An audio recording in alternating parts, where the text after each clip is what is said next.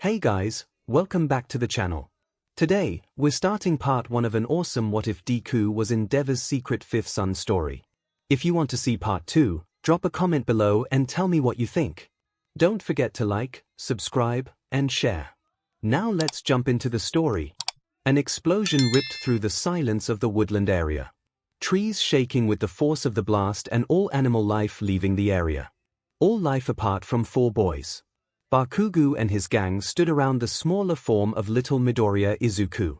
Even if an adult had heard, they wouldn't have investigated. Bakugo was a good boy after all. It was Midoriya you needed to watch out for. Midoriya was an odd kid. Everyone knew it. After all, if a kid like Bakugo was against him, then he had to be odd. Probably even bad.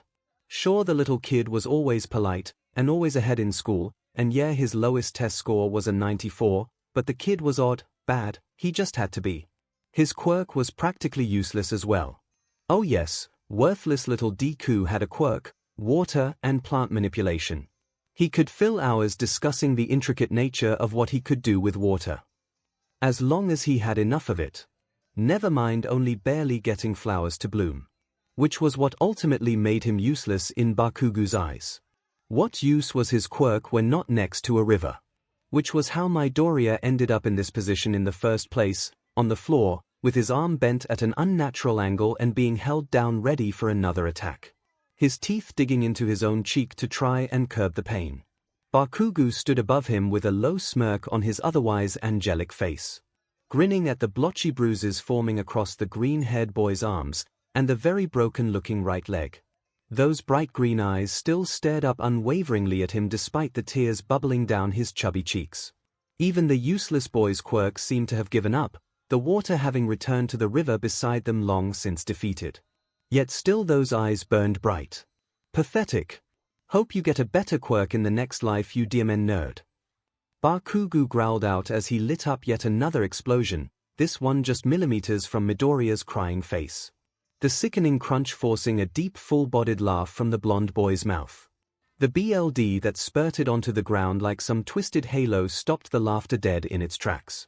The smoke cleared to reveal a sickening hole in Midoriya's jaw, no, the whole left side of his face. Even his arm was hanging off, the entire shoulder joint reduced to a congealed mush. Not even the chest moved as the other boys watched desperately for any signs of him breathing. Those green eyes were finally shut. Run. We just need to go, pretend nothing happened, you hear me? Deku ran off on his own. Got it. Bakugo managed to grind out, turning his burning glare on his friends. His thoughts stuck on the worst-case scenario. He wasn't stupid, not like Deku, he knew his dream of heroics was over if anyone saw this. Golden child or not, this was a step too far. He wasn't about to let a useless Deku ruin his dream. So he had to make sure it never got out. Why, a good idea, man. The 3 10-year-olds turned and ran away from the riverbank, the mud, the park, and the little green-haired boy all of them had once called friend. Perhaps if they had stayed, just for a second longer, they may have seen the water of the river break its banks once more in answer to Midoriya's call. The cool water flowing till it covered his body completely, glittering too brightly for the few patches of light that made their way through the dense trees above.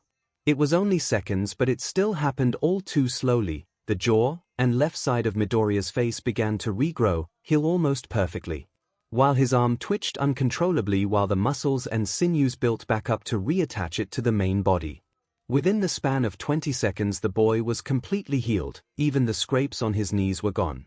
His bright green eyes sparkling once more as they opened to the water once more receding to its natural home. His chest rising and falling to take in grateful lungfuls of air. Did I died, didn't I? Izuku had barely finished speaking before his eyes met the water streaming back to the river, the cogs starting to whir inside his mind.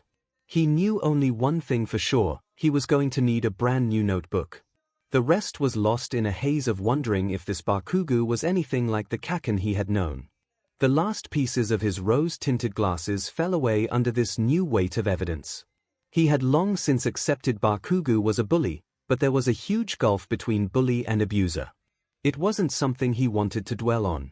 It only took a few minutes of searching to find his backpack slung into a tree, no doubt Ito's doing.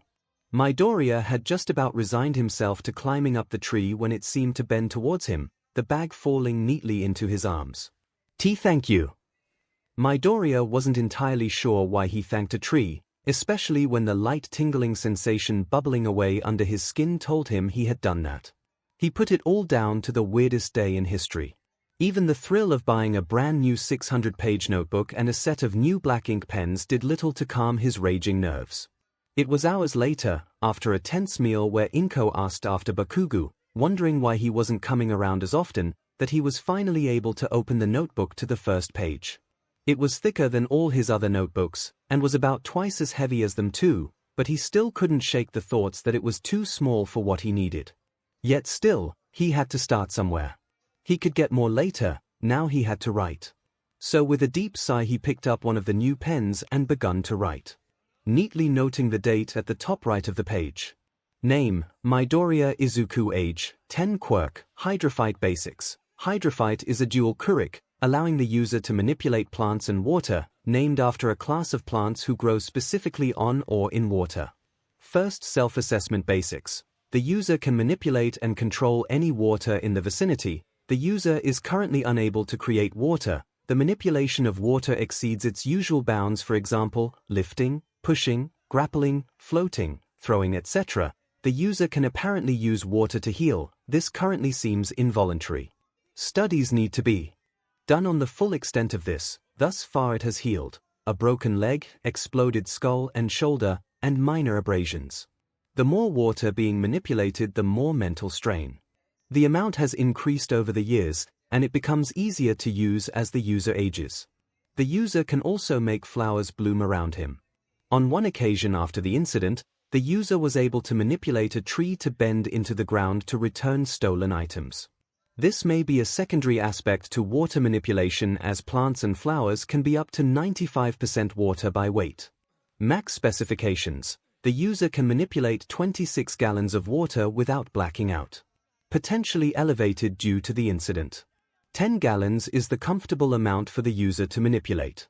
Though this may have increased after the incident, calculations suggest much more water was used to heal. See observations below. 20 gallons can shove or lift the weight of 100 kilograms, 10 gallons can restrain a 52 kilograms weight, 3-meter radius for plants blooming. Observations. The injuries sustained during the incident were healed when the water covered the whole body and areas in need of healing.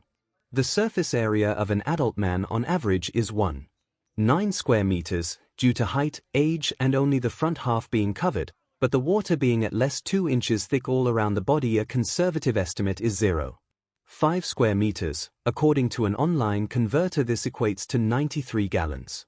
No scars are left on the user's body, even ones long healed. This needs further checking.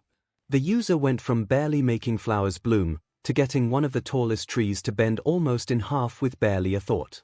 Questions and improvements. Check the maximum gallon usage and try to increase it further. Increase the weights and reduce gallons needed.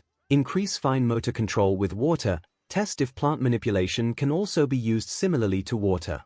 Work with a fighting style that can be effective outside of quirk use. Find the limits of the healing and try to lower water needed.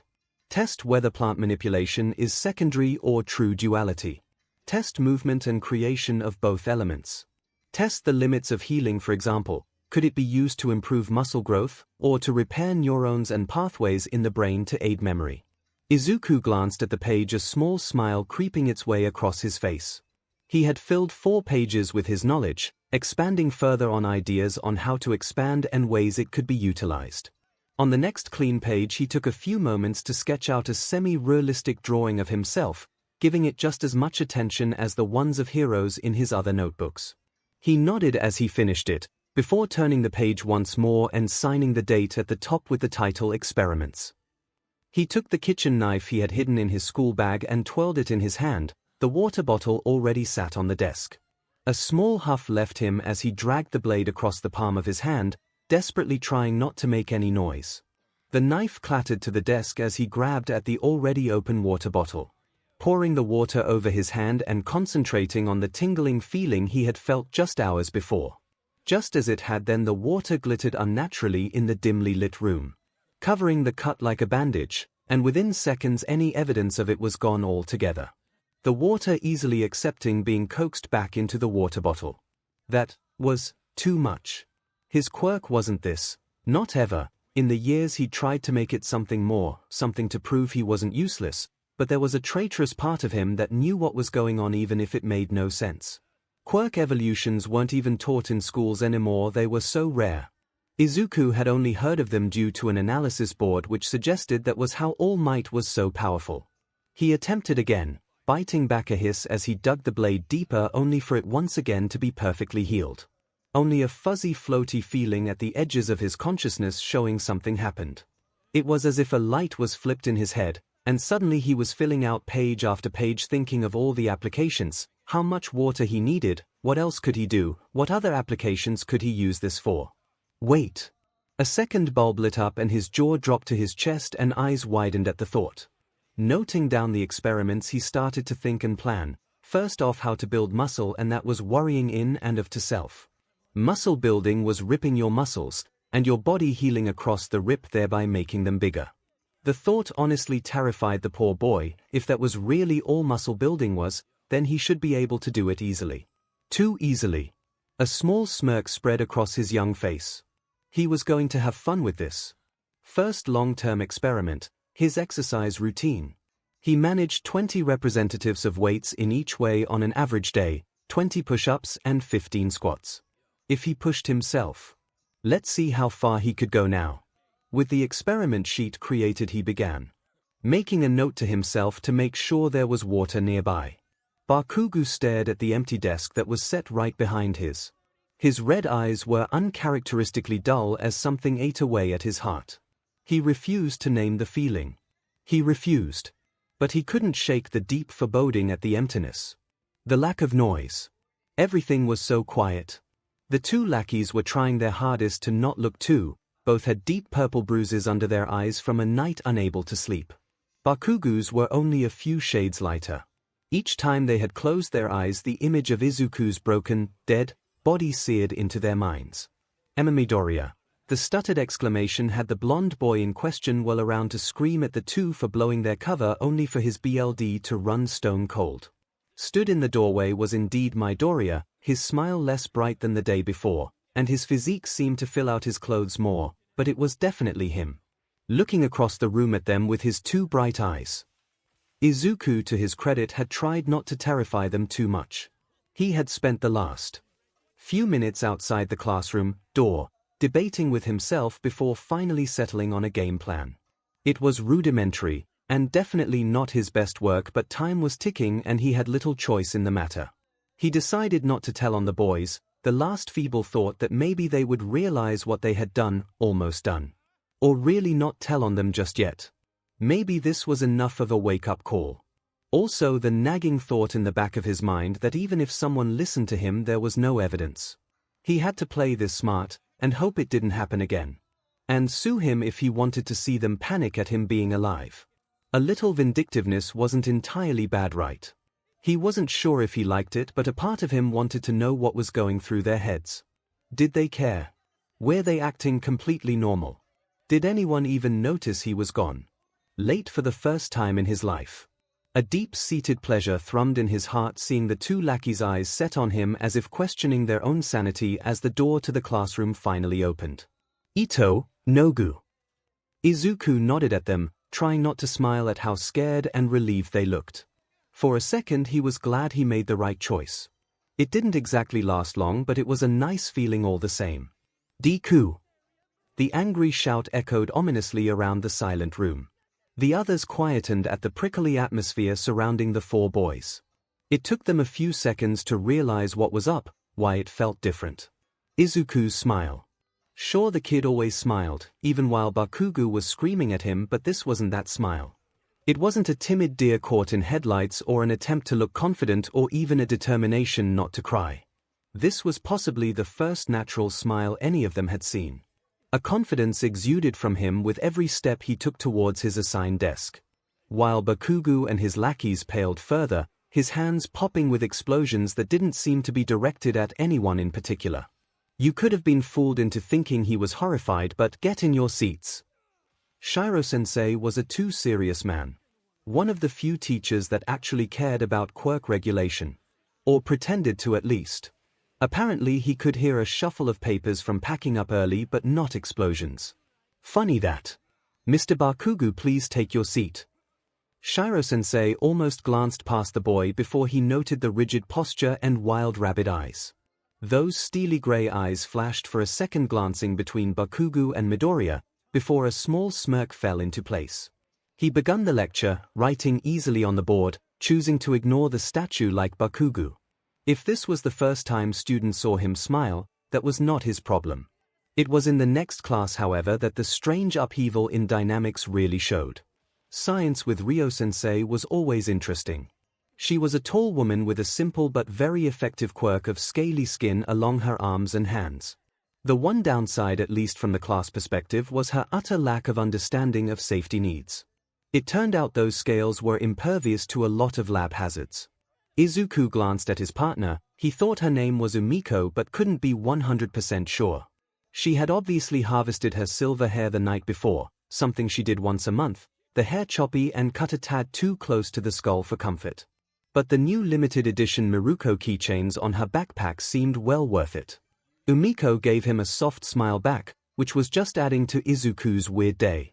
Remember, these components are difficult, be careful. That was at least normal for Ryo-sensei. A half-hearted reading of the top line sent to remind her others weren't quite so durable. No students were quite reassured, especially with the bottle of acid sat next to each pair with a skull and crossbones prominent on the label. The tall, precarious-looking piece of apparatus was already half set up but didn't exactly inspire confidence. Time seemed to slow as the equipment buckled. Izuku shot his hand out to push Umiko's away where the girl had been trying to hold the equipment steady. Vines shot from somewhere up his sleeve, grabbing her arm before his hand got close and pulling it away, a couple of them hitting into the equipment, changing the trajectory of the collapse, acid already streaming out of the top beaker. It hit Izuku right in the center of his wrist, immediately burning its way through his skin as more fell splashing up his arm as the beaker smashed on the worktop. The girl next to him shrieked as the BLD ran down his arm. Izuku shook lightly as water extracted itself in thick blobs from nearly everything around him, twisting around him in the air as it flowed onto him and down towards his arm. The amount growing with each second as his arm was encased with water. The class could only watch in horror as the deep acid burn rebuild and heal till the skin was once again perfectly smooth. If anyone had dared to take their eyes away from the spectacle in front of them, they would have noted the shaking noise coming from the windowsill. Where the potted they were growing for dissection the next week were thrashing wildly. Their roots crashing through the small plastic plots and stretching out towards Izuku's shaking form. The water stayed in the air for just a couple of seconds before it came crashing downward, splashing everyone harmlessly. Despite the few childish squeals. In the few short seconds Ryo-sensei had made her way over, brows furrowed and hand out running scaled fingers over the smooth skin. Midoriya, I take it that this is all a new development? Ryo-sensei asked with a soft hum, her gaze flickering to the vines that were now lying limp on the worktop, having fallen away from both Izuku and Umiko. The latter of whom was staring at her savior with wide glittering eyes. Yes, Ryo-sensei, I discovered it after school yesterday. Izuku tried not to look at Bakugo. He really did, but it was as if gravity was making him look towards the older boy. The blonde's bright red eyes were narrowed, and the light pops of his starter explosions were already racking up with a silent threat not to tell. The funny thing Izuku found with fast healing was that physical injuries didn't scare him half as much as they used to. Midoriya. Thank you. The dam had broken and Umiko had flung herself at him, her arms wrapping tight around his torso and face pressed into his shoulder as she cried. The rest of the class either watching awed, laughing at Izuku's awkward attempt to hug back, or congratulating him on saving the damsel in distress. Which for a girl that created a business selling her hair to the highest bidder at 8 years old was a character assassination if there ever was one. Hey, are you okay? It didn't hurt you, did it? Izuku wasn't quite sure if he was asking about the acid or the vines, but either way Umiko shook her head and tightened her arms around him. Midoriya, do you need to schedule a meeting with a quirk counselor? Ryo-sensei actually sounded worried, her brow furrowed deeply, making the few scales on her face stand out even more. Her gaze set on the arm that was holding 𝐼𝐼𝐾 close to him as if waiting for it to fall apart. I made an appointment for after school, sensei, he told her, glancing up and hoping it was the right answer. He had learned years ago that correct and right were two different things to the teachers around him. A tight smile came before any verbal response. Perfect. Be sure to have them send the paperwork back here. No more surprises, all right? Ryo-sensei indicated over her shoulder to the split-open plastic pots and flowers that were larger and all pointed in his direction, their roots a tangled mess. The laughter at this didn't sound quite as scary as it usually did. Wow, so cool, Midoriya! Masao yelled out, slapping Izuku on the back, luckily missing 𝐼𝐼𝐾's arms, while his friend Akihiko grabbed the arm to check it over. Izuku could swear he had a couple of voices wonder out loud if Bakugo hated Izuku so much because he knew his quirk was cooler. By the rising explosion noises from somewhere behind him, he was sure Bakugo had heard them too. The rest of the day was just as surreal. People actually sat with him at lunch. 𝐼𝐼𝐾 had invited him, or rather told him he would be having lunch with her, and the others at the table were all nice. It was weird. Good. But weird.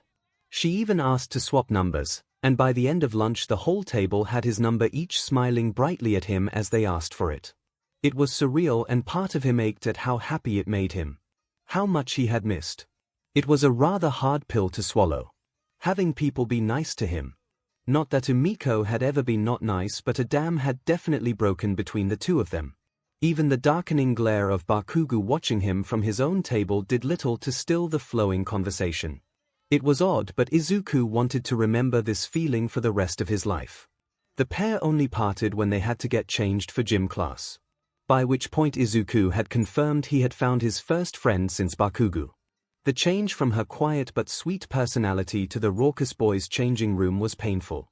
The air thick with some heavily perfumed body spray that was an attempt to hide the strong smell of mingling sweat. Izuku wondered, not for the first time, if the changing room had ever been cleaned. The other boys for once made room for him by his locker and didn't try anything while he stashed his bag away. The only sign they realized he was there was the almost perfectly in sync turn as he undid his uniform. Izuku wondered if any of the changes were already noticeable. Or if it was just wanting to see the arm for themselves. Wow dude, what happened to you? Masao was grinning too wide for his face, but that was a pretty permanent state of being for him. His eyes locked onto the beginnings of abs and widened muscled body Midoriya definitely didn't have the day before. Even the dark blush making Izuku look a little like a strawberry with his freckles didn't get the usual jibes. Quirk evolution. It's kind of hard to explain. He didn't know why he didn't tell exactly what happened. Why he didn't throw Bakugo under the proverbial bus, but a nagging voice at the back of his head told him it wasn't a good idea. He was walking into a trap. Be careful. The voice hadn't steered him wrong yet. By the time the last bell rang after gym, Bakugo was relegated to fuming in the corner while people marveled at how quickly he had changed. Going from somewhere near the bottom of the class to battling Bakugo himself in one night. It was rather impressive, to be fair to them. Izuku couldn't help still being short though, and his hair was somehow messier than normal from all the head pats. Good luck with your meeting. 𝐼𝐼𝐾 threw over her shoulder as they parted at the gates to the school.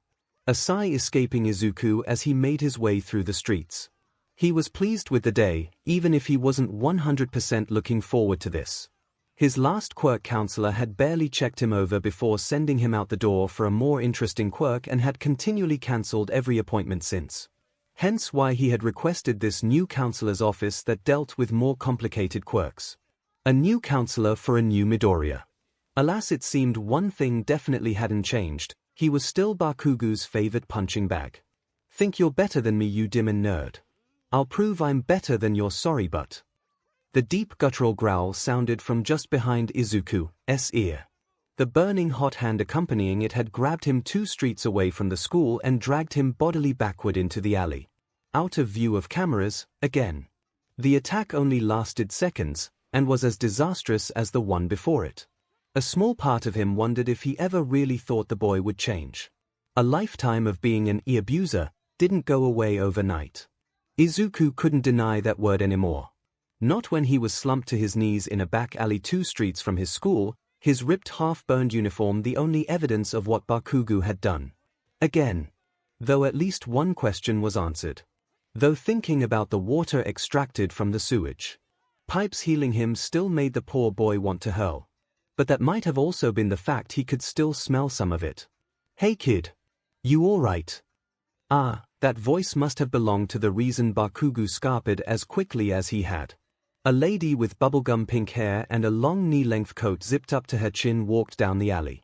A scowl on her face, as much as she wanted to run the little twerp down, she was off duty and this kid needed her. She noted but managed not to react to his now healed state. "Why, thank you, I'll be fine."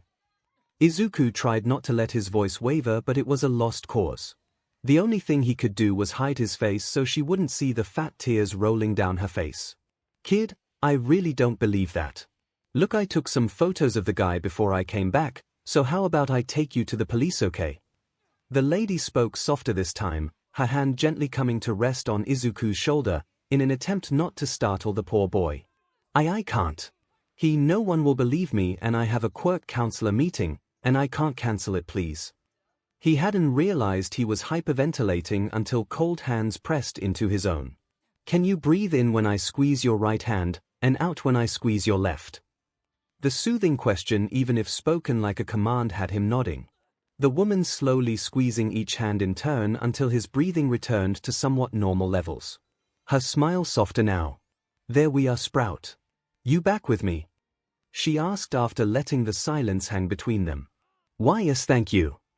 "Good, now is it safe to assume you are going to Fairbrooks?" At Izuku's nod she continued, "Their offices are next to the police station, and I'm sure if you explain they will understand." She was confident in her words, but a pit formed in the depths of Izuku's stomach. "No, it's an emergency appointment. My quirk only started this last night. I can't wait 2 weeks. I needed this appointment, please." Izuku paused long enough to gesture to the skin that had regrown moments earlier. "And my school knows and wants the feedback and dash." "Okay, I get it, Sprout. How about this? I will walk you there, talk to the receptionist and see if she can get word to your counselor and then take you to the station for a statement. They can just delay the appointment an hour. They will understand." She pursed her lips, sensing more behind why the vibrant-haired shield was scared to go to the police. Though she supposed he was just a little Sprout. "Oh, okay." He nodded weakly and clasped her extended hand to pull himself up with until they stood toe to toe, marveling at how she had barely moved even as he pulled as hard as he could. A soft smile appearing on his own face once more. "Oh, sorry, where are my manners? I'm Moki Yuki and you Sprout." The lady, Yuki, had already begun to guide him down the streets effortlessly with a bright smile lighting her face. "And Midoriya Izuku." He managed to stutter out, feeling the weight of her gaze on his cheek. It was possibly luck, possibly awful fate that Yuki knew a cut-off, which meant he was only just about to be late when the Fairbrook offices came into view in front of them. The glass outside walls glittering in the evening sun. "Good evening, you must be. Oh God, are you alright?" The receptionist at least had the decency to blush as the others waiting in the lobby turned to stare at her, then Izuku as one. Yuki huffed after a moment of gawping. "Nothing to see here." She growled out, pulling Izuku as gently as she could towards the receptionist desk and turning to Izuku expectantly. "Hello, Miss Kanda, why's but a problem happened?" It seemed that Yuki took pity on the poor boy at this point, sensing his discomfort at the attention and worried gaze of the young receptionist. "Midoriya was horribly attacked on his way here. I wanted to take him straight to the police, but he said he had an emergency appointment here and didn't want to miss it. I was hoping he could make a statement to the police and then return for his assessment." Yuki spoke with an authority that belied her casual dress, flashing a card that had been hidden in a deep pocket to the receptionist, who immediately relaxed and nodded. "I'll send word to Miss Fairbrook. She'll just do her note typing now instead of later, so please don't worry, Midoriya. Please don't hesitate to cancel if it's too much, okay?"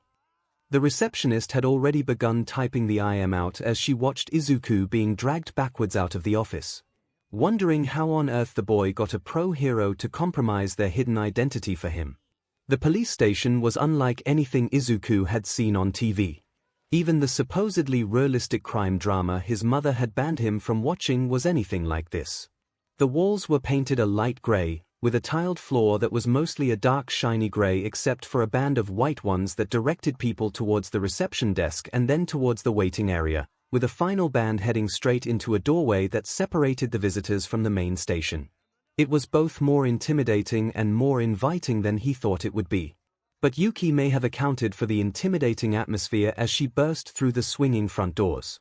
Yuki did not let go of Izuku's arm even as her free hand slammed down onto the police reception desk. Her eyes flashing with barely controlled rage, or maybe just the imitation of it. "Yslow, how can I help you?" The poor young man behind the counter wilted under the weight of her glare. Izuku took a second to wonder just who he had managed to get involved with if she could cause that. Even Bakugo hadn't made anyone that scared. The man took the moment of silence to glance at Izuku, who was trembling beside the taller Yuki. His school uniform in shreds with a whole section by his shoulder and upper torso missing with burnt edges to the fabric. "Midoriya Izuku is here to make a police report with myself as witness." "Midoriya." Yuki finally let go of the younger boy, a soft sweet smile shining down at him. Her pale gray eyes warming up if that was even something possible. The man behind the desk had sobered up in that moment, typing away at the computer before him. "What would you like to report, Mr. Midoriya?" The man's voice had softened slightly, as those dark red eyes glanced at the trembling boy. He wasn't a monster, the usual briskness wasn't what was needed here. At least one question was answered by Yuki's change in demeanor. It wasn't the boy before him that was the delinquent, though that thought just made him worry for the reality of the situation. "I'm Midoriya Izuku. I would like to make a report for I guess illegal quirk use. I suppose grievous bodily harm someone tried to." Tried to? Izuku couldn't force the words out no matter how hard he tried. Even Yuki's smile turning to a softened frown did little to help force the clogged words from his throat. It took him a few moments to realize he had begun to cry, the fat blobs rolling off his cheeks and onto the floor. He may have remained oblivious had Yuki not pulled him to her side, arm sling carefully around his shoulder. Her other hand pressed tissues against his cheeks with a soft cooing sound coming from somewhere in her throat. "I'll take over, all right, Sprout. I came across Midoriya when a boy was illegally using his quirk on him. It looked like it was some form of explosion or fire quirk." Yuki caught herself before she launched into debriefing mode, a faint blush coating her cheeks before she continued as calmly as possible. "But we are here to make a report for illegal quirk use, grievous bodily harm and potential murder or attempted murder. Midoriya's own quirk may affect that." Yuki only just managed to keep a hold of her anger. She owed it all to Izuku tucked into her side like a timid rabbit. She didn't want him to ever be scared of her and yelling about that little brat. Yeah, she wasn't about to do that. "You said you witnessed it." At Yuki's nod, the Armon continued to type, "The detective will be right out with you." The typing continued after a short nod in the direction of the few scattered plastic chairs. Yuki nodded to the man, allowing her shoulders to slump slightly. She guided Izuku the short distance to the chairs, her hand absent-mindedly playing with his soft green hair. Now let it not be said that Detective Shimanda was a cruel man. But a sudden pop-up from reception about a boy wanting to report attempted murder at 1 hour till his shift change was bothersome, to say the least. So if he glared daggers at the computer screen before gathering up his things, no one really needed to know. The door buzzed low as he held it open to check the waiting room. The sound sending jitters of electricity through his body in a way he had never found pleasant. "Midoriya!" Detective Shimanda called out, though it sounded more like a groan than anything else. It was so low in pitch and volume that Izuku missed it altogether. Only Yuki standing from the squeaking chair made him realize what was happening. Shimanda found that Midoriya was much less vexing in real life, but that didn't stop the steadily growing scowl from spreading across his face. The angular man led them in complete silence to the interview room where he sat with a heavy sigh and gestured for them to sit opposite. "This will be recorded for later, and I will be taking notes. That all right with you both?" He paused just long enough to see them nod before he pressed the deep red button to start the recording properly, his notebook landing on the table with a dull thud. For the benefit of the tape, this is Detective Shimanda, interviewing Midoriya Izuku and Moki Yuki. "Midoriya, I understand you were assaulted earlier today. Is that where the uniform issue came from? The man ground out, each word like rocks in a blender. Too harsh to come from anything natural. Why yes. 𝐵𝐵𝐵𝐾𝐽's explosions, Izuku paused for a moment and Yuki carded her calloused fingers through his feather-soft hair once more. Detective 𝐵𝐵𝐵 let out a soft sigh and seemed to force his face into a more neutral position. Okay, don't worry. We will need to take the shirt and jacket for evidence, but we have some spares for you. If it is easier you could start from the beginning. The rocks in his throat had smoothed, the harshness still there but tamed somewhat. It's complicated.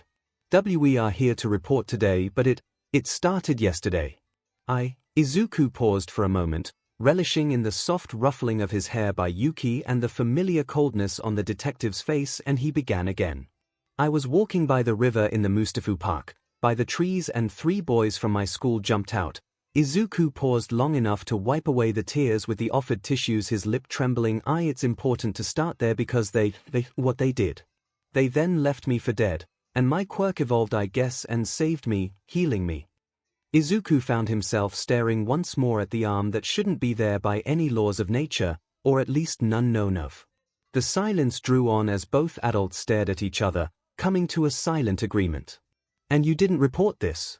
Why? Detective 𝐵𝐵𝐵 asked gently, well as gently as his gravel-strewn voice could allow at any rate. The first page of his notebook already full. I had no proof. I healed immediately. No evidence of my jaw being exploded into dust or my arm, nothing. It all healed, even my old scars. There was no CCTV either and no one would believe me anyway. He's just like this, the teachers have always let him do stuff and his mum only adds to it all. I had no one I could tell. The last time he destroyed my uniform I had to apologize for being in his way. I couldn't handle that again. The expressionless face on Detective 𝐵𝐵𝐵 had broken a dam inside Izuku and he found himself unable to stop the torrent from exploding out of his mouth. The years of pain, of the weight of everything Bakugo had done to him finally spilling out of him. The lack of the weight, of knowing other people knew, was somehow more terrifying than facing the boy again. Midoriya, we believe you. That. So simple. Just 4 words and yet it burned to hear. Burned in the best way possible. As if he had been frozen his whole life and was finally coming alive. Finally becoming a real boy. If the tears had begun anew he honestly didn't care. As horrible as this was, some spark of him finally felt happy, hopeful. It's okay Midoriya, take your time. Detective 𝐵𝐵𝐵 spoke after a few moments of watching the poor boy stammer through floods of fresh tears. Suddenly, there was no annoyance to be had at the unexpected extension of his shift. At least none for Izuku, perhaps whoever this Bakugo was, but no, not for Izuku. Yuki moved her arm slowly until Izuku was once more tucked tight against her, her fingers brushing along his shoulder.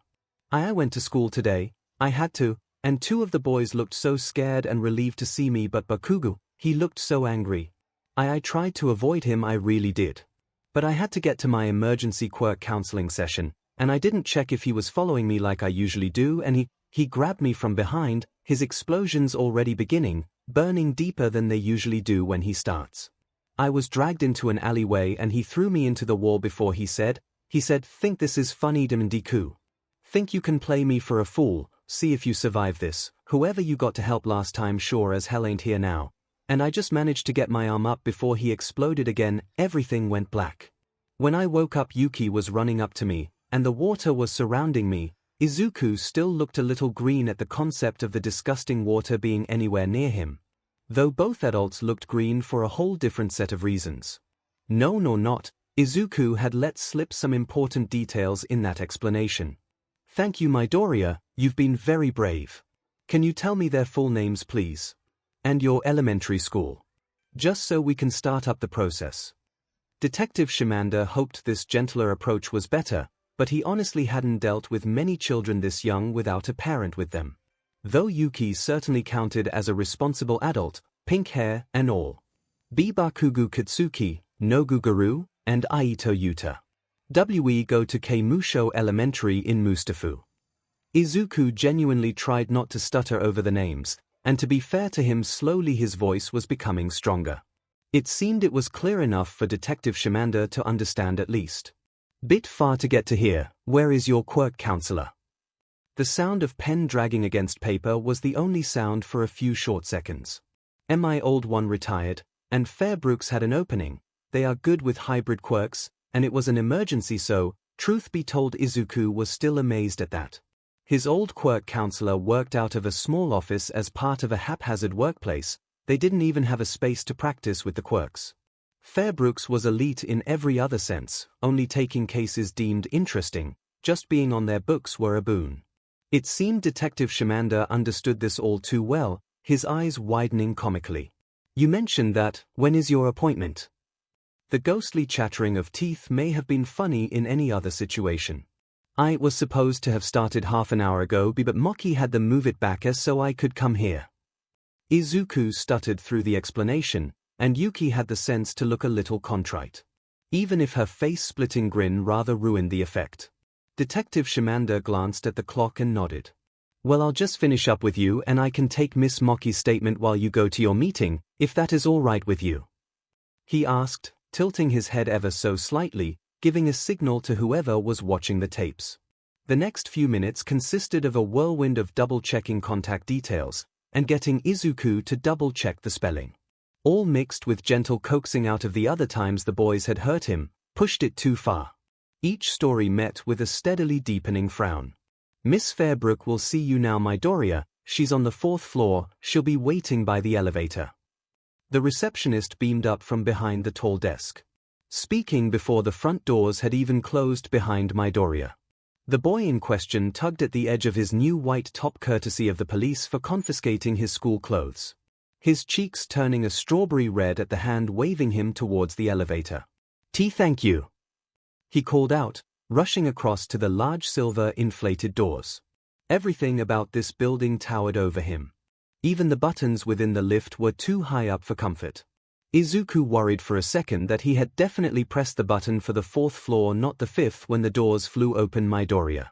Pleasure to meet you, I'm Fairbrook Kyoka, follow me. The woman looked only about twice Izuku's own age, with bright orange hair that could only come from being a natural ginger, and equally bright green eyes. Nearly bright enough to rival Izuku's own. She was only a few inches taller than him too, 3 at most. The floor was vast, with her office set at the edge with divided spaces for quirk assessment. There was a distinct lack of other offices. But then Izuku wasn't sure what else he expected for the daughter of the owners. It still wasn't quite like this. He sat in the offered sofa, a pastel blue with enough pillows to drown oneself in. It was set opposite a wall seemingly made entirely of floor-to-ceiling bookcases, each full to the brim. Most held research texts or old pre-quirk titles that looked utterly fascinating. The ones behind Kyoka's desk were the most intriguing though, file binders and notebooks in alphabetical order about each person she counseled. Izuku's own files were strewn across her desk in a manner too haphazard to be anything other than deliberate. Well, again, pleasure to meet you, Midoriya, and thank you for notifying us that you would be late. I hope it was all sorted. You certainly look better. Kyoka glanced over the young boy before her, trying not to buzz already at the simply wonderful conundrum before her. Thank you for delaying it. I really am sorry. Kyoka waved off any further apologies that threatened to tumble from Izuku's mouth. No problem. Now, I trust the police are handling everything with that, and that I would be right in assuming that this incident is part of a reason you needed to see me. Kyoka checked over the printed-out email Izuku had sent late in the evening the day before. The email she had only just caught before heading home, and now with the boy in front of her she couldn't have been happier if she tried. Not for the situation itself, no. That would be utterly terrible of her. Kyoka wasn't that bad. But still, quirks were fascinating, and a chance to study quirk evolution. She'd be pretty terrible at her job if she wasn't fascinated. At least, that's what she told herself. Why yes, or rather a linked incident. It's all being taken care of. Izuku nodded as if to try to make his words more impactful. It did little but show up just how young he was. Good. I was worried as to what this incident was, and if you ever need help please contact me. But let us move on to less dark topics. Yes. You look like you could use a pick-me-up. Kyoka's voice turned serious, in such a jarring manner to her usual high pitch that it took Izuku a second or two to process her words, but nonetheless he found himself nodding. Izuku settled further into the plush sofa at Kyoka's words, the gleam in her eye all too familiar to him. He wondered if that's what he looked like when learning about new quirks. It probably should have scared him, but he found that he rather liked being with his own kind. I had your old quirk counseling note sent over. I wanted a good idea of the basis of hydrophyte before we discuss changes. I found them rather lacking though in a few key areas. So I was wondering if I could clarify any points with you. Such as they mentioned you could use water to move things but no specific weights and amount etc. Also, did you wish to change the name or do you like it? Kyoka had already moved the old counselor notes into the keep but don't reference pile due to this very issue. Each client of hers had such a pile, but Izuku's was certainly the largest. None of this flitted across her face though. I actually made some notes last night, I brought them with me just in case. Izuku swung his bag onto the sofa and pulled out the thick notebook, carefully handing it to Kyoka with a silent plea not to mess it up. Dutifully she began making her own notes from it, not taking the pages out. She nodded at him to continue, listening with her gaze flicking between him and the pages. I am unsure on the name. Hydrophyte was chosen because of the class of plants that grow at least partially submerged in water. I thought it was fitting, and it also doesn't give too much away. But, I want to be a hero, so I know the quirk name is important. Izuku finished, his fingers fiddling with the All Might keychain on his bag, the kind that's pinned around inside a metallic circle. Its once bright colors now well worn. Whatever he had been expecting, the beaming smile was not that. I think it's perfect. I just wanted to check you were okay with it. Some names you get at 4 don't fit well later. It's sweet, easy to say, a good meaning behind it without giving it all away. A perfect name for a hero's quirk. Thank you for your notes as well. Glad to find a fellow enthusiast. Kyoka held out the notebook, her own pages full of a perfect copy of what Izuku had written out, the only difference being the handwriting. It was slightly unnerving if Izuku paused to think about it too long. I just like quirks. Izuku found himself blushing a bright strawberry red once more. It's an excellent trait to have. Now, have you healed anything else? Maeve noticed your ripped uniform. Kyoka turned her book to a fresh page and waited, her pen poised over the page waiting for Izuku to begin. Why yes. I burned my arm in chemistry class, it healed straight away, and then when I was attacked, again I woke up healed again. Each time the water glittered oddly, but there was nothing else that should have affected it like that. Izuku scratched his chin lightly, thinking back to anything else before dipping his head. I also noticed all my old scars have gone. No blemishes or anything. Once he begun, the questions and answers flowed easily between them.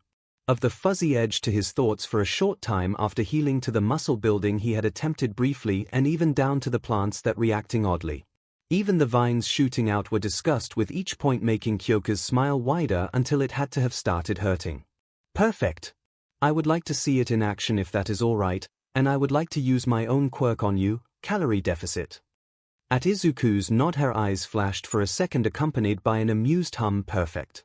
Your calorie burning has increased drastically. I need to observe you using it to double check figures, but will need a nutrition plan. Kyoka nodded as if that explained everything. Her words rushed in a way all too similar to Izuku's own mumbling habit. So he supposed it was good that he was well versed in understanding the language of mumble. Kyoka leapt up, bag in hand, and directed Izuku through to the main area, which looked more like a professional-level gym than a counselor's office. The longest wall was made entirely of windows looking out onto the street below, with a soft blue tint to keep the sun's rays out. Kyoka took a seat on the push-red bench against the wall beside 2 water cooling units, her notebook open before Izuku had chance to even blink. Okay, first the water, try and gather as much as possible. Kyoka's gaze never left his as Izuku moved to the middle of the room, and stayed locked on him as his eyes closed. The difference in the air was palpable. The dry air became humid in seconds as the coolers behind her poured water from every possible part, along with thicker rivers from the shower behind him. Even the moisture in some of the everyday objects was pulled towards Izuku, the water swirling around him in mesmerizing ribbons until they formed into a towering half-formed being behind him. 𝐂𝐭𝐞 had just the time to be disgruntled at not filming this when water droplets began to form on her skin. No, not form, they were being drawn out from her, each breath becoming harder as the droplets whipped their way from her. Her head hit the left water cooler as her body slumped from dehydration. Fairbrook. I'm sorry. The water crashed to the floor and 𝐂𝐭𝐞 drew in deep breaths as the lost water flooded back into her. Okay, important note, be aware. Though definitely an effective way of stopping people. But don't recommend. What stopped you? Did you reach your limit? No. I'm not sure how, but I think I can tell where the water comes from. When I have used actual sources of water before and just now with the showers it feels light, easy, drawing it out of compounds is harder, and I can almost tell what it is. I knew I was getting it from the punching bag and then it wasn't that I knew it was you but I got the sense it was from something living. I tried to stop the moment I realized I'm sorry. Hey, are you okay? He probably could have continued rambling for several more hours on how it felt, but 𝐂𝐭𝐞 clutching half drunkenly at her own head snapped him out of it. His hands waved wildly in the air as he approached trying to see if there was anything wrong only to be waved off. I just feel a little fuzzy, don't worry so much, just let me acclimatize, this is like the worst hangover ever by the way, we'll want to work on it. 𝐂𝐭𝐞's voice was slower, half slurred and if how his mother sounded after coming home from the Bakugus was any indication she sounded very drunk. Okay Miss Fairbrook, sorry again. Izuku slumped down onto the mat, crossing his legs in a lotus position and humming softly. His body swaying in time with the soft tune. It took a few minutes, longer than either had hoped for 𝐂𝐭𝐞 to be able to sit up without shaking. Okay, so, now is probably a good time to check your healing I suppose. If I make a cut in my arm could you try and heal it? Just a small cut, I promise. A knife was already twirling in her hand, though where she received it from was another matter altogether. Izuku was torn between fear and burning curiosity. It was only a moment, perhaps less, before he chose the curiosity, answering with a short sharp nod. He watched with rapt fascination as 𝐂𝐭𝐞 made a small cut on the back of her arm, a few centimeters from the wrist. The knife landed with a dull thud on the bench and the wrist was extended out to Izuku but the water had already begun to answer to him. The ribbon swirling in the air, swooping around his body before wrapping around 𝐂𝐭𝐞's arms until it laid an inch thick over her skin. The water glittering vibrantly with each second that passed until it slipped back to the puddle on the floor. No evidence or trace of the cut remained. Silence reigned for a tense 10 seconds before 𝐂𝐭𝐞 exploded. Not even a scar. Oh, you are a marvel, aren't you? I have to make a phone call, but I want you to try and move weights with the water while I make it okay. The way she was practically vibrating in front of him told him this phone call was everything to do with him. He wasn't sure if he liked this much scrutiny, especially from her, but it was less daunting to see the extent of his water ability without being the center of attention. 𝐂𝐭𝐞 had the decency to wait until he had begun to phone an old family friend, her eyes sparkling as she watched the boy before her. Dr. Kubo. I found one. You'll love him. He's perfect for the apprenticeship. Trust me, you will want to make time for this, on my family's honor. She barely listened to the gleeful reply, merely jotted down the 5 o'clock meeting time for the next day at the top of the page that was already overflowing with notes on Izuku's water use. Only just able to keep her voice low enough that he couldn't hear her. If she had to estimate, his ability had grown nearly 10 times in just the month since his last assessment, and that was before she considered his plant side. Her mind kept going to the note about if plant manipulation was secondary. The Vine story said different, but there were plenty of ways to try it out and she was ever so willing to work it out. Well done. I have a few more tests and then we'll wrap up. Can you try and grow a plant? One you know well. 𝐂𝐭𝐞 had her trusty pen poised over the workbook, seemingly oblivious to just how confused Izuku was with this turn of events. To his credit, Izuku shrugged after a moment, thinking back to the boat orchids his father used to get 𝐒𝐿 on every trip home. Back when he actually came home anyway. He had spent evenings researching it and staring at the appealing plant, keeping it alive. He had a collection in his room now after saving them from his mother's bin bags. The first thing he felt was warmth, spreading from his hands throughout his entire body as the plant grew, appeared, from nothing before him. Perfectly in proportion, if the plant was ever meant to be 10 foot tall at least. The booming laughter of 𝐂𝐻𝐽 snapped 𝐒𝐿 out of his daze. Well kid, looks like we have to have a few more sessions to work this out. Don't worry, it'll be perfect. Now can you? And so it continued, checking every part of his quirk with the occasional comment about how reading about plants or healing could potentially help, or adding her own comments to his observations. It was maddening and brilliant at the same time. Finally 𝐒𝐿 was brought back to the office, feeling close to exhaustion and a fine film of sweat spread across his body. 𝐂𝐻𝐽 let him compose himself while she tidied up her notes, but eventually she found she had to speak. Okay, first, your calorie consumption has increased dramatically from the usual baseline. I'd place you more at 6,000 calories a day, increased to 10,000 with extended quirk use. But I'd like to take a few more readings in our next session. I have a preliminary nutrition guide for you, but again I'd like to personalize this for you next time. I'd like to meet bi-weekly for a couple of months so we can get a handle on everything and also get you used to your new quirk. Does that all sound okay? 𝐂𝐻𝐽 handed 𝐒𝐿 the plan. That was too basic for her liking but was better than nothing. She noted with a hint of undeserved pride that he read it clearly and took his time to understand it before nodding in confirmation.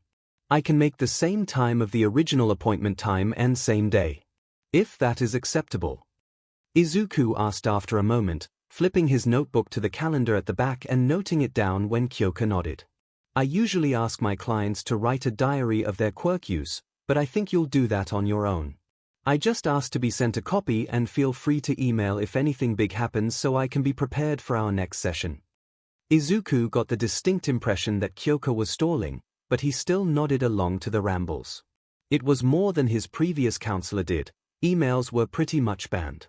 His twitching hands must have finally made up 𝐂𝐻𝐽's mind because her beaming smile slipped into a more natural smirk.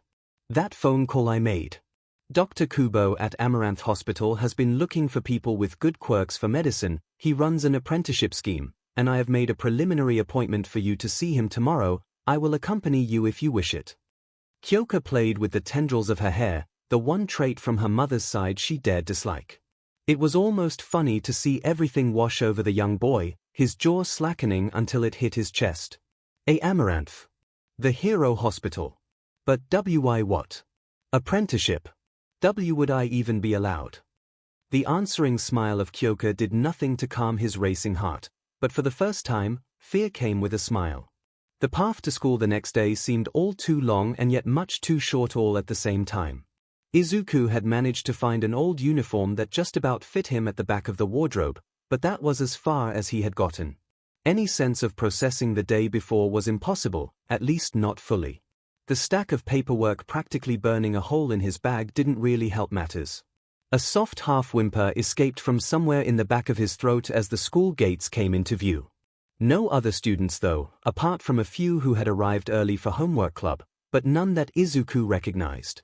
It certainly made his journey to the school office simpler than before. Though somehow he hated this more than his usual trips there.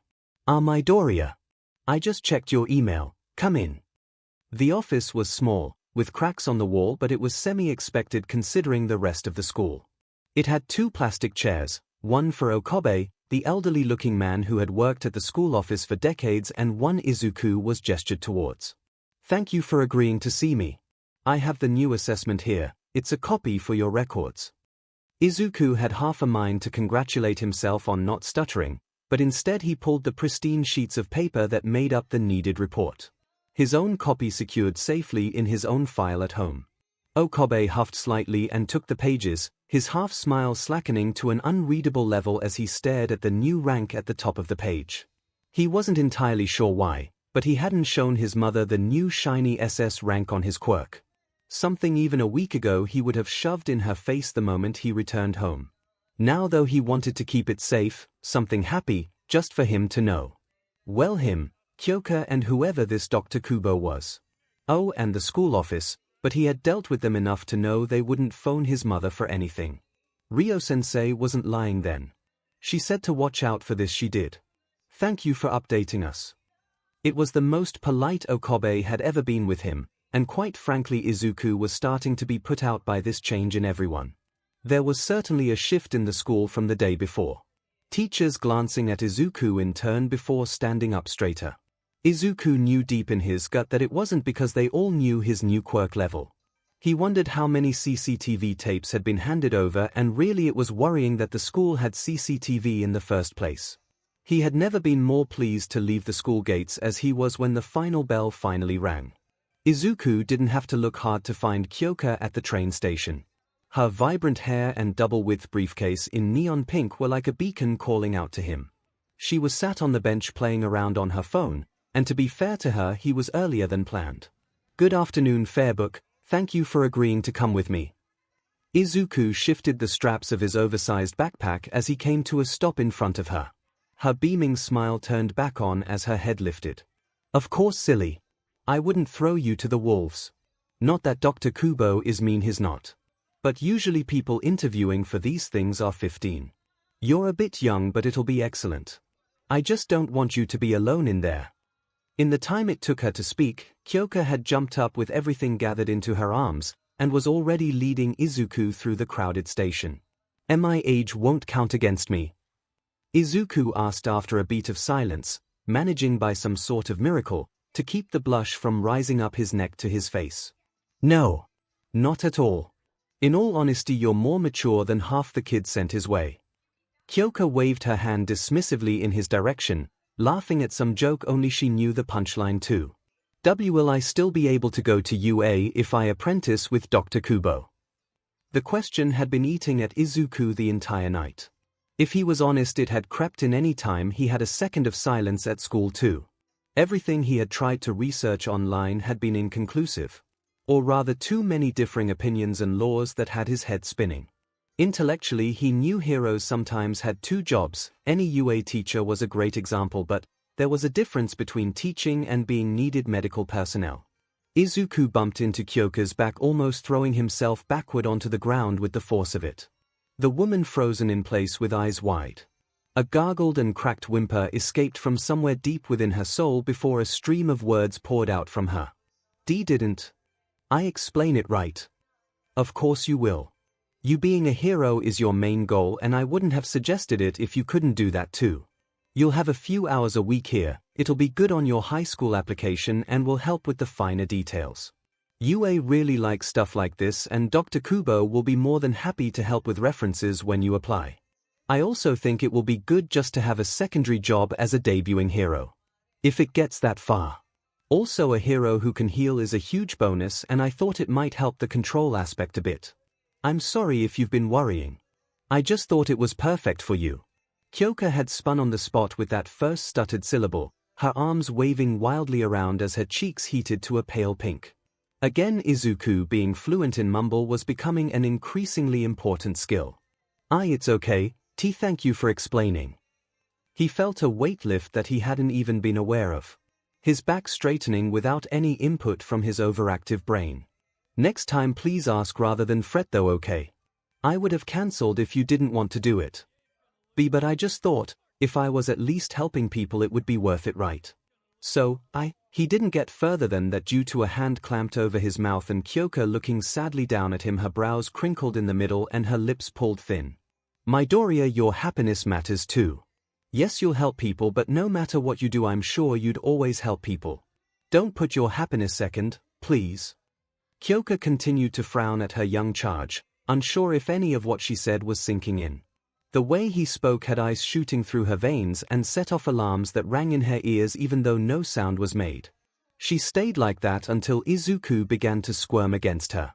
The rest of the walk was conducted in almost complete silence. Izuku was too nervous to sit in the plastic chairs that lined the corridor outside of Dr. Kubo's office. His hands twitching with each tick of the clock while Kyoka calmly drank her tea. Her briefcase settled firmly on her lap, held on by her spare hand. Izuku felt like a wound-up RBB band waiting on the embossed door across from them to open. The corridor was calming enough, a powder blue with varnished wooden floors, separating from the clinical white of the main hospital. The intense white lights remained though, and Izuku felt a bit like a bug under a microscope. "Sorry for keeping you both waiting. Come in." The short man, just an inch taller than Izuku himself, had begun to speak before the door was fully open. His face was gnarled with deep-set wrinkles from years of furrowed brows and happy smiles.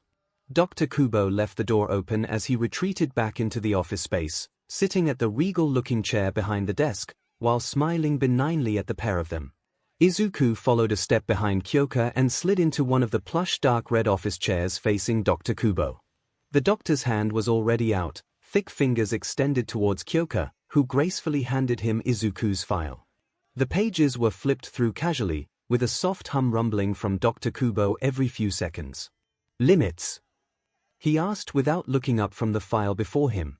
Kyoka ended up jabbing Izuku in the side with her pointed elbows to get him to speak. So far water amount seems the main limiter. It needs to be an inch deep around the area intended to heal. However, I am able to reuse the water for healing. I have managed to heal explosion wounds, old scars, and have reattached an arm, so wound type shouldn't be an issue. I believe my healing limit is proportional to my knowledge base, so I need to test if I can heal non-immediate wound issues. Izuku finished with an affirmative nod, managing to sound leagues more confident than he felt. Given the smile Dr. Kubo gave him, he managed to sell the act too. "Are there any side effects to your healing? For you or for the patient?" Dr. Kubo addressed this question to Izuku directly, finally looking up from the file. But both soon turned to stare at Kyoka, who was practically vibrating in her seat. "I can answer this. After being healed by Izuku, there is a fuzzy edge to the thoughts. I'd liken it to being drunk or hungover. It only lasts a couple of hours, but it's definitely there." On side effects for Izuku, the main one is calorie consumption. His quirk uses a huge amount of calories to work, so he would need a way to replenish on a shift. She finished with a decisive nod that seemed to drip with barely veiled threats of harm. Dr. Kubo found the whole display rather adorable, mostly because she looked like a puffed-up kitten pretending to be a tiger. Of course, both are easy to accommodate for in the scheme of things. "Midoriya, I wish to test you before we go further in this discussion, 2 patients just so I can see for myself. Then we shall return here for the finer details." "Understood." Dr. Kubo's voice wasn't half as harsh as his words were. The gruff rumble of laughter at Izuku's wide eyes only further ruined any chance at being seen as a grumpy old man. "Yes, Dr. Kubo. I understand." Izuku stood ready to take his bag, but Dr. Kubo shook his head, making a point to lock the door after them. His easy-going smile and soft hum easily putting Izuku at ease as the trio walked back down to the emergency department. Amaranth's emergency department was complicated even by hospital standards. It was divided into 3 separate sections with their own color-coded door out of the main waiting room: blue for adult civilians, green for children, and red for heroes. It was the red door Izuku found himself ushered through, and if his jaw hit the floor, no one said anything.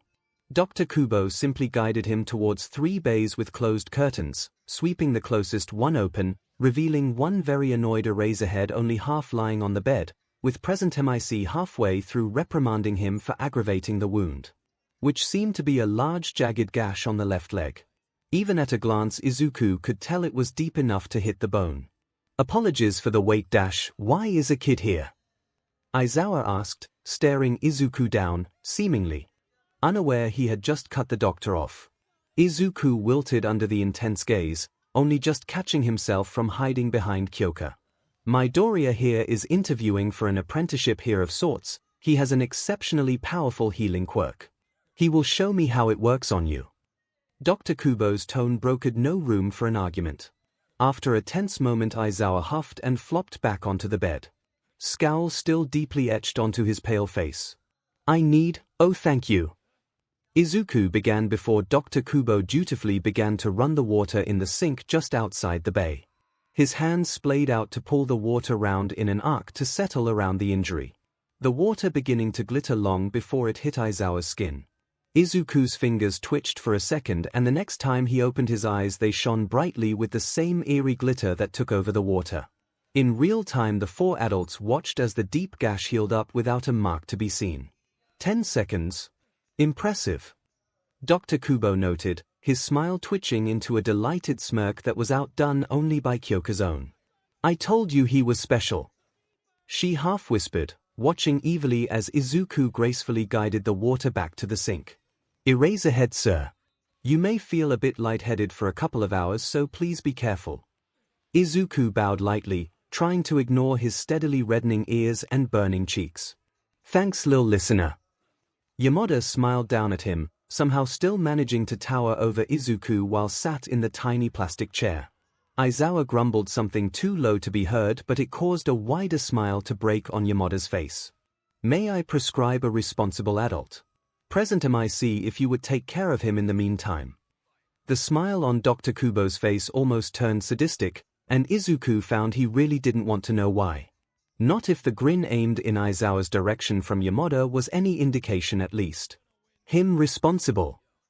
Whatever chaos Dr. Kubo had spun was already loud enough to shake the area. It seemed now he had started it, he was done listening to the two heroes. Izuku followed dutifully to the next bay, his eyes widening at the first face he saw when the curtain was pulled back. "Sprout. What are you doing here?" There stood Yuki, though she didn't look like she had the day before. Her hair pulled up into two twin tails of several braids, a voice-modulating mask hung around her neck, exposing a thin red line from how tightly it had sat upon her face. The lilac armor fashioned to fit against her body only to jut out at her hips into soft swoops of fabric. This Yuki was even wearing heels. He knew who she was immediately. An ex-underground hero who had been flung into the spotlight when she defeated a particularly violent villain in view of cameras just a few months before. Lotus. But Izuku was so caught up with Yuki's appearance that he almost completely kissed Gallant, the number 6 ranked hero lying on the medical bed, his arm in a sling and looking half out of it. "Almost. Sorry, Sprout, didn't want to overwhelm you yesterday. Glad to see you looking better." "Still doesn't answer my question though." Yuki smiled at him softly, her gaze flickering between Izuku and the doctor, dissecting each minuscule movement. "I may be interviewing for an apprenticeship here. This is kind of a test for it." Izuku chanced a glance back towards Dr. Kubo, who merely nodded in agreement with what he had said. Once more the tap was turned and Izuku's eyes glowed while the water arced towards Gallant's unresponsive form. The water flowed easily until it covered half of Gallant's body, soaking through the material of his hero costume. Izuku's fingers twitched with every second the clock ticked by. Whatever had happened to Gallant was not as simple as Aizawa's injury. This was deep-seated, spread across most of the body, the arm and head were last. Izuku's whole form twitching as the last part healed and the water returned to the sink. It could only have taken a minute or two at most, but it felt like eons. Lotus, he may be fuzzy for a while, I healed his head wound so it'll just be a side effect of my healing. Please don't leave him alone for a couple of hours. Izuku managed to speak out. It felt as if his head was stuffed with cotton ball, though they were quickly being swept away. It was a rather unpleasant feeling. Yuki nodded, though her teeth bit into her lower lip. "Thank you, Midoriya. I hope that didn't take too much out of you." She flicked her gaze pointedly at the two other adults. Izuku's squawk of protest utterly ignored. "I understand your concern, but Midoriya is perfectly fine, as you can see." Kyoka inclined her head towards Izuku, who was already back to normal, biting into an energy bar he had brought on Kyoka's advice the night before. Several more were stashed within his bag in a variety of flavors. This one was birthday cake. "It's okay, Lotus. It appears fuzziness also affects me, but only for a short time with a larger amount of healing. It's important to know." He smiled widely up at her, hoping he had waylaid any further issues she had. Indeed, her soft comforting hand began to card through his vibrant green hair, while a soft sigh escaped her lips, which were reluctantly curling into a smile. "If you say so, Sprout. Hey, if you do work here, maybe we'll run into each other again. This bonehead gets us sent here often enough." She jabbed her thumb back to Gallant. Izuku took a second to remember that she had been snapped up for his agency shortly after being moved into the spotlight. The two had only just started working together, and he didn't like that she already knew that much about the powerful-looking man. He would put up with the fuzzy feeling in his head and the uncomfortable feeling in his gut if he got to see Yuki again, though. Sure, fingers crossed. Izuku was proud that he managed to stutter only once. Yuki wasted no time in enthusiastically crossing her fingers on both hands and winking at him. Though this was their last interaction before he was guided back to the plush office that now felt all too quiet. The office was just as they had left it, but there was a weight to the air that hadn't been there before. The kind that made Izuku sit up straighter and ball his hands into fists on his knees. Dr. Kubo spent the first few minutes writing something on the computer set at an angle to his chair. The clacking of the keyboard the only sounds in the room for the longest time. Well, Midoriya, I should tell you that you passed that with flying colors. You managed to exceed all expectations, which is a difficult thing to do. With that said, I wish to outline what this apprenticeship entails, and offer you a place on it. If we come to an agreement. Dr. Kubo paused long enough to hear Izuku's long ragged sigh of relief, the poor boy nearly slipping off of his chair as he slumped back. A dark chuckle rang from the doctor before he carried on. Firstly, this apprenticeship has a year-long preliminary phase, where you will work set hours in the hospital with a special license for use of your quirk here. Potentially this can be expanded after the first year or kept to the same rules if you prefer. This would not be a license to use your quirk whenever and wherever, do you understand? Any hint of his usual jovial personality was stripped away, only a cool calculating gaze was left, and it was solely directed at Izuku. Yes, Dr. Kubo, I understand. He nodded for good measure, but the doctor's quirked lips were already spreading back into a lazy smile. Dr. Kubo fought back a smirk as he glanced over the serious boy. He had spent the previous night poring over the notes Kyoka had sent through, these much less polished than the file still open on his desk. Most of it was searching for a reason not to take the on boy, but even his sweet countenance was a point in his favor. The lack of arrogance and brashness was a rarity, and one he was glad to see wasn't overstated. Perfect. How many hours a week do you think you could dedicate to this? Dr. Kubo had just pulled out a spare sheet of paper to discuss it, when Izuku pulled out his own week planner, with color-coded sections. Dr. Kubo could just make out the word school on the largest band, a light green color, the other writing far too small to make out. I worked out that I could do a couple of hours after school, and 4 on weekends. Izuku made a mark beside the red color blocks which were meted out as he had said. Will you be able to keep up with schoolwork with that schedule? Even though it was Dr. Kubo who had asked, Kyoka seemed just as invested in the answer. Both wary of upsetting the preteen, but neither quite sure if he had thought it through. Yes, Dr. Kubo, I am ahead of my class, and I spent last night working on a schedule so that I can balance everything. This would likely just take the time I would have spent studying outside of schoolwork anyway. It seems a much better use of my time. Izuku dutifully handed the schedule over, and clearly marked were half-hour segments that detailed Izuku's day down to how long the train took to get him from his school to the hospital and back home. There was even an hour marked out for fun each day, set just after 2 hours on homework. At weekends he had earmarked 3 hours of fun outside of work and homework, which he had noted would be rearranged depending on the times Amaranth wanted. There was even an allowance for his quirk counseling sessions, with a note to adjust times. It was beautifully thought out. When it was placed next to the page in his school file showing his excellent marks, it was hard to argue. Impossible even. Agreed, however, with a couple of caveats. If your grades begin to slip, you will let us know so we can lower your hours. Similarly, you will let us know of any big tests so we can lower your hours to just the weekend for the 2 weeks beforehand. And finally, you will let us know the moment it is too much for you. We will of course adjust and rework this when you get to middle school. Dr. Kubo once more began to type while he spoke, his tone brokering no room for argument, not that Izuku particularly wanted to. His skin felt as if it was buzzing with excitement at the prospect of this apprenticeship, and he was half sure he was vibrating on the seat. I would also request 2 hours in a specialized quirk gym each week to work on the other aspect of his quirk, to avoid the quirk growth being stunted. Kyoka piped up, shocking both the others, who had almost forgotten she was sat with them. Or Dr. Kubo had. Izuku was all too aware of her presence, but had assumed she wouldn't get involved, not that he wasn't glad she did. State your case. Dr. Kubo settled back onto his chair, smirking in Kyoka's direction, who merely flicked her own gaze to Izuku, who had already begun his spiel. Most quirks like mine need to be dual-trained. If we focus too much on healing or the water side, we may find it stunted or overbalanced, which could cause other issues. One instance I can see is water limit. I am hoping to be able to lower the water needed to push and pull, which could lower the water requirement overall. Equally, being able to practice with the other half could equally help due to it being one quirk working in several ways.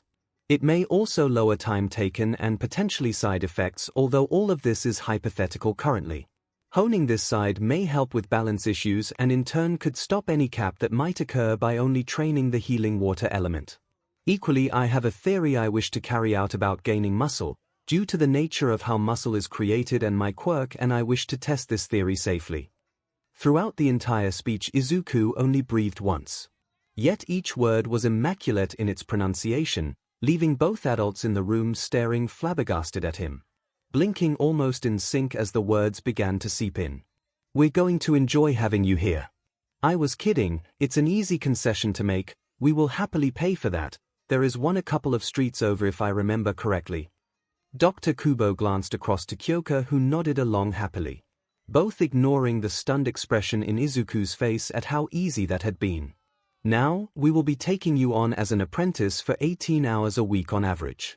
We will put you down as minimum of 8 and have 18 as your maximum for now. You will arrive at 4 p.m. and your shift will end at 6 p.m. on weekdays as per your timetable. At weekends I request your shift be 10 o'clock till 2 p.m., with 2 hours at the Quirk Gym starting from 3 p.m. on both days. I will also set you up with reading to do outside of work hours. In compensation you will receive a preliminary quirk license for use within the hospital, calorie-dense bars to replenish yourself during your shifts, the Quirk Gym paid for, and our usual apprentice hourly rate of 3,500 yen, which will be reviewed after your preliminary year." Dr. Kubo spoke each detail to the sound of twin pens jotting everything down, as if he wasn't going to print out a copy of the contract to sign anyway. It was at the last point when the second pen stopped scratching against paper, instead falling with a loud clatter to the polished wood floor. "𝐔𝐬𝐽𝐽 getting paid for this." Izuku couldn't have stopped stuttering if he tried. By the looks of concern on both adults' face, both of which marred by something that told him he had said something monumentally stupid. "Fairbrook, did you tell him nothing?" "Yes, this is a paid apprenticeship, Midoriya, we would be pretty terrible if we didn't pay you for your help after all." Izuku appreciated the attempt at a joke, but the tightness in Dr. Kubo's smile didn't really comfort him. "Sorry, I just thought, I saw most apprenticeships are more about learning, so I assumed. I'm sorry if I insulted you." He wasn't sure what he had done wrong, but he was sure he had, even if both seemed more confused than appeased by his apology. "You didn't. I'm sure in some careers that's true, but not here. Also for the future, it's a bad idea to tell your employer you weren't planning on being paid." Dr. Kubo winked, and this time it did settle something deep within Izuku's bones, his hand reaching out to grasp the freshly printed contract, reading it through 10 times before signing it. Izuku spent much of the train ride home calculating. With one hand he wrote in his notebook while the other typed away at the calculator on his phone. It didn't take half his brain to work out the amount of money he was being paid. 168,000 yen a month if he averaged out the hours to 14 a week. A one-bed apartment close to UA was 175,000 yen a month. That was the one thing he didn't have to look up. It had been a known quantity in his head for the last year or so, something he had added to the calculations of how much he needed to go to UA. Perhaps it doubled as a contingency plan for being thrown out before 15 too. No, what Izuku was researching was something else entirely. He scowled the more he looked at the phone in his hand. A normal junior doctor in their first few of years was on 1,500 yen an hour if you divided their salary into hours at least, but well, quirks make the world go around. One in America with a quirk that basically meant they needed no anesthetists in a hospital was paid nearly 100 times the normal rate.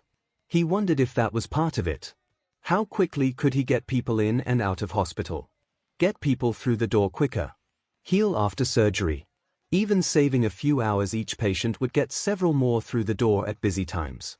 He wondered for the first time whether this evolution was more of a curse than a cure. Not that he wished Bakugo had succeeded. But still, he wished he didn't have to think like this.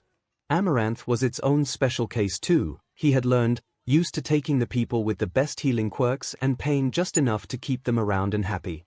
They paid a premium for the best, and outside of civilian emergencies everyone else paid for the best of the best to work on them too. It was as unsettling as it was pleasing to know A was even in the same stratosphere. He wondered if that meant he could have argued for higher. But the thought of it turned his stomach into knots. The calculations continued, a new uniform, 20,000 yen, a spare uniform shirt 10, 40,000 per month for the season train ticket he would need. Slightly annoyed at himself for not realizing that detail sooner. Amaranth was just a few stops outside the range of his current one and the price shot up steeply. Income per month, 168,000 yen monthly expenses, 16,800 yen tax, 30,000 yen for train ticket per month, 85,000 yen on food per month. If he calculated correctly, he sure as hell wasn't going to ask Inko for help with that if he could help it. Net 36,200 other bills, 20,000 yen for uniform, 15,000 yen for a new All Might figurine, 5,000 for new sports gloves, 20,000 for more gym clothes. He really didn't have any. Okay, maybe using a family of 4 was a bit much for the calculation, but it was roughly the same amount of calories. Even the nutrition bars he had picked up weren't any cheaper than the actual food. At least he didn't have to cook them or burn them. But as he looked at the page, the knot in his chest loosened. That made more sense, maybe. Though he wasn't sure he exactly felt happy at the sense of being paid so he wouldn't leave, but he guessed it was just one of the rules of adults he didn't quite understand yet. Chapter text. The next day school was a blur to Izuku. Even the quietened Bakugo, who looked as if he had seen a ghost, didn't fully register. Though this was unsurprising considering the rumors of Bakugo being asked to attend a police interview didn't fully reach him. However, that was probably a good thing. Smiling even slightly at the process being pushed forward would have likely broken whatever spell had Bakugo from screaming his head off. Izuku found he got a lot more done in school without the constant yelling. He had even managed to complete his homework during school hours, and was almost 99.5% sure he had it up to the same standard as usual. He had managed to spend half of lunch double-checking his earlier work while Umiko and her friends chatted about everything and nothing at the same time. Today, though, Izuku couldn't quite shake the annoyance at all the years they had ignored or laughed along at Bakugo's antics. Even the smiles directed at him by the teachers now didn't feel good. It was nothing like he had dreamed of. It all felt so hollow next to, well, everything. "You running off, Midoriya?" Umiko asked. She had once again waited outside the changing rooms for him. Her hair, already a few inches longer than it had been at the beginning of the week, pulled into a bun at the base of her skull. Her hand raising to rest on his clothed arm. "I have work I have to get to, sorry, I'll see you tomorrow." Izuku ran before the girl could say anything else, shrugging off the healy-hearted attempt at concern before rushing off towards the train station. He didn't necessarily need to get there this early, but being late on the first day was not something he wished for. Amaranth Hospital was just as intimidating the second time as it had been the day before. The hallways smelt slightly of bleach and were too white under the bright hospital lights, despite him making his way through the staff areas to the apprentice room. Again, he got the sense he hadn't really known just who Dr. Kubo was before signing up. He was sure most doctors didn't have a room for just their apprentices, especially one as large as the one he had just walked in on. It was almost as large as the main room in his family's apartment, possibly larger. A little kitchenette off in the far corner with a microwave and rice cooker prominently displayed beside a state-of-the-art fridge. The back wall was a appealing floor-to-ceiling mural of something Izuku recognized almost immediately, the Tokyo skyline at sunset. The floorboards were half covered by a deep blue rug with a cream pattern looping around itself, matching a two-seater sofa and 2 carefully placed reading chairs. Only 2 pieces stood out, stylized lockers that looked like they were more reminiscent of the design of a safe than any school locker. It all screamed opulence. Izuku was so stunned he completely missed the 2 occupants of the room. Midoriya. Meet our other apprentice Tanaka. Tanaka, this is the student I explained about this morning. Dr. Kubo clapped his hands together delightedly, and Izuku took a moment to roam his gaze over the other apprentice. A tall, stringy young man who couldn't have been younger than 16 but definitely not a full adult yet. His eyes almost seemed to have white crosshairs in them. "Pleasure to meet you, Tanaka Ren. My quirk is X-ray, essentially I'm a living walking one." The young man held his hand out easily to Izuku, without any hint of jealousy of someone 6 years younger than him being in the same position. "Midoriya Izuku, my quirk is Hydrophyte, I can heal almost anything wound-wise." For some reason he didn't really want to expand on anything else, partly because he wasn't even sure what else he could do and nothing else really mattered to their work. "Before I forget. Here is your pager, bring it each time you come or stash it in your locker here. Dr. Kubo tapped the side of the locker. Izuku opened his mouth to ask which one was his when he noticed the magnetic eme affixed to the front. So instead he simply held his hand out for the pager. It clipped easily to his belt loop, the green screen flashing each time he looked down. You need to keep that on you just in case, never know when you'll be needed suddenly. Tanaka chuckled easily after speaking, throwing an easy conspiratorial wink in Izuku's direction. Now boys, I have Tanaka working under Dr. ♀in the children's department for the evening, while Midoriya you will be working under me for the evening in the civilian department. Dr. Kubo didn't speak like Izuku assumed a boss would. There was much less shouting for a start. Tanaka clapped Izuku on the back, with a very pointed nod to put his school things in the locker before the pair followed Dr. Kubo out, splitting up at a T-junction in the corridor. It was only once they were alone that Dr. Kubo began to speak once more. We had a big villain battle a few blocks away. We've been trying our best, but you'll be really helpful. A lot of civilians got hurt. The doctor let out a heavy sigh and handed over the box he had previously stuffed under his arm. Izuku opened it with widening eyes, a box of 10 Miko-themed energy bars, with a fake sticker proclaiming 500 fast-release calories in every bar. Half the bars had orange foil closing off the ends, the other had a light pink, both with a chibi-style cartoon of Miko and a word bubble stating the flavor. Orange was a rather obvious orange and chocolate flavor, while the pink declared itself as raspberry and hazelnut. Thank you Dr. Kubo. Izuku nodded his head so hard his green curls bounced atop his head. It is part of our agreement Midoriya, and on that note, today is rather harsher than I wanted. Baptism of fire and all that. So tell me if it gets too much, okay? Dr. Kubo paused at the entrance to the civilian emergency department and glanced back at Izuku. The young boy stared back before nodding firmly and following his mentor through the heavy doors. Chaos. Pure chaos. The couple of nurses he could see were racing around looking half out of it as they darted between medical bays. No doctors were visible, but he could hear the tone he knew all too well from his visits to emergency rooms thanks to Bakugo over the years. All in all, it took Izuku 2 seconds before the first Miko bar was shoved into his face. Coincidentally, it turned out he really liked raspberry and hazelnut together. I'll assign you a bay, okay? And send through patients. I'll be checking in on you, but a nurse will be with every patient. Dr. Kubo sounded far less jovial than he had a moment ago. His wrinkled face contorted into a painful-looking frown. His gnarled hand rested lightly on Izuku's shoulder for a moment, the deep warmth a welcome relief from the bitter cold of the emergency department. True to Dr. Kubo's word, Izuku found himself steered into a cubicle at the furthest corner from the waiting room. One with the sink situated inside the cubicle, a feature he noted for future use. While the whole department was busy, inside his little cubicle the world seemed to calm, slow down, every sound muffled by the almost floor-length curtain. Obviously use as much water as you need, and eat those when needed. If you need more, just ask. Dr. Kubo patted the box of bars, reminding Izuku that he was still holding it tight to his chest. He places it squarely on the table furthest from the water. It wasn't as if he had any medical equipment to put there after all. Dr. Kubo pressed one more calming hand on Izuku's shoulder before he left, and the young boy finally let out the sigh he had been holding for what felt like hours. Apprentice Midoriya will help you, Mr. Ueno. The nurse had a light, airy voice that belied her appearance.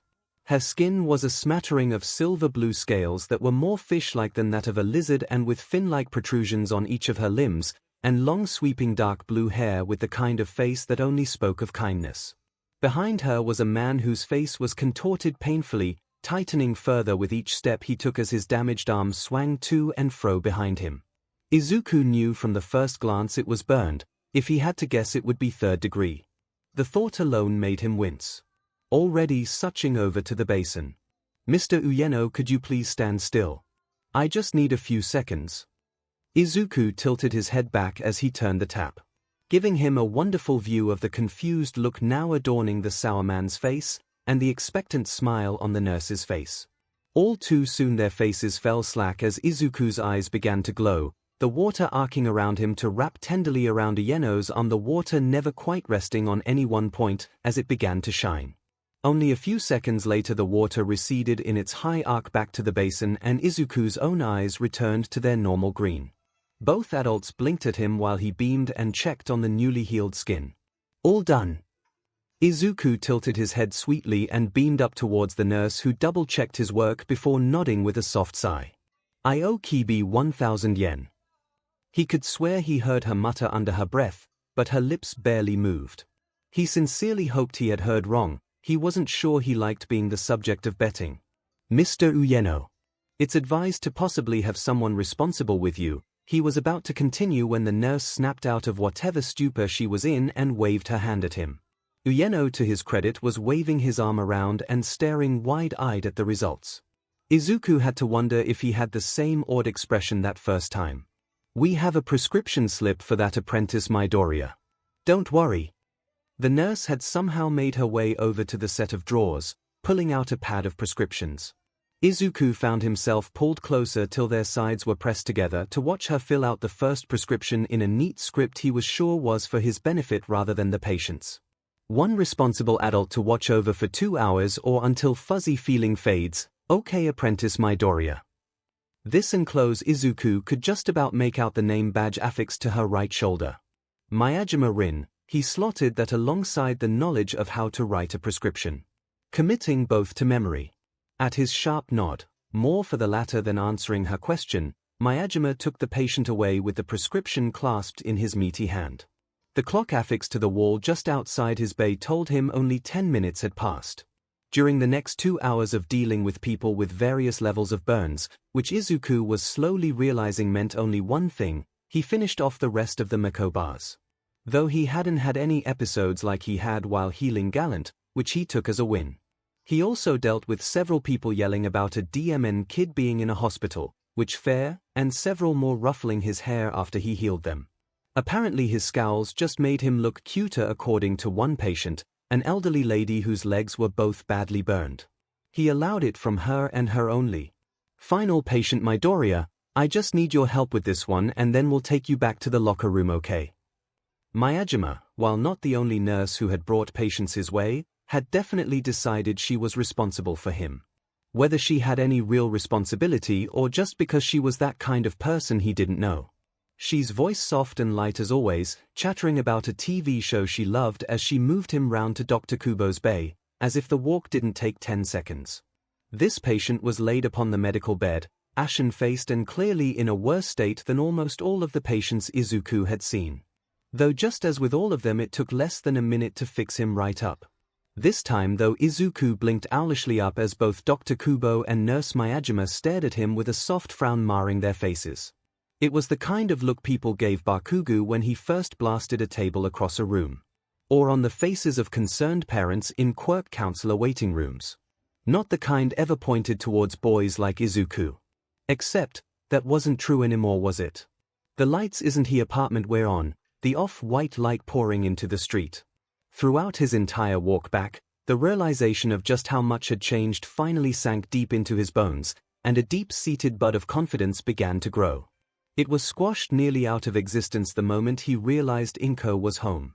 The steps up to the doorway felt more like he was climbing Everest than this familiar stairwell. Each step felt as if he was treading closer to a doom he couldn't escape. He wondered how Bakugo would feel, knowing that even now he was only the second most feared in Izuku's life. That thought, the one that had gotten him to open the door many times before, worked again. Like a key in the lock. Not pleasant, but then necessary things seldom are. You're late.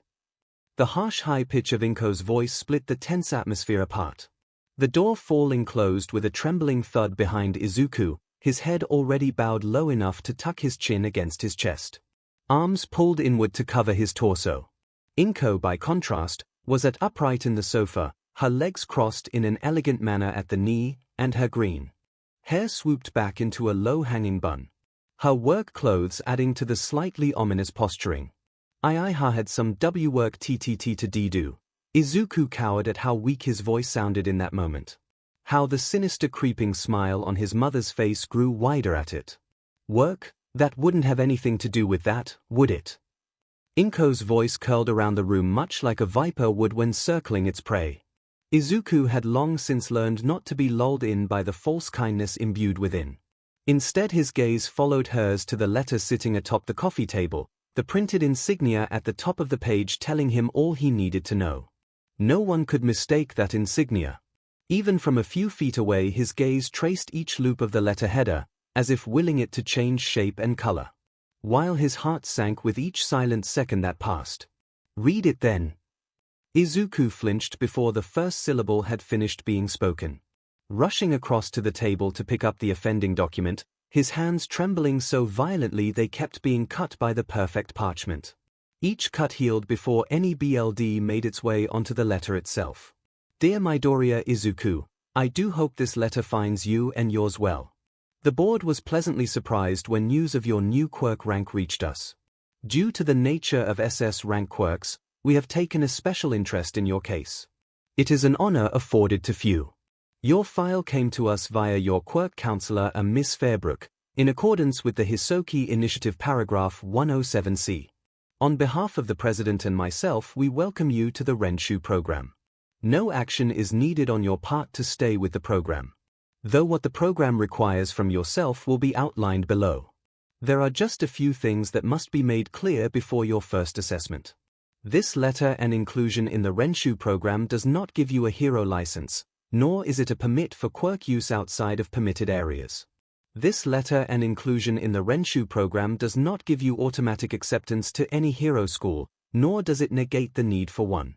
This letter must be kept safe as it will allow you access to our facility.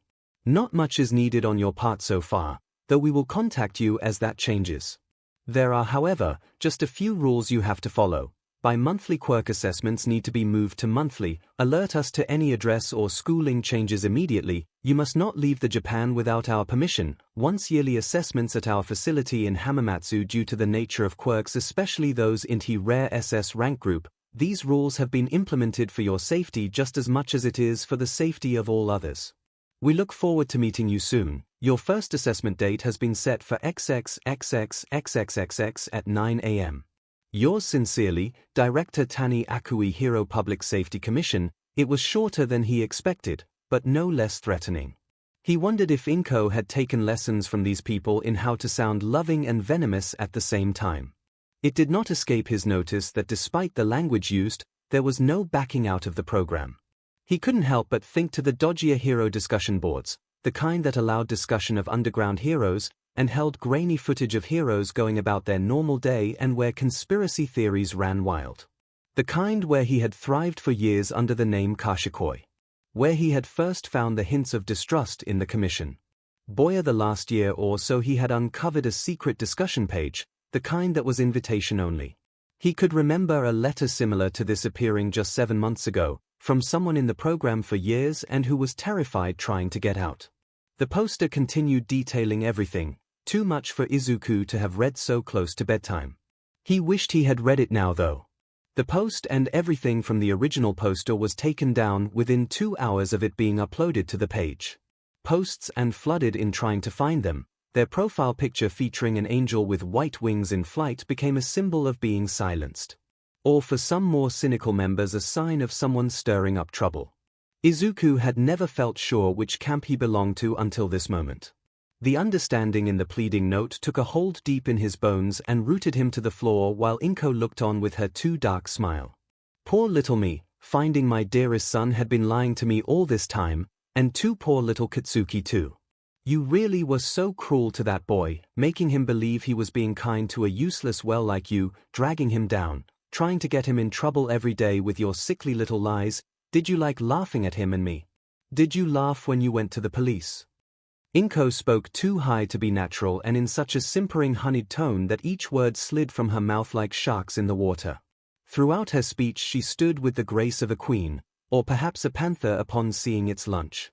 The latter comparison became more apt as she stalked across the room towards Izuku, her hand reaching out towards his exposed neck. The ensuing screams wrenched their way through the apartment walls, rattling fixtures and waking even the heaviest of sleepers. It was not a sound anyone would ever wish to hear. Sure, the residents in the flaunts around the Midoriyas weren't strangers to yells and screams, often apologized for by explaining a delinquent son. But this was the scream of a terrified child, not a delinquent trying to get their way. Any thread of loyalty or belief in Midoriya 𝐒𝐿 cut itself in that moment, as people laid in their beds, sat on their sofas, or stood still in the hallway, unable to move as the sound rocked them to their core. The only one to move, a young man visiting his elderly parents for the upcoming weekend, headed straight to the phone. His voice half drowned out by screams coming from above. "Can you state your emergency for me, please?" The woman on the other end of the phone sounded calm, the kind of calm he needed, but made him question if she could hear what he could. But he knew it was real, just a look at his poor parents' faces told him that much. The screams, "There's a boy in the upstairs apartment and I think is hurt." He was cut off by another blood-curdling scream, and even the woman down the phone hissed sharply at the sound. "Can you tell me the address, please? We'll get someone out to you." The lady paused as he fumbled out the address, her voice cracking as she double-checked each point. The sound of her typing helped to calm him, if only slightly. "Thank you, someone will be there in 5 minutes. Can you possibly stand outside to direct them?" The lady seemed reluctant at this, as if half hoping he would stay in the phone or was asking too much, but he agreed before she had chance to offer an alternative. He hung up in time to pull on a jacket and race outside in the cold, bitter air. The man's closest friends called him Ryuta, and he sorely wished one of them was close by, to relay the horror of the evening. Or to find the nearest bar with him at the very least. The bitter air dug its way into his skin as the sirens sounded through the screams. The red and blue light bathing the street, quickly followed by a black shape running alongside in the evening dark. Bliss was a hero he hadn't seen often. Her hero costume and name very much directed towards kids, with soft shapes and bright happy colors. Her silhouette unmistakable to the Mustafu population though. The only thing he knew was that she usually didn't work this late, but then knowing her speciality there was good reason she had put herself on the case. Or perhaps just took over from another hero for the night, but then that was her business. She skidded to a stop in front of Ryuta, a soft smile already splitting her face in two. "Hey champ, which door?" She pointedly looked up at the door she was sure was the correct one, not wanting to waste any time with the minutes that had already passed. Ryuta turned to look at the door and nodded frantically. "Yes, that's the one." He barely finished before she rushed in ahead, the two officers rushing after her. They barely made it to the bottom of the stairs when a resounding crash sounded through the otherwise still street. Bliss heavy grunt as her foot hit the ground, swallowed up by it. The worst part of her was glad she had been a hero so long, if only because it meant she had seen enough bad to not run scared at what she saw. Blood coated the flat surfaces of the room. The furniture lay sporadically in a state of disarray, coated with blood that could only have come from being used as a weapon. Various knives and chunks of what she hoped wasn't bone littered the ground. In the center of the chaos stood Midoriya 𝐒𝐿, her cackle sounding clearly now there was no door to muffle it. Laid crumples at her feet was a boy whose only visible feature was curly green hair that was matted with the red liquid. A wooden barrier similar to other shards of wood littering the apartment was curled over him, but already beginning to splinter and rip apart. Water, despite the unusually dry apartment air, coiled itself under the barrier, further cloaking the young boy. It did nothing to hide the screams though. Bliss careened over an upturned sofa, her foot connecting soundly with 𝐒𝐭𝐲's jaw with a satisfactory crunch. The policemen swiftly following after her, one trying to help in containing 𝐒𝐭𝐿, the other carefully trying to find a way to get close to Izuku, whose screams had lowered to pained whimpers despite his rapid healing. Hey, it's okay. It's okay, I'm Officer Mori, I'm here to help, okay? Can you let down the barrier so we can help? My partner and pro-hero Bliss are getting her away from you, okay? Mori edged closer to the boy, watching warily as the solid would seem to warp and bend before receding round the poor boy's body. The water beneath glittered as it desperately tried to repair the chunks of missing boy, the deep cuts and indented sections. But his quirk was running on almost empty, so it was slow, taking minutes rather than seconds, while Izuku cried big wet tears into the damp handkerchief Moro was gently holding for him. "Can you tell me your name, little one?" Mori asked after a moment, trying to keep his voice as calm as possible despite the cacophony of fighting behind him and the horror before him. Watching skin and sinew slowly stitch itself back together while waiting for an ambulance. Midoriya, Izuku. 𝐒𝐿 managed to stutter his name out between painful cracked lips. The calloused hand slowly carding through his hair, helping with at least the hardest edges of the panic still clogging his mind. Midoriya, is that lady your mother? The question made him flinch, a terrible ripping from him before Mori cooed at him softly. The nod was all Mori needed to know. Hey kiddo, we got her under control, I'm going to check on the ambulance, okay? Bliss beamed down at 𝐒𝐿, waving her hand over him, the calming happy pheromones she exuded washing over him easily, and the tense ball loosened further and further. With a sharp thankful nod from Mori, she was gone searching for the ambulance. It'll be okay, just stay awake for me, okay? Mori continued to whisper, asking questions about 𝐒𝐿's dad. Yes, his parents are married, his dad is on a business trip. No, he didn't know when he'd be back. 𝐒𝐿 was just out of it enough to not realize the one question that wasn't asked. The first sign of the ambulance crew arriving was a man running with his pale green jumpsuit taut on his body as he too knelt in the pool of blood around 𝐒𝐿's form. He was tapping away on a PD and Mori could just make out 𝐒𝐿's file being pulled up and the relieved sigh from the paramedic. Midoriya, do you have any energy bars here? Okay, that question definitely threw Mori for a loop, but 𝐒𝐿 nodded the barest inch up and down without hesitation. B bedroom, top desk drawer. The soft voice was barely audible, but still both men heard it, and the paramedic in question ran towards the small corridor, opening each door until he found the one adorned with hero memorabilia that could only come from a kid. The desk had an old laptop on the desk, and surrounded by little figurines of various heroes. An All Might plush sat on the chair with a care he didn't expect from someone so young. Sure enough, through the top drawer was full of calorie-dense bars, the off-brand plain vanilla type with the odd chocolate thrown in, each proclaiming 350 calories on them. He grabbed 5. He had read the report on calorie consumption, and he wasn't about to chance not having enough. Nor did he want to use too many of 𝐒𝐿's needed stash. Midoriya, can you eat these for me? We need to get your reserves up. He spoke the moment he knelt back down beside 𝐒𝐿, trying not to wince at the squishy wet feeling of the floor. Almost automatically 𝐒𝐿 opened his mouth, his limbs too painful and still unhealed to move. Mori helped the paramedic open up the bars, and together the pair helped 𝐒𝐿 eat all 5 bars, the change almost immediately with how the healing sped up and the water glittered even brighter than it had been.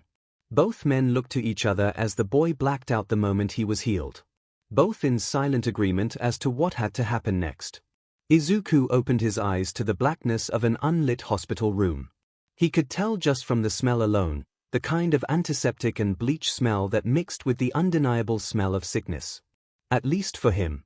Though the usual sounds of pained whimpers and tired sighs were curiously absent. One click of the lamp beside his bed showed why, apart from there actually being a light beside his bed, the room was decked out to look more like a real bedroom. The dresser even looked somewhat new, but unmistakably hospital easy wipe-down material. He glanced at the phone, the last thing his father had paid for, apparently to make it easier to contact him, though they had only spoken once since. A few clicks was all it took to get him back to the discussion board he had made his home over the past year. His other hand clutching onto the letter he had made sure no one else saw, the one that was spattered at the edges with BLD now, his BLD he knew. He knew what he was going to do, didn't mean he wasn't terrified of the thought. Only one of the specialist board members was someone he talked to enough to trust. The icon of the Greek god Hephaestus was ringed in green despite the time in the corner denoting it to be way too late for both of them. He tapped on the name, Mamoru, to private message the man. The replies came almost instantly. Kashikoi, hey, can I ask about an old post? It's okay if you're busy. Mamoru, isn't it a bit late for you? I've never seen you on here past midnight. Sure, I could use the distraction anyway. What's on your mind? Kashikoi, I was just wondering if you remembered that weird post from Akihane. Mamoru, private server now. 𝐒𝐿 nodded, though he was 85% sure Mamoru, or whatever his real name was, couldn't see him.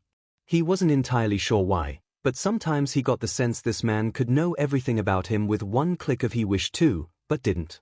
Sometimes he wondered if it was laziness or just not caring enough. Other times he would wonder if he could ever get to that level. The invite was swift, and the black inky screen of one of Mamoru's specialty servers felt more comforting than anything. These were where they discussed techniques and did their true analysis, The discussion board might be home, but this was his happy place. Mamoru, why are you asking about that? Why now?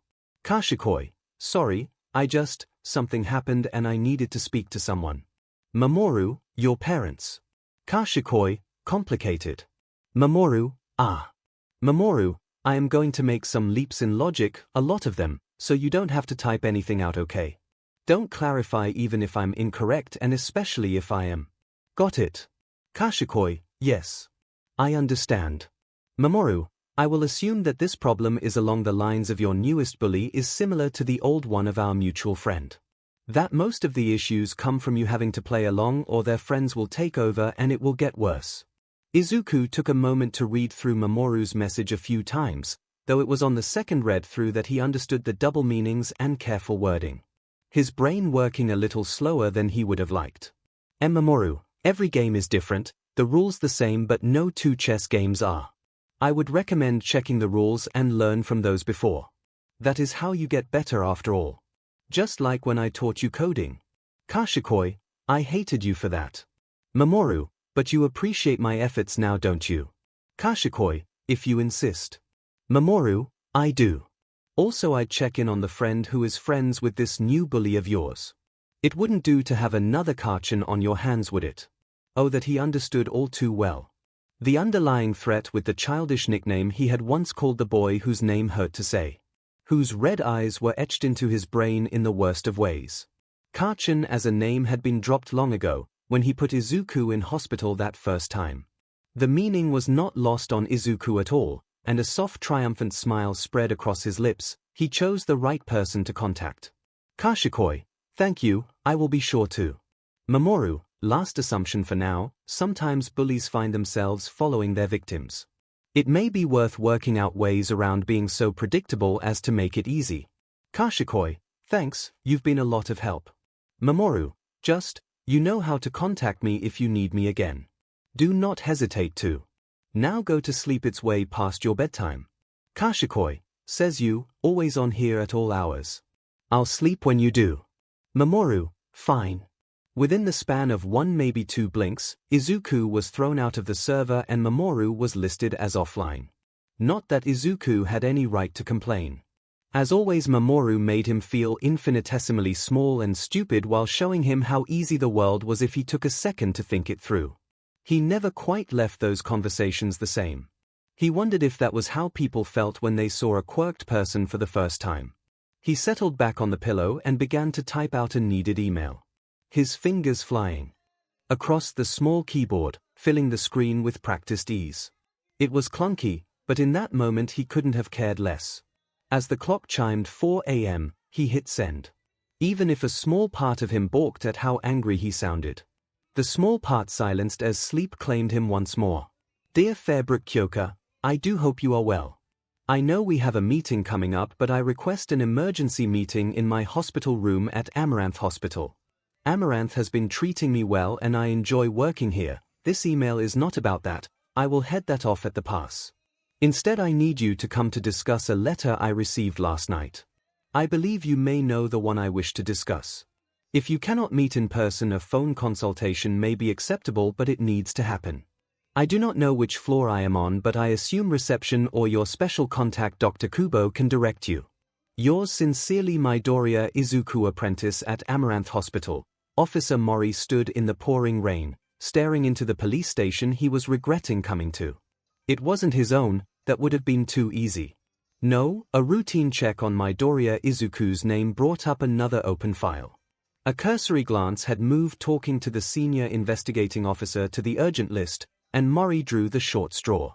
With a heavy sigh escaping from a place he wasn't quite sure existed within himself.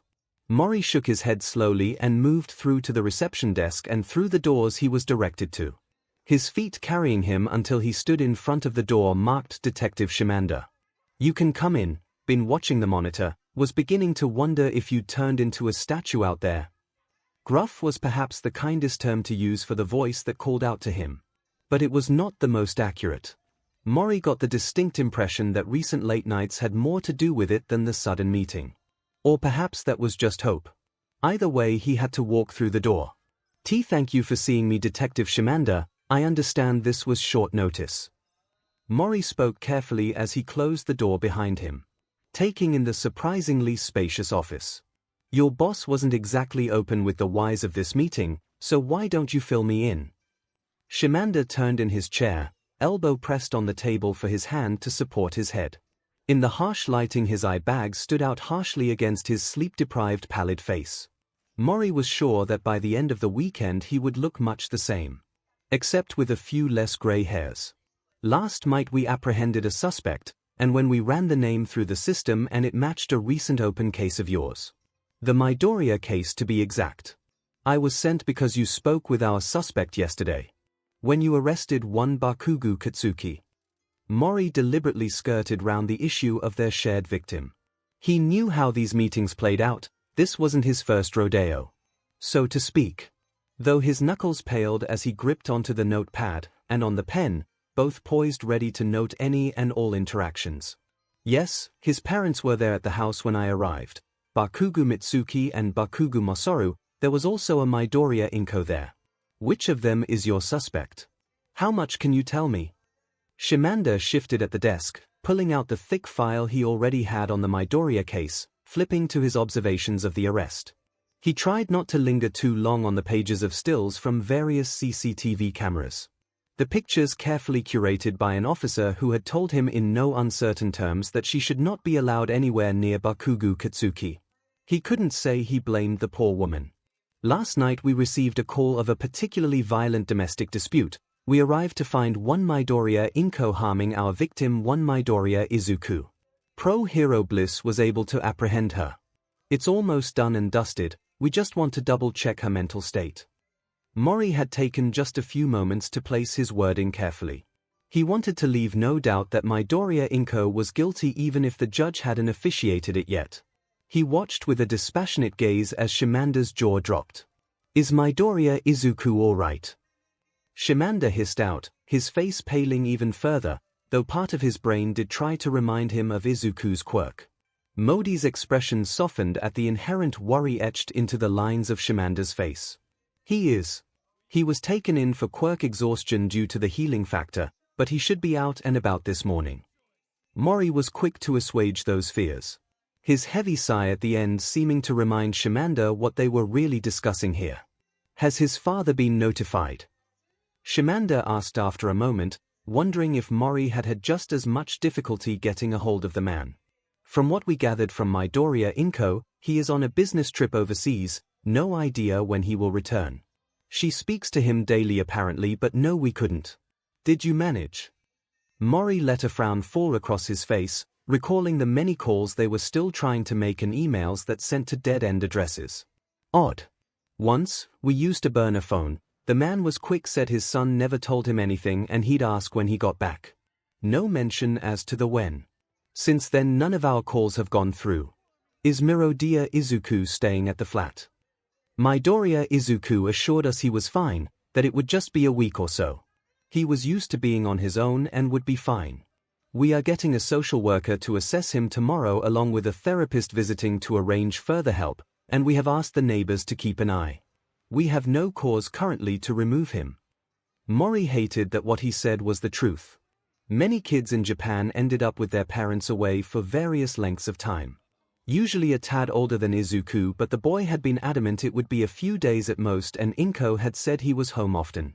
He didn't like it, especially after what Izuku had been through, but until the assessments came in his hands were tied. Stupid laws. If I was that kid's dad you couldn't stop me getting on a plane to get to him. Be calling every favor in the book to get him looked after. 𝐼𝐵 growled out, practically spitting venom in all directions. Mori couldn't help but agree, however, he kept his face as neutral as possible. It wasn't his place to question the law. The elder man coughing gruffly in an attempt to cover his momentary blip. We're looking into it, Mori promised, and though his tone was light both men knew the true meaning behind his words. Good. That kid's been through too much already. I'll send through my notes later today, but feel free to ask away. 𝐼𝐵 shifted in his chair, hand running through his hair in an effort to collect himself. It was an effort which worked better than he had hoped. At least considering the look Mori was giving him. Thanks. Can we start on Midoriya Inko, the mother? Was she already there when you arrived? Mori made a note at the top of the page, writing out the question as he spoke, glancing upward only as the silence stretched out tensely between them. 𝐼𝐺 was checking through his notes but already had begun to nod his head absent-mindedly. Yes, she and Bakugo Mitsuki were apparently having tea and chatting when I arrived with Officer Inoue at 5. We had wanted to make sure Bakugo Katsuki was at home. It seemed like she was around there often. From what I could gather, they met every day at the Bakugo's house after work. 𝐼𝐺 clicked his tongue on the roof of his mouth, his index finger tapping at the point of the page where this was mentioned. How did she react to the news of what happened to her son? Or had you already talked with her previously? Mori continued, his head tilted to the side much like a puppy whose head was too big to hold on its own. The sound of pen scratching across paper filled the room in the short pause that came before 𝐼𝐺 spoke again. No, first time. Not for lack of trying. Young Midoriya gave us her contact details as well as his own. We had wanted to get her statement, make sure she kept an eye on him, you know the usual. Every time the phone just cut off, and no one at her job could get a hold of her. When she was there I thought it was perfect, a chance to speak with her finally. 𝐼𝐺 had started with the air of someone complaining about someone they knew they shouldn't. He ended though with his voice trailing off in the manner of someone holding themselves back rather than any lack of words to say. Finally. Mori probed, a smirk tugging at the corners of his thin lips. It's all conjecture, just a gut feeling, understand. At Mori's nod he continued, something felt off from the start. I mean there was anger there but it felt more, it was almost directed at her son. When I asked after his quirk counseling session Midoriya was attending she seemed confused, and maybe that could have just been family matters but, when I told her what Bakugo Katsuki had done to her son she screamed, in complete denial I thought. Plowing on about how good of a boy Katsuki was and obviously her son was lying. She never called him by name, I checked with Officer Inoue on that too. I'll have the voice recording sent over. He huffed at the last point, nodding his head with a finality, though that in itself confused the younger officer even more than he had been already. Thank you, much appreciated. If she acted that way why didn't you raise an alarm, check in on the Midoriyas? He tried to leave the judgment out of his tone, he really did, but it leaked out of whatever box he tried to seal it in. He could tell because of the flinch 𝐼𝐺 gave as he spoke. I had planned to. But when she calmed down, started crying, she went on about how she and Bakugo Mitsuki had been friends for decades. How their sons had been best friends when they were little and she couldn't imagine them hurting each other. That I put a stop to, all our evidence showed Midoriya Izuku never retaliated. I just thought she was emotional, I planned to call in this afternoon. 𝐼𝐺 allowed his voice to drift off, a cold ache settling in his heart. Understood. I'd have made the same call. You mentioned a quirk counselor in regards to Midoriya Izuku, can you expand for me? Mori let out a low sigh as he turned the page one more time to write about it. He had only understood bits of what the paramedic had said but he suspected something was off in regards to Izuku's healing quirk. Something he was missing. Of course, he was on his way to a quirk counselor for an emergency session when Bakugo Katsuki pulled him into an alleyway and made a murder attempt. A pro hero was on the scene in civilian mode and managed to help him to this station. He was stubbornly refusing to do anything other than go to his counseling session.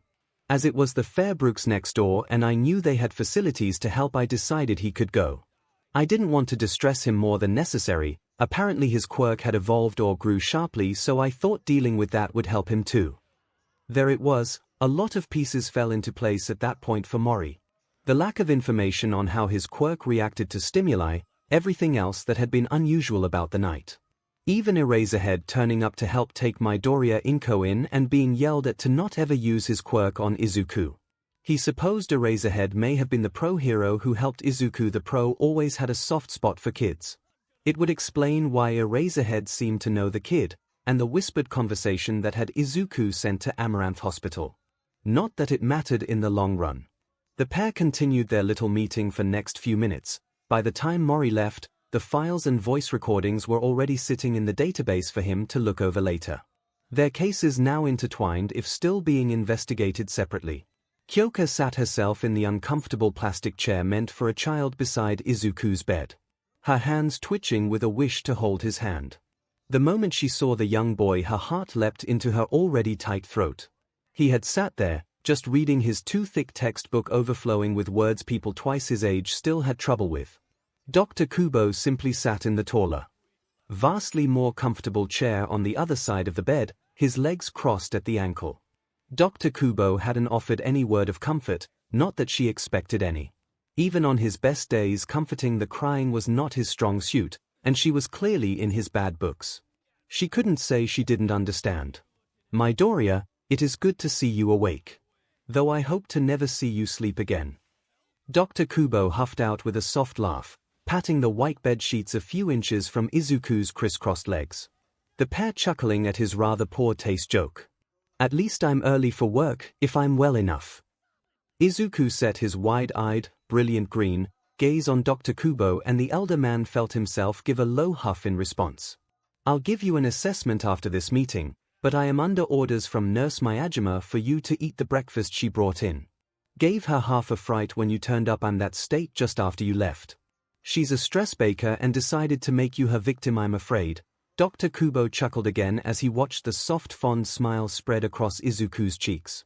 The young boy looking over at the table full of baked goods, blueberry muffins, a few baked breads that puffed out with a filling he couldn't quite identify, a flask suspiciously labeled miso soup, and several containers he was sure held all manner of breakfast foods. It looked horribly calorific. So it was perfect. Dr. Kubo was quick enough upon hearing the rather loud growling sound coming from Izuku's stomach, and soon the various foods were piled around him on the bed. Neither adult caring as he began to tuck into the feast. You were on a drip, but this should speed up recovery. Dr. Kubo paused at that, staring intently at 𝐂𝐭𝐻, who was twisting her head towards the door. He chose to ignore her pleas for any semblance of privacy. Do you wish me to stay for this? If not, I'll have someone check on you in half an hour, or when you press the red button. Okay. Oh, he knew what this meeting was about, or he knew enough. The moment 𝐂𝐭𝐻 had walked in with her head pointed downward and no bounce to her step, he knew, but perhaps he had known this was coming from the moment she phoned him. His gaze weighed heavily on the woman opposite him as he showed the button to Izuku, making sure it was easily within reach. Thank you for offering, but I'm sure you're really busy, Dr. Kubo, sir. I'll be sure to press it if needed. Thank you. Perhaps if Izuku hadn't looked as if he had aged half a decade in a night, or if he didn't look so determined, Dr. Kubo would have stayed. But he couldn't, not without Izuku's permission, and he wasn't about to be one more adult who failed him. Instead of staying as he wanted, he patted those green unruly curls and headed out to warn the nurses. Hoping his gut instinct was wrong. It rarely was. Back in the hospital room, 𝐂𝐭𝐻 shuffled uncomfortably under the intense glare of Izuku's two bright eyes. Ones that now seemed to dissect her, taking account of every part of her and filing it away in a manner that left her feeling very much like a bug under a microscope. Or a mouse undergoing scientific testing. Neither was a pleasant mental image. You sent my file to them. Blunt. Accusatory. To the point. Izuku didn't have the energy to mince words. Especially while there was the best miso soup he had ever tasted sitting in a flask before him. 𝐂𝐭𝐻 deflated almost instantly, collapsing into the chair as if all her bones had ejected from her body. I think most kids would be excited. 𝐂𝐭𝐻 tried, but her half-hearted laugh and sob-like whimper kind of gave her away. I am not most kids. Izuku stared directly into her eyes, desperately battling down his usual shyness. It would do him no good here. Yeah, I get that, 𝐂𝐭𝐻 sighed out, her mouth curling into a ghost of a smile, the kind that stemmed from sadness rather than happiness. One that was almost entirely alien to her face. Yes I did. It was an automated procedure. Any quirk registered in an assessment at S level or above must be sent to them too. 𝐂𝐭𝐻's voice came from her chest rather than her throat or mouth, with a husky gruff sound that was devoid of anything one would normally associate with her. In a word, she sounded defeated. The Hisoki Initiative Paragraph 107C. Izuku was careful to watch her as he spoke, taking in the rapidly paling face, the widening eyes and the shaking form before him. 𝐂𝐭𝐻 stayed like that, a deer caught in the headlights of a car, for several slow moments before she collected herself. As if she was pulled up by marionette strings, her movements wooden and controlled. The 𝐒𝐿 initiative was enacted initially to allow a separate database for those with quirks who could cause a lot of damage very quickly. Endeavor is an example. He could kill hundreds without breaking a sweat, but he's a hero. It was enacted in 2XXX when hero schools were invite-only, and villains took on protégés. One of the many laws never taken off the books. She trailed off at that, her hands falling into her lap as if their strings were cut. Her head tilted towards Izuku as she tried to impart whatever this knowledge was. Izuku already had a web page up about these accords but paused as the true information washed over him. You knew, the realization hit him like a freight truck, forcing all the air from him. I suspected, they usually prefer those with more damaging quirks. I had hoped the emphasis on the healing portion would diminish their interest. I knew the moment I saw your work that it wouldn't be easy. Kyoka trailed off, her gaze locked on Izuku's with an almost terrifying intensity. She noted the exact moment it clicked into place for her young charge, his eyes widening a fraction and his jaw opening the tiniest of amounts. That's why you contacted Dr. Kubo, isn't it? It wasn't excitement. You knew by making the appointment I wouldn't be able to say no. Izuku drove his calculating gaze across Kyoka, and the sense of finding someone like him reared its head once more. He had thought upon their first meeting it was purely the analysis, the love of quirks. Now he saw almost a mirrored reflection staring back at him. Mentally at least. He understood in a way he was sure very few others would.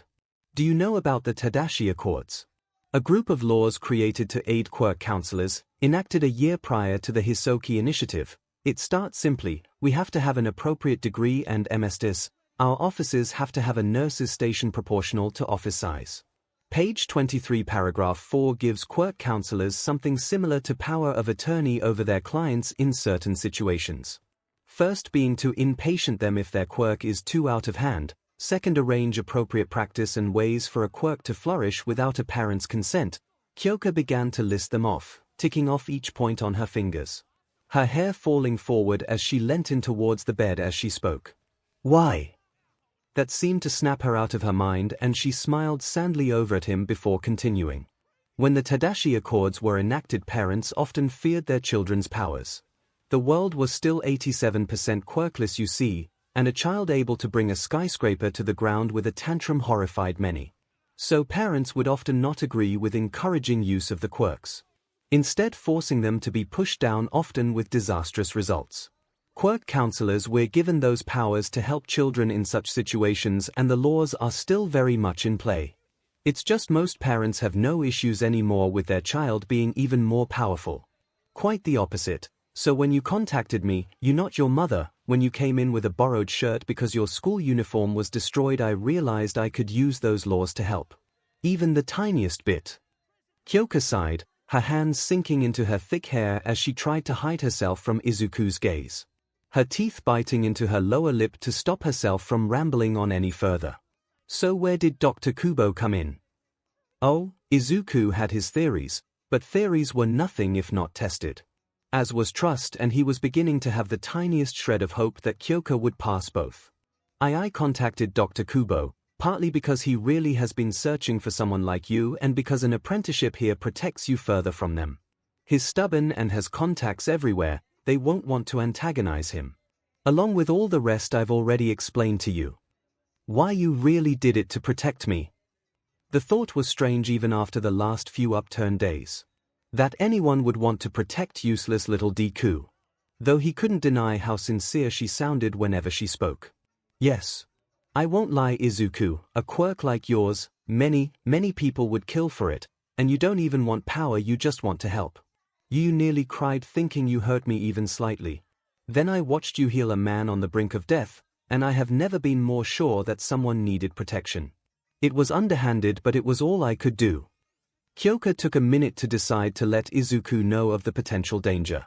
She knew all too well how the news could affect him, but lying could be just as bad. She had made the decision when she got that email to be as truthful as possible, and she wasn't about to break that promise.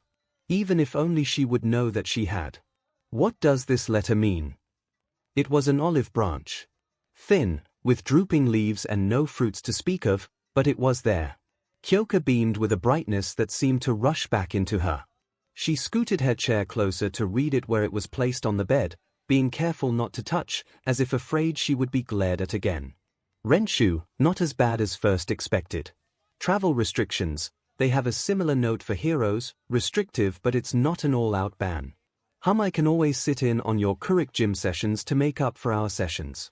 I would like to take you to the yearly assessment, perhaps taking Dr. Kubo as well. Just so you aren't alone. This seems that it is more to make you aware they are watching you, but that can change at any time. It will be difficult to navigate but nothing too much for you. 𝐂𝐽𝐽 continued her ramblings as Izuku ate his way through perhaps 10,000 calories of food, and there was still more. He didn't want to think about the poor nurse bringing it in on the train. I miscalculated your calorie intake, I forgot the compounding factors and a safety net. 10,000 minimum, and no upper limit when using your 𝐒𝐽𝐽. On days you work 4 hours I'd recommend 16,000 as a baseline point, but hopefully we can bring it down. The comment was so out of left field it took Izuku a moment to process 𝐂𝐽𝐽's words. A piece of fish dangling on his chopsticks halfway to his open mouth. That's too much, he groaned out, his cheeks redeeming to a delightful strawberry color as he saw the amount he had already eaten. Not for you. It is not uncommon for heroes to have to eat 20,000 a day. Minimum. Please, just so there isn't a repeat of last night. 𝐂𝐽𝐽 found her hand clasping over his, more in the way a big sister might comfort someone than a quirk counselor, but she would bet that anyone halfway decent upon meeting Izuku would wish to protect him. He had that kind of aura. You know. The voice was so soft and small 𝐂𝐽𝐽 had to strain to hear it even as she was half leant over the bed. Her hands tightened on his, just short of causing pain. I was called by Dr. Kubo last night to help consult on calories needed in the drip. And other factors he may not have known about. He didn't tell me anything more than what he needed to for a consult, I promise. 𝐂𝐽𝐽 dropped her voice to a whisper, matching Izuku's own level. The boy in question shifted enough between violent trembles to be closer to her in the vast bed he had been given. I understand. I mean, I get it, I suppose, it just seems like a lot. Izuku paused every time a stutter or tear, or whine threatened to bubble up from his throat. His voice cracking with the effort of not crying. Those energy bars will help a lot. And doubling your portions and having extra sauce goes a long way too. Of course, while I would prefer you chose the healthier options, cake and other desserts are good options to up your caloric intake too. 𝐂𝐽𝐽 winked at this. The bright laugh that erupted from her young charge was worth its weight in gold. Sir Night-Eye took a deep sigh as he stared up at the entrance to Amaranth Hospital. A month, he'd been on his quest for a month now. Ever since All Might had. Well, ever since that fateful vision. There simply had to be a way to stop it. He was sure of it. He wouldn't let his All Might die. No matter what the man thought of him now. So onward he pressed into the sparklingly bright hospital. The ripples that lead him to be here were too small to be sure, but they held a promise he couldn't resist. A quirk able to bring back people from the brink. Gallant and his crew telling any hero who stood still enough to listen. It was exactly what he needed. Oh, Sir Night-Eye. Pleasure to have you with us today. Dr. Shinsu will show you around. The lady at the reception desk smiled pleasantly at him. He vaguely remembered that doctor's name, he just hoped he was the right man for this excursion. Are you well enough to be here? The rough velvet voice of Eraserhead sounded from the bay Dr. Kubo had led Izuku to. The curtain half opened to allow them entry, and Aizawa was staring directly at Izuku, his brows etching a deep V into his forehead. Izuku could vaguely remember seeing the hero the night before, and fought down the urge to blush or hide. Both sounded really good when under the intense weighted stare. Apprentice Midoriya was given the all clear this morning. We checked him out for being fit enough to work after he insisted. We started him on the ward so we could keep a better eye on him, don't you worry. Dr. Kubo butted in with a roll of the eyes. His gaze slipping notably to the injured hero beside Aizawa, eyebrow raised expectantly. Present MIC lay there with what looked to be a couple of broken ribs, and a deep bruising around his neck that was definitely stopping him from making any noise. Dr. Kubo handed Izuku the sheet that explained the issue, which ended up being 3 broken ribs and a bruised throat, along with other minor cuts and abrasions. Alright, are you ready to start Apprentice Midoriya? Dr. Kubo waited for the decisive nod before turning on the tap.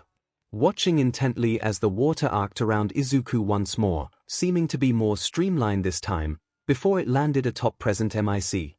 The water glittering from the moment it touched the man, spreading out smoothly until it covered his chest and neck. Small narrow rivers continued on to cover and encompass the other notable cuts and bruises until Izuku was satisfied with the results. There are some cuts in his throat. It's not just bruising, Izuku uttered after a moment, his face twisting into a frown. The water slowly flowing up present MIC's body as the smaller cuts healed. Dr. Kubo turned to stare at Izuku, making sure to note this and biting back the stream of questions he was desperate to have answers to.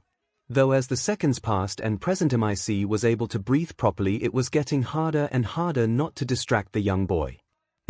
Precious air. Present MIC gasped out the second his throat healed enough, his chest rising and falling in time with his rapid breaths. The water already making its journey back into the sink. How did you know? Have you managed to heal everything? The words spilled out from Dr. Kubo's mouth, managing to save himself some embarrassment by sounding halfway professional. The smirk on Aizawa's face was enough to tell him the man knew he messed up. Healing them just feels different. I catalogued it yesterday on shift, I just wanted it noted. Everything is healed up, he should have no lasting issues. Izuku nodded his head as he spoke as if that would somehow make his words more truthful. The only other sound coming from present MIC groaning sadly on the bed. Being his usual dramatic self if you asked Aizawa. Dr. Kubo and Aizawa watched enraptured as Izuku pulled out the prescription form and filled it out quickly with clear script. 1 responsible adult for 2 hours or until dizziness stops, and no use of heavy machinery for 2 hours. Izuku held it out to Dr. Kubo to double-check before handing it to present MIC, though it was immediately taken by Aizawa. Glad you're alright, kid, have us a scare last night? The rough and stoic voice opposite the kind words were a juxtaposition Izuku forced his head to get around. He smiled softly at the hero. Thank you for last night. He whispered softly, trying to keep it from escaping their bay, but Aizawa heard and gave a rare smirk back in his direction. See you soon, kid. Aizawa waved the pair off to go to the next patient. Gallant. Izuku had learned through Tanaka's grumbling that Gallant was in there every day, unless he was having a particularly good week then it was just every other day. He almost had a bay all to himself. So while Lotus being sat beside him, on her phone bored with the whole situation, was also expected, the other man there certainly wasn't. Sir Night-Eye had separated from his tour guide the moment he saw an old friend being wheeled into the emergency department. His decision may have been influenced by the knowledge that both apprentices were working that department, something Dr. Shinsu was happy to tell him with minimal probing. Though after half an hour of Gallant's whining he was starting to regret that decision. He even was bored enough to ignore the curtain being open. Sprout. Well, aren't you a sight for sore eyes, hey? Lotus jumped up from the plastic chair and launched herself across the small medical bay to wrap the young boy in a hug. A cold jolt of electricity ran through Sir Night-Eye as he turned towards Izuku. Sprout was the name Lotus had told him about, the one who healed Gallant in minutes just days before. It was a perfect name for the kid. The kid, there was no better descriptor, didn't look powerful but that was probably a good thing. Green curls sprang from his head in a currently unruly manner but they could easily be tamed given the right expertise. Sure, the boy was a little short but he would likely grow quickly. Or it could easily be used to his advantage. He had a bright future ahead of him, Sir Night-Eye was sure of it. So long as Gallant and Lotus weren't overstating things, and while Gallant was known for it Lotus definitely wasn't. Sir Night-Eye just nodded in acknowledgement at the young boy as he attempted to extract himself from Lotus' strong arms. Izuku had no other option than to stare half-open-mouthed at Sir Night-Eye. There was only one better, All Might, to him, and having his second favorite hero nodding at him short-circuited his brain for a good half a minute. I hope to run into you, Sprout. We Gallant's been dying to meet you. Lotus gushed constantly, ignoring all attempts to get away from her cast-iron grip. Her cheek resting atop his head as she comforted herself with the knowledge he was okay. Bliss had returned to their shared apartment later than usual, and had crawled onto the sofa to cuddle with her, whispering about a soft green-haired boy as tears ran down her face. Oh, Lotus had guessed very easily who the boy was, even as Bliss cried at being late, as if she should have known it was happening ahead of time. She did begin to wonder if Danger Magnet was Izuku's secondary quirk. Ah, you're the lad who saved me last time. Pleasure to meet you finally. Can't wait to see your work in person. Gallant boomed from his spot on the bed. His half-mangled leg must have hurt him, but he wasn't showing any of it. Whether through bravado or thick-headedness was a mystery for the ages. Glad to see you're awake too. Is it only the leg this time? Izuku asked, silently pleased that Dr. Kubo was already letting him take the lead a bit more. He turned to check the chart, which confirmed while he waited for the laughing hero to speak. Yeah, just the leg, hopefully means things are looking up. Might even make it a week before I return. Gallant teased between hearty laughs, his muscles flexing with each sound he made. Gallant was only beaten by one man in the muscle department, and All Might was really in his own league anyway. I'll keep my fingers crossed. Izuku teased right back, relaxing further under the easy conversation and Lotus ruffling of his hair. He glanced semi-pleadingly at Dr. Kubo, who chuckled as he turned the tap on. At this point Sir Night Eye zeroed in on watching Izuku as if his life depended on him. Gaze set on the way Izuku's eyes glowed brightly, and the water arcing its way around him like a caress before coming to rest on Gallant's leg, the water laying an inch thick sparkling under the harsh white hospital lighting. Sir Night Eye couldn't even bring himself to bling as the leg trembled, each part of it healing perfectly in order. The skin didn't even look raw or sensitive as new skin tended to. It took him a moment to realize he had just watched the boy bring a mangled leg back to full working order in seconds. The urge to whoop was difficult to deny. It was only his carefully crafted image that stopped him in time. This was what he had been searching for. He just had to convince the man to come here. All done. If Lotus can let go of me, I can write out a prescription for the reliable adult. I assume Lotus will be with you. The sweet countenance that was Izuku only served to confuse Sir Night Eye as he watched Lotus let go of the boy with a pout. He watched, unable to comprehend the powerful quirk and sweet boy who looked genuinely happy to help. No sense of self-importance or arrogance that plagued the others he had seen. Or dismissed him or others offhand for not being famous enough. It was enough to send off a warning bell in his head. Have anything fun planned the rest of the weekend, Sprout? Lotus had shimmied close to Izuku once more, her smile stretched beaming across her face. I'm going to a quirk gym. I'm looking forward to practicing. I mean the other aspects at least. I need it build some muscles too. Izuku began to rattle off the various things he wanted to try while Lotus nodded along happily. Ah, we may have to rearrange it, my Doria. I just don't want you to going to the quirk gym alone today, not after last night. Dr. Kubo shifted uneasily as all eyes in the room fell to him. Izuku's wide green pair watering already with such a devastating loss. Even if a small tiny part of him understood. If supervision is what he requires, perhaps I can be of assistance. I have a license and have worked on training hero students previously, Sir Night Eye piped up before anyone else had a chance. His genial smile meant to put people at ease. Over the past few minutes with Izuku, he had taken quite well to the young boy. He was everything Lotus had said and more. He was worthy, and helping All Might would just be the cherry on top. Sir Night Eye watched Izuku work for the last hour of his shift. Several heroes, then a handful more civilians, all treated with the same soft bright smile and care. It was something to admire really, how at ease Izuku made people with just a few short words. The amount of energy bars the kid was downing was rather concerning too. He calculated around 2,000 calories in the hour he observed. The side of his brain dedicated to analysis and teaching hero hopefuls came up with easier, less unhealthy options in seconds. He made sure to file the notes away for later, trying not to wrinkle his nose at the sugar-filled bars. Even if the boy was apparently wolfing down a quick lunch before they met up once more. Hopefully he could discuss it with Izuku at the quirk gym. Currently he was just pleased to be getting out of the hospital. His hand gripping onto the suitcase like a lifeline. The smell of hospital antiseptic had never been the same after what had happened. 1 month. His life had turned upside down in 1 month. Since that, well, he was sure he'd never be comfortable in a hospital again. It didn't help that the staff had been wary of him ever since he made the offer of help. Admittedly, it might have been an overstep on his part. A few minutes to the end of the shift, Sir Night-Eye was scurried back to the reception area, where a nurse who refused to give her name so she could say what she wanted despite being very easily identifiable due to her mutations, told him in no uncertain terms Izuku was not to be harmed. If remembered correctly, words such as unfixable damage unto your person if you hurt him, and he's had a hard week, don't make it harder, and no one will find the body were used rather liberally, even though he was sure she was just being overdramatic. Or perhaps that was just hope. The receptionist definitely overheard and just smiled benignly at him.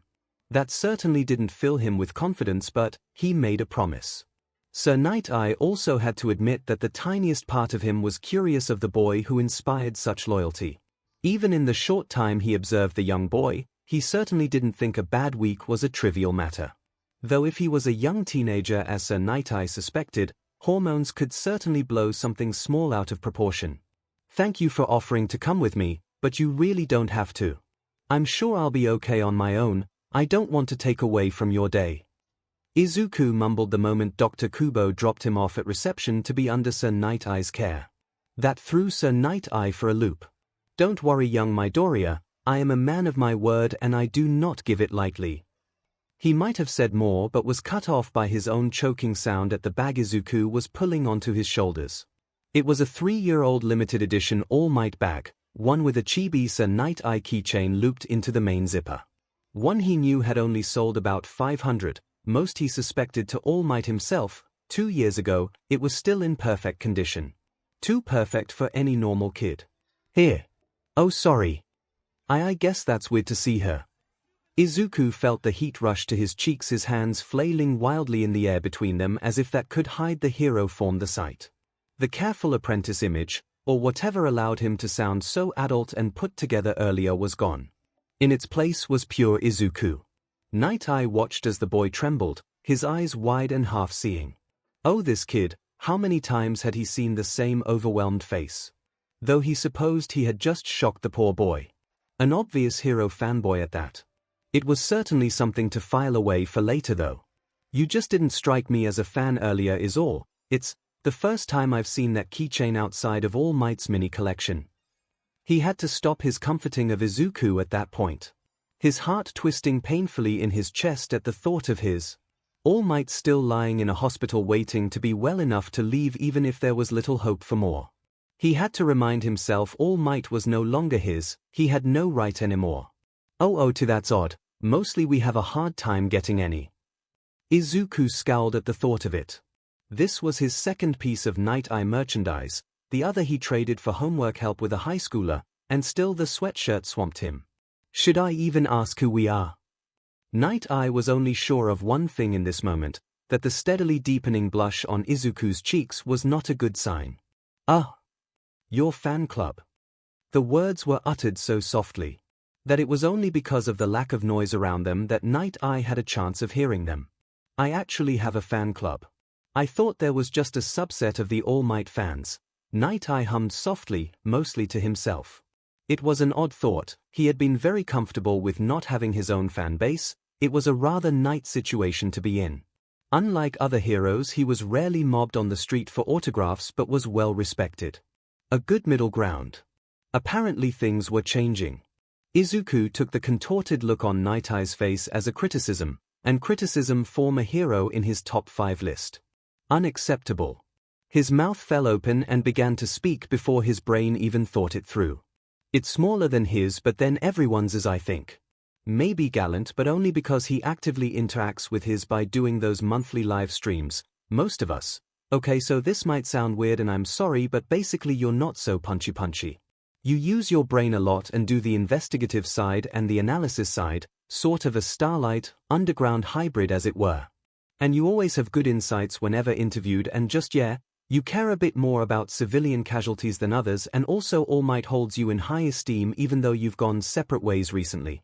We usually discuss analysis. Izuku trailed off as they turned down the street, his cheeks heating to strawberry proportions.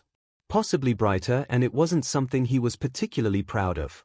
Sir Night-Eye took a good minute to digest what Izuku had spilled out from his brain with little to no filter. If he spent half the time working out if he was happy or worried was another matter altogether. Also no one else's business, thank you very much. Heroes use their brains more than you think, but I can see what you mean.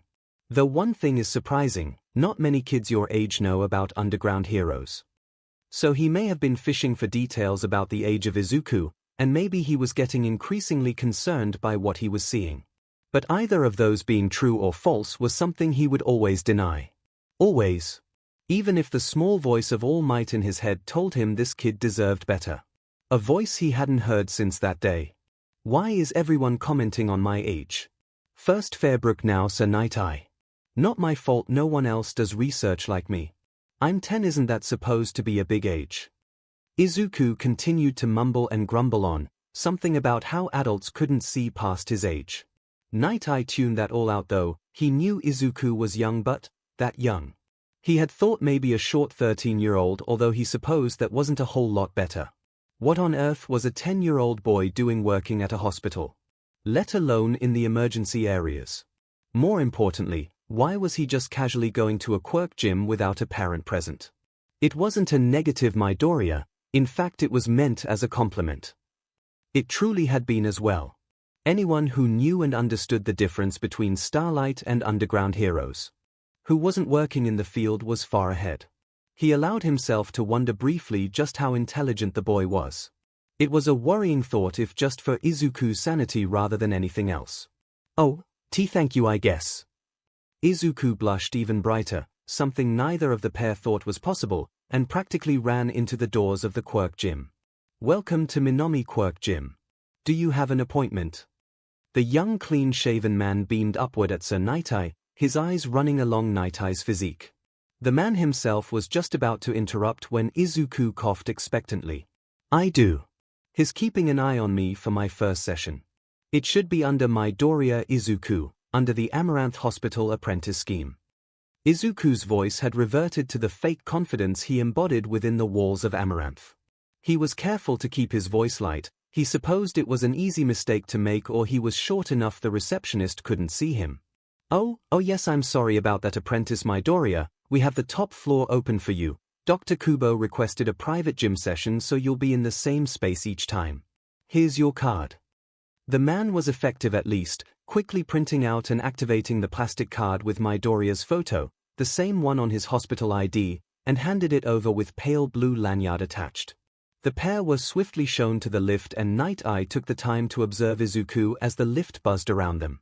His mind caught up on too many things that all seemed so small, a puzzle he was desperate to put together. The floor Izuku was given to use almost put Kyoka's whole office to shame. Mostly open plan until a room which was labeled fire safe up to 2000 degrees. I'll take a seat over here. Night-Eye clapped Izuku on the back lightly and drifted across to the plush-looking sofa that sat against a pillar that helped to divide the wait area from the regular practice area. He got out his phone to check through any emails. For the one he really wanted but knew he would not receive. Not now. Izuku waited a second to make sure Sir Night-Eye was fully distracted before going to the weights area to prepare. He slipped into the changing room with his bag to get ready, pulling the white exercise clothes on as quickly as he dared before darting back out. He almost tripped at the sight of Sir Night-Eye still sat there.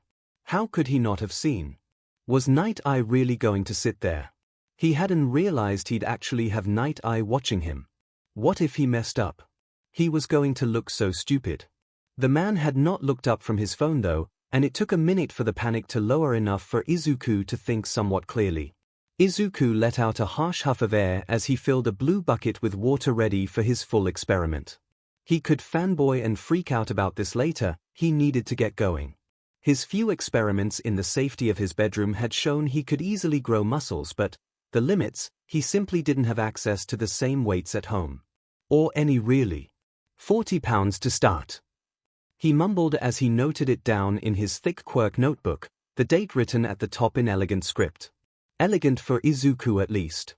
He made sure the book would stay on that page with a small flower whose leaves pressed down upon the pages. Sir Night-Eye caught unusual movement out of the corner of his eye just a few minutes later. his yellow eyes widening comically at the sight of Izuku, bench pressing 160 pounds with relative ease while his skin up to his neck was encased in water. It took approximately 2.56 minutes for Sir Night Eye to work out exactly what was happening. The SWCH from 160 to 180 pounds certainly helped him in his analysis, and oh how exciting it was. Not just the quirk but the brain behind it. He watched closer after that wonderful revelation, as Izuku swayed to stretches he had obviously learned from YouTube. The water curling around him once more, and within the span of 10 minutes Izuku's new muscled build was able to touch his toes once more. Impressive! Night Eye couldn't help but comment, a chuckle escaping his lips as Izuku buckled from his odd-looking yoga position and fell to the floor with a splutter. Why, you were watching? Izuku practically shrieked, his eyes so wide they threatened to fall from his head. Only the last few minutes. Your muscle building was impressive, along with the stretching. Most people seem to forget that part. Praise was not something he gave out to many people, most of his friends accepted that long ago. A lack of criticism often meant a compliment from him. But he couldn't let this boy not think what he did was amazing. Not when he looked as if the world was crumbling just from being observed. Not when his smile could light Tokyo City at the slightest compliment. It had nothing to do with the green hair so much like his and the smile that matched All Might's. Oh, thank you. Sorry, I'll just continue. Izuku shuffled over to his notebook and jotted down the improvements and ideas circulating in his brain. More to calm down than anything else. Dr. Shinso Kai was glad he only had a half shift on Saturdays, all things considered, but he couldn't remember ever being this glad to see his front door. Or the sounds inside of his dear Hina working in her home office. Today he didn't head straight to her. Instead he loved almost automatically to his son's bedroom. His arms wrapping Hitoshi in a tight hug before he even thought to do so. Dad! Hitoshi would forever deny the squeak that erupted at the surprise hug he was forced to endure. The arms only seemed to tighten as he tried to squirm away. Hard day, Kai began before his jaw and arms alike fell slack against Hitoshi. Letting the crawl his way out of the hold and into his desk chair before releasing the hold on his dad. He wasn't ever sure how to describe his quirk, holding wasn't exactly right. Though it was how his quirk counselor and everyone else thought of it. As if he gripped onto their minds forcefully until he let go. Realists, as it usually was far more boring. It was almost as if an invisible thread connected him and whoever he had under a spell. Rather than letting go of anything, he cut it loose. That never felt quite right either for the odd feeling that connection gave him. Not that it mattered. People believed what they wanted to. You could have just asked me to let go, you know. Kai chuckled as he shook his head free of the fuzziness that usually took hold after Hitoshi's quirk was used. He was very familiar with the feeling. When Hitoshi had decided he was too old for hugs at 7, he had once been stood in the corner for 10 minutes before Hina told Hitoshi to stop. Didn't mean he learned his lesson. Hitoshi snorted at him and refused to move. His eyes staring at his dad's haggard face, one that looked 5 years older than it had this morning. Bad. How bad? Hitoshi had learned long ago not to ask the whats and whys. I can't say much, a kid, he's such a good kid, he doesn't deserve what's happened to him. He's a lot like you in that way, Kai sighed, deeming for the first time how perceptive and young his son truly was. Perceptive enough to know, too young to keep it secret. Hitoshi sat there staring at his dad as he processed the odd wording that sounded more like someone tiptoeing round a bomb rather than a conversation. A bomb he felt with near 100% certainty he could guess in one go. One he felt he knew with startling clarity, even though it wasn't his. Will he be okay? That was safe enough surely. I hope so, he's around your age, you know. I was thinking I could introduce you next time you come in with me. They both knew Kai wasn't really asking. Not that Hitoshi had an intention of saying no. Someone like him was worth getting to know. You're a dual quirk user. Night Eye's jaw fell halfway to the floor as he stared in surprise at the tree half wrapped around Izuku's torso. 2 long appendages sprung up over Izuku's shoulders, long enough to span the width of the waist area. The limbs looked almost like arms with the hands half-formed and twitching. Each movement slow and deliberate. It's why I'm able to have this place. Train all aspects and all, 𝐒𝐿 stuttered out, his hands clutching at his cheeks as if that could ever in a million years hide his bright strawberry-red cheeks. Even the tree moved its long limb-like branches to curl around his face to help, and to be fair it did a fair sight better than 𝐒𝐿 did. Sorry, that was unprofessional of me. It's incredibly rare to see. Do you mind if I ask what you are attempting? Sir Night-Eye watched in wonder as the tree limbs moved seemingly on their own accord, though he knew it had to be 𝐒𝐿's unusual quirk.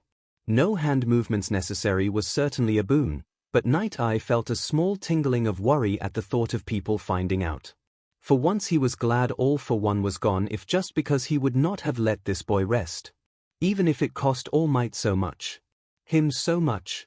Oh, well, yesterday when I was attacked my quirk reacted and I suddenly had a huge thick wooden shield around my body. Didn't help much, but it helped me think of other uses. I've only been growing plants before as a full plant, but this means I could use them effectively in fights or defense.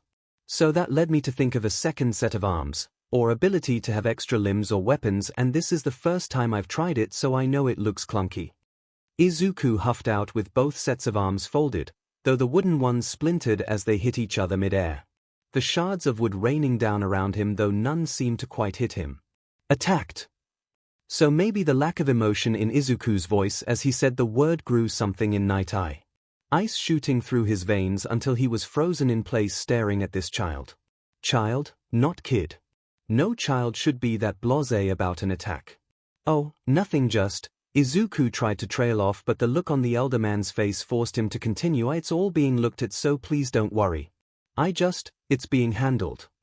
Each word punctuated by his quickening breathing until he felt like he would never be able to get enough air into his lungs.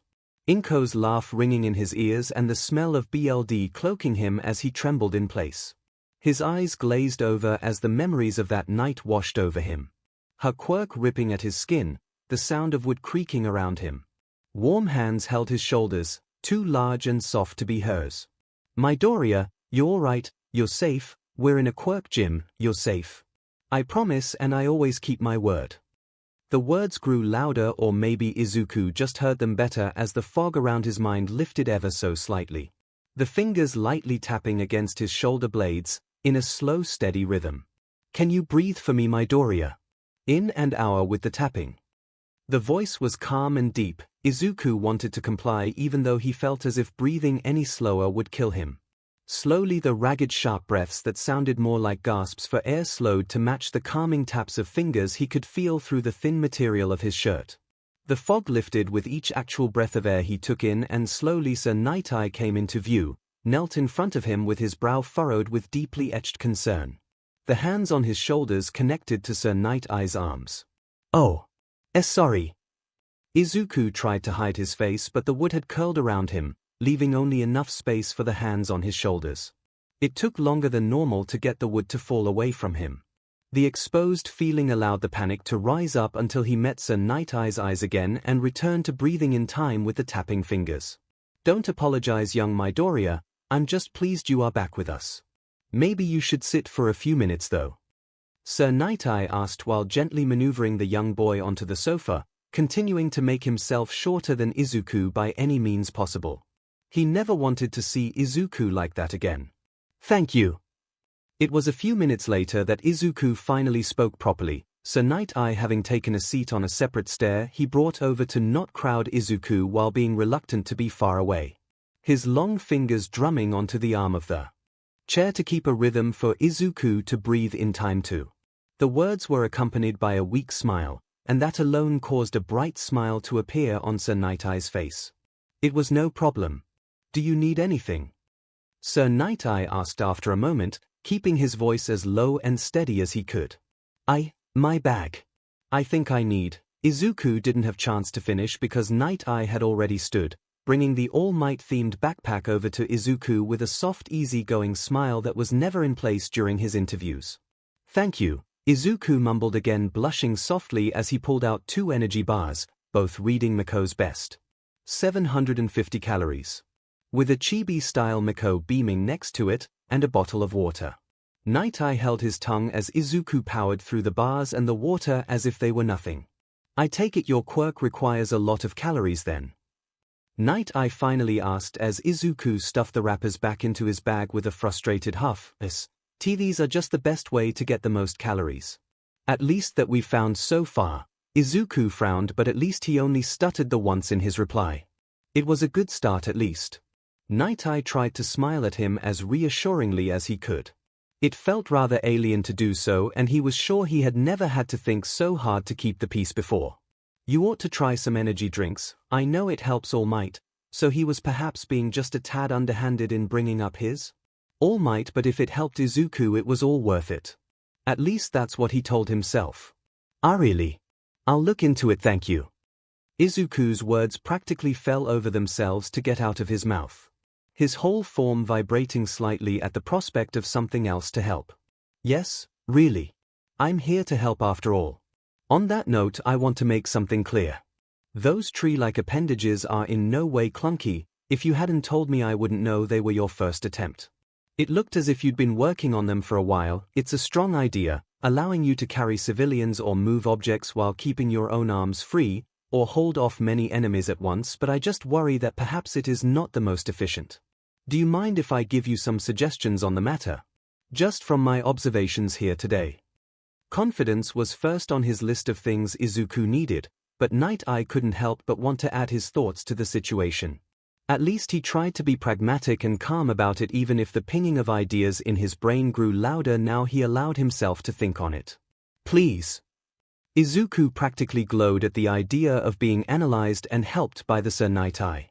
The arms certainly look very human, but I do wonder if that's adding to the timing. Also, depending on what you needed, other plant structures are much better built for flexibility than trees.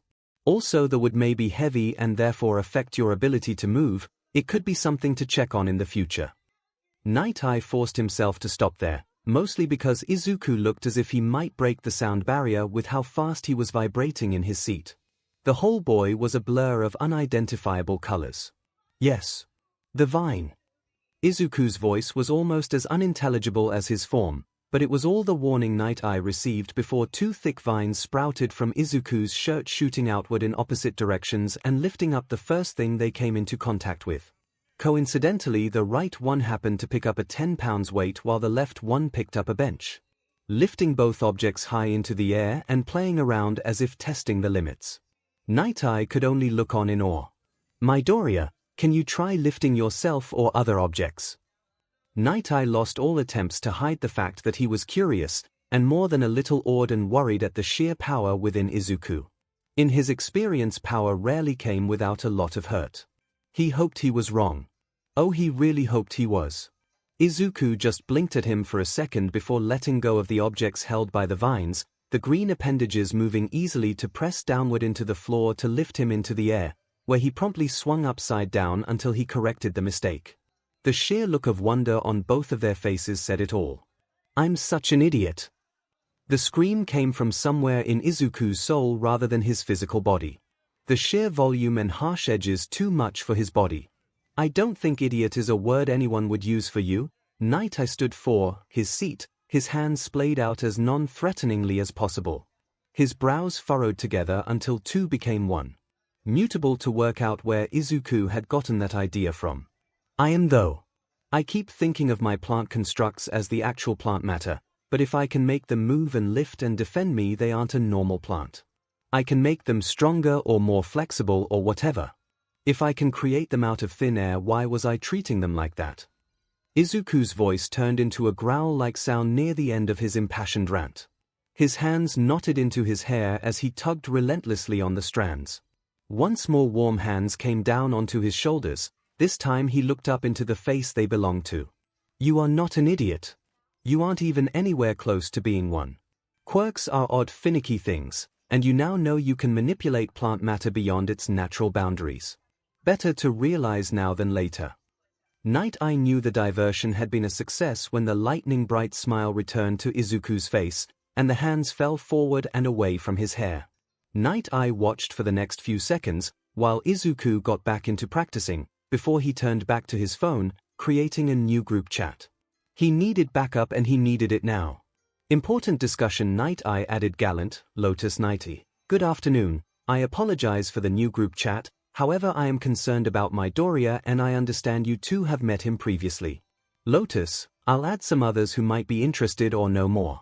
Lotus added Bliss, Eraserhead, present MIC Night Eye. Thank you, Lotus.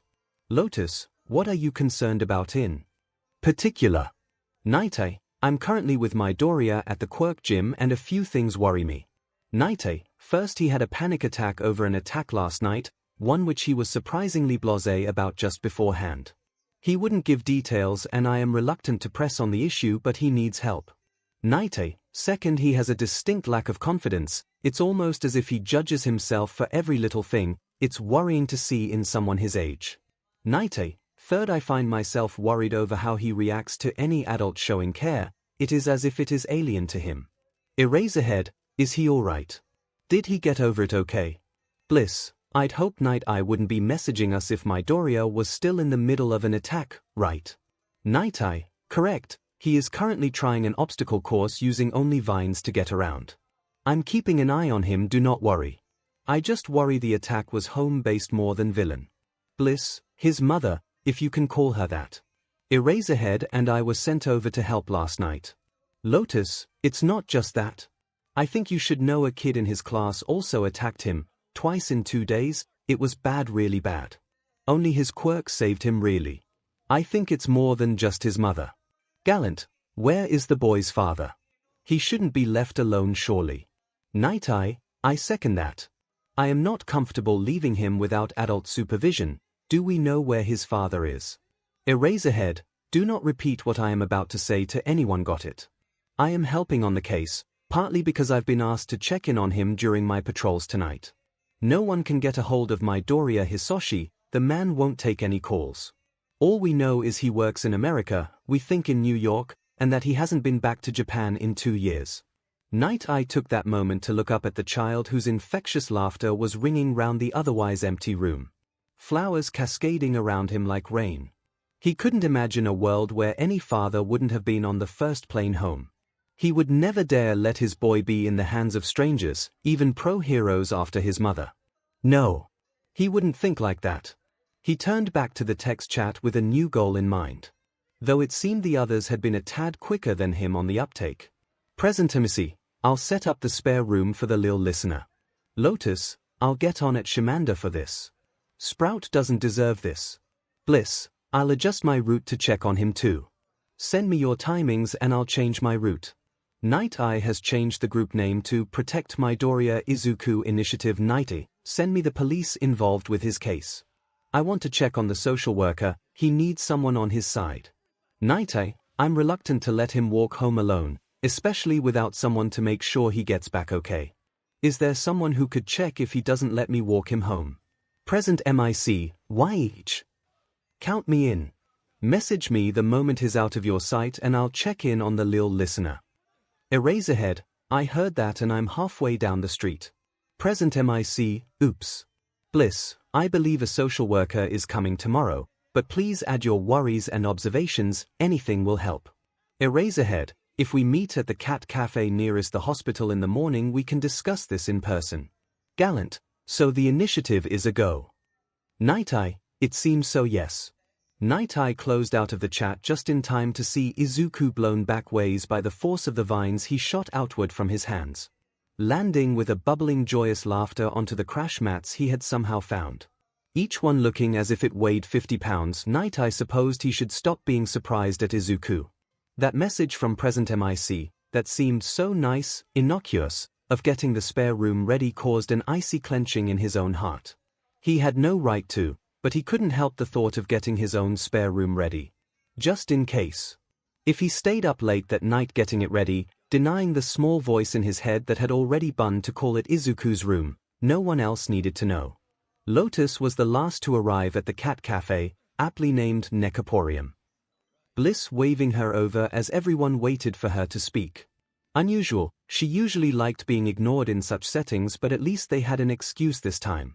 She took her sweet time in sitting down, feeling their eyes on her each moment as they waited for her report. Bliss' arm draped around her shoulders as she leant back into the booth. He's fine. I handed him over to Dr. Kubo and Sprout didn't realize he was being sprayed. Lotus huffed out, her legs extending under the table as she noted the animosity already bristling at the table. Though the 1,000 yen being pressed into her hand by Bliss probably tipped her off first. It seemed the hands had tipped already, rather than the space between Gallant and the pair of present MIC and Eraserhead being constructed around the sleeping pair of cats. She vaguely realized one was Idamame and one was Mochi. It seemed the cats had taken advantage of the space. Gallant was even pouting. Night Eye was sat on their side, his arms folded in front of his chest, but the glare he usually held had no more power considering the black cat sleeping across his shoulders. Pitter, if Lotus remembered correctly, and the little calico currently splayed out on his lap. Missy, she knew that belly fluff anywhere. How'd you manage that? Bliss asked as softly as she dared, sliding a hot chocolate with extra marshmallows across towards Lotus before settling back against the booth. Her free hand rubbing absent-mindedly up and down Lotus' arm. Sprout's my little buddy. I asked him about the new All Might movie and we talked the entire way. We stopped off to get some more energy bars and I managed to get more healthy ones for him, by the way. Lotus nodded in the vague direction of Night Eye. Thank you. Night Eye unfolded his arms just enough to scratch Missy on the head, his muscles unknotting as that at least was dealt with. You knew him from before the hospital. It wasn't a question. And considering it was Aizawa who voiced it, Lotus had no option but to reply as simply as she could. I believe I met him first. He was attacked by some brat from the same school. Nearly, his quirk saved him before I could get to him and I was in civilian mode. He was obviously scared and I took him into the station. That's the kid I told you about. He was just such a little thing, you know. According to Shamanda, that arrest might have caused Sprout's mother to snap. Lotus trailed off slowly as she looked around the heroes set around a pastel pink table that held various hot drinks in different floral containers. She made a note to make sure Aizawa chose the meeting places more often. Discussing surveillance tactics here would certainly be more pleasant than the usual rooftop. The heroes around her were all glaring downward at the table in front of them for a moment. He went from that to working at a hospital within a couple of days. Do they want to break the lil listener? MIC growled out, slamming his hot chocolate with extra marshmallows onto the table, dislodging a very grumpy-looking grey kitten whom was a new addition to the cafe. Soybean. The green eyes flicked to each person, assessing them before finally plodding across to Lotus despite MIC's hurried apologies. Baby. Soybean. I'm sorry, baby. MIC cooed after the little fluff ball that resolutely worked its way onto Lotus' lap. Give it up, Soybean is mine now. Lotus chuckled, striking Soybean behind the ears, feeling her whole body relax at the sound of the truck-like purrs. No fair. MIC wailed, tears streaming down his face despite no one else appearing bothered at all by the exchange. Back on topic, please. Aizawa huffed after a moment, his head tilted slightly away from MIC. As if that would help against the shrill of his husband's voice. I spoke to Shamanda last night, after I dropped my Doria off. He told me about it, about a lot of other things too. They managed to get CCTV from the school. It's bad. It's not looking good for the mother. It's obvious she should have known what was happening. Night Eye added into the ring with a long drawn-out sigh, absent-mindedly petting the two kittens that had decided to use him as a bed. It was a sight most heroes at the table never thought they would see. An unsure Night Eye.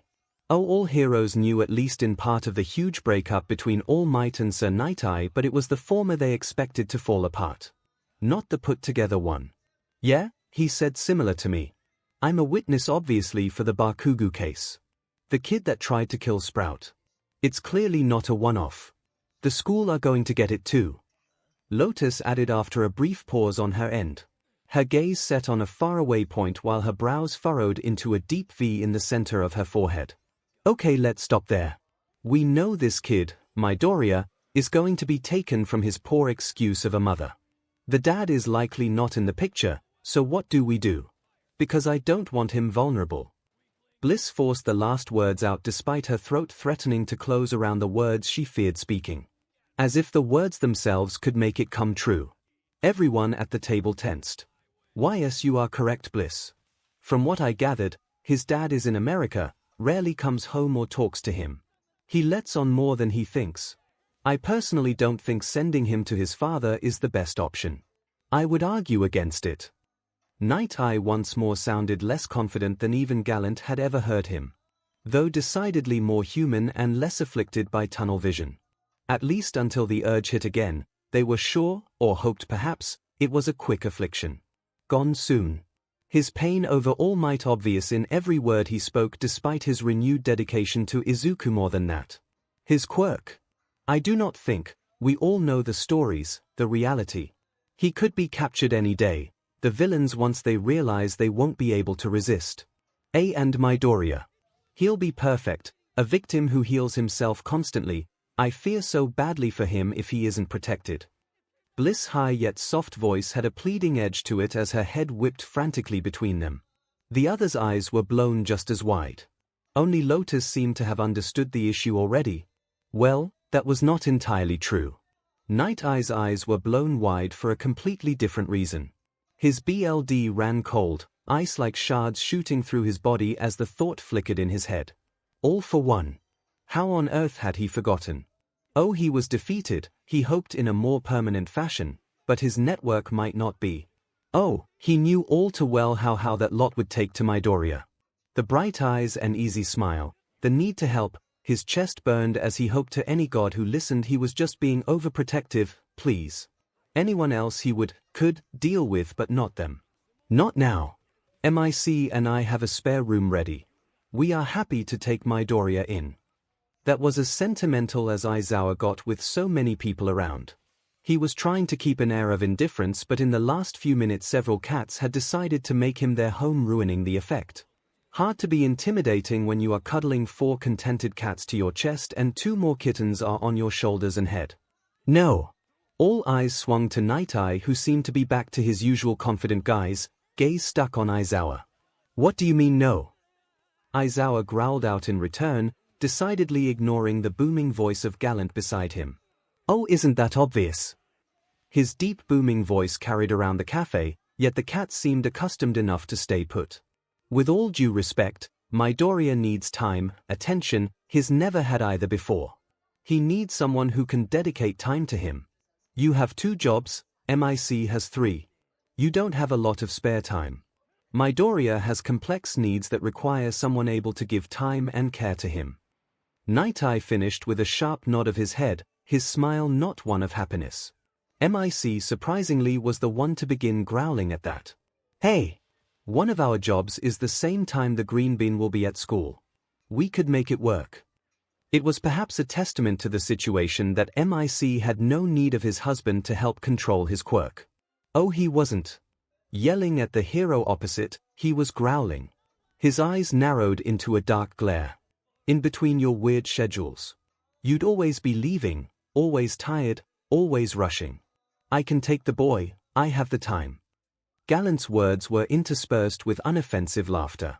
His chest heaving with the sound of it. You end up in hospital almost every shift. Lotus hissed across the table. He works there, does he not? Extra family bonding time. Gallant waved off the concern with the same energy he waved offset things in life. Oh yes, because seeing his guardian constantly need his quirk isn't going to make him feel used. The words practically dripped with dark promise. Perhaps if it had come from someone else it wouldn't have been so shocking. But the simple fact that it was Night Eye who spoke them sent shivers down their spines. Even Gallant looked frozen under the poisonous glare as he spluttered to defend himself. Aizawa's lips pulled into a mirth-filled smirk. I just meant it wouldn't affect time spent with him, and you know it, Night Eye. Why do you care anyway? Of course, doesn't mean my observation was wrong, old friend. Quite frankly, isn't that part obvious? I also want to adopt Midoriya. We spent a few hours together yesterday, I don't think you ever have though. Your only interactions are hospital-based. That final dig in Gallant's direction had a rather rude hand gesture pointed at Night Eye, only for the owner of the cat cafe to take away Gallant's cat as punishment. Now it needs to be known. The sight of a tall muscle-bound man, pouting with his arms crossed in a pastel booth in a cat cafe is a true wonderful sight. Eventually though all eyes slid to Lotus and Bliss. What? We haven't said anything. Bliss pouted, hers somehow managing to look more dignified than Gallant's. Exactly. Did you want to make your case? MIC, it seemed, was the one to break the tense silence, though he was pretty sure he already knew the answer. No. Sprout is my little buddy. We're filling in big sister duties only. I'm way too young for a child. Lotus' hands slammed down onto the table as her body shook. Bliss' arm lowering to hook around her waist with a confirming nod. They weren't stupid. Too young, heroes barely in their 20s, was simply put not the best place for a child. The others nodded at her once before their argument began again. Lotus was silently glad for front row seats. Who knew 𝐈𝐴𝐺 could be so high-pitched? We at least know how to deal with children with powerful quirks. We know how to help him. 𝐈𝐴𝐺 was the first to throw his comment into the ring. Midoriya already has a handle on that aspect, and he wishes to attend UA, so both of those are moot points. I also am studying for a license to students for the hero studies and mentorships. So I also know how to deal with powerful quirks. It is not that which is the problem. Night Eye flushed every so slightly at the admittance of that little fact. It had originally been part of his be so busy you can't think about All Might plan. But he found he rather enjoyed mentoring students. Then what is? The boy is a delight. Oh, and wasn't it painfully obvious Gallant hadn't actually talked to Midoriya outside of hospital? Even MIC and 𝐈𝐴𝐺 had, albeit briefly the day before, on patrols. He has panic attacks, he has no sense of how good he is, his intelligence is off the charts and he doesn't realize it. He apologizes for being human sometimes and then everything else we know need I carry on. Night Eye practically hissed. The sound alien to his usual calm demeanor. Emotional Night Eye had only ever had one cause before. He's a strong boy. Gallant infused, only stopping to down the rest of his coffee. He may be, but he really shouldn't have to be. Everyone will be vying for him soon and I really wouldn't put it past villain organizations coming for him once the news reaches them. 𝐈𝐴𝐺 huffed, nodding along towards Night Eye as everyone seemed to shift slightly at the spoken idea. All but one at least. Midoriya is a bright boy. He loves heroes, he'd never side with them. Gallant continued to laugh at the preposterous notion. Sometimes Lotus had to wonder if muscle mass directly correlated with lack of critical thinking. But Night Eye certainly had both, so the jury was out on that one. Being bright won't help him if he's kidnapped. As stated earlier, his quirk would make it all the worse. Night Eye seemed the only one willing to try and reason with the giant man. If protection is needed, then I am surely the best bet. Sorted. Gallant slammed his hand down onto the table, sending half the cats flying in opposite directions. No. 𝐈𝐴𝐺. Apparently that was all that needed to be said. No one else could really argue that. I have intimidation on my side, my building is already guarded and I will be able to take him home from work. I have a few spare rooms for him to choose from, a library on site. What could be better? Gallant chuckled at the silly little attempt to stop it. Watching as each of them realized that any social worker looking at the facts would agree Gallant was a good option on paper. Only people who actually met the man would realize how bad the idea was. MIC and 𝐈𝐴𝐺 shared a pained glance, realizing in the same moment the social worker would look at them and probably reject it. Perhaps for anyone else it would go through, but they had to admit defeat at least partially. 𝐈𝐴𝐺 nudged his foot against Night Eye's leg and once he caught the tall man's gaze he nodded sharply. Night Eye nodded back. I have similar protections on my home, including its location being less well known. That will help as much as anything. My hero work is mostly non-violent and it is heroes within my agency who patrol and not myself. I am located close to a lot of amenities including a park and a highly rated middle school should Midoriya wish to transfer, and I live closer to Amaranth than all of us. His journey home would be just a few minutes rather than an hour. On paper I would suggest we are pretty even. Night Eye turned his gaze to Gallant, a smirk pulling at the edges of his lips, his eyes sparkling slightly as he pushed his glasses further up his nose. Night Eye has a point. The shorter commute will help too. It looked as if it physically pained 𝐈𝐴𝐺 to say something complimentary to Night Eye. I would recommend asking if he wanted to change schools. He was so scared going to the police he may not realize it's an option or that it won't affect getting to UA. Lotus added after less than a second's thought, effectively cutting off whatever Gallant had opened his mouth to say. It won't, will it? Bliss added, staring at the two teachers with wide kitten-like eyes. No. It wouldn't, and even if Nezu is worried, I'll vouch for the kid myself if I have to. Aizawa promised after a second. He never could resist eyes like that. We will.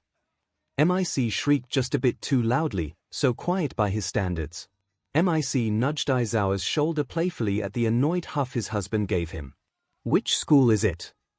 Lotus asked just as Gallant thought he could open his mouth again. Monabu Middle School. It is highly regarded and their security is high. I can assure you, they did a security check on me when I went to give a talk. Night Eye added the last point when it was clear he was only going to be asked to disclose it anyway. Plus it stopped them wondering about how much research he had done the previous night. Monabu is good, tend not to be easily expellable. Coming from Aizawa, that was the highest compliment a school could hope to achieve. A medal-worthy event really. Low villain turnout too, Lotus muttered under her breath. A sudden crash had them all admitting Gallant really did exist. Even if his bowling ball head was smashed into the table with a steadily growing pool of tears surrounding him. Why are you supporting Night Eye? Gallant whined on the table, tears streaming down his face. If they hadn't known he could turn this off and on like a light SW, it might have been disturbing. As it was, he only received a sharp kick to the shin courtesy of Lotus. He's the lesser of two evils and we live closer to him. Mic chirped back in response, his gaze hard as he bored holes in Night Eye's face. Hey! We want Sprout sitting duties too. Bliss hissed, her eyes wide, arm tightening on the equally appalled Lotus waist. Agreed. He obviously really enjoys your company. Night Eye waved his hands in a half-surrender motion at the deep glare Lotus had pinned him down with. We'll work out an arrangement. If you have any missions, we want first option of having him round. Mic nodded as if everything was already decided, and Night Eye for the first time felt as if he wasn't sure he wanted to win this argument. But the idea of losing Izuku, the bright-eyed boy who smiled so brightly despite everything, whose green hair looked wild but was soft, who giggled as he made daisies sprout in his hair, yeah, he was glad he won at least this argument. One step closer to Izuku being his son. He knew it wouldn't be like that yet. Izuku hadn't had a real parent for a long time, if ever. And it still hung in the air if his father was still around, but Sasaki Izuku made his heart clench in a painful manner while making him smile in a way he hadn't done in months. The next hour was spent with Gallant pouting and going through 10 hot chocolates, while the rest of the table, now covered in cats and kittens, worked through the application for Night Eye. It was calm. A very nice thing to be. Seiki had been sitting in the too clean office for the past half an hour going over the case file for one Midoriya Izuku. She was one of the more experienced social workers in the building, and she did not doubt she needed that experience for this case. Let out a soft sigh as she noted down some new to her information, the latest email from the police. They had talked to the elderly couple living above the Midoriyas who had lived there for years and had never once seen Midoriya Hisoshi or anyone close to matching his description come in or out of the Midoriya flat. He was always away and apparently no one had ever met the man. Only having Inko's word that he existed at all. That certainly made that point easier for her, if only because it made the police's job that much harder. She had a neat table drawn out to the side with tally marks for and against each person vying for Midoriya's custody.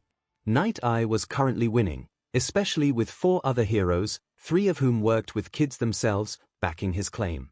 He also had very few negatives, the only one really that concerned her was him being single, but she had to admit it was a tiny niggle and he wasn't the type to bring a parade of people through the house confusing a young child. She's already gone over his and Gallant's claims. She tried not to have a favorite. In the end it was Izuku's decision and his alone. She assessed the father last, waiting on that crucial email.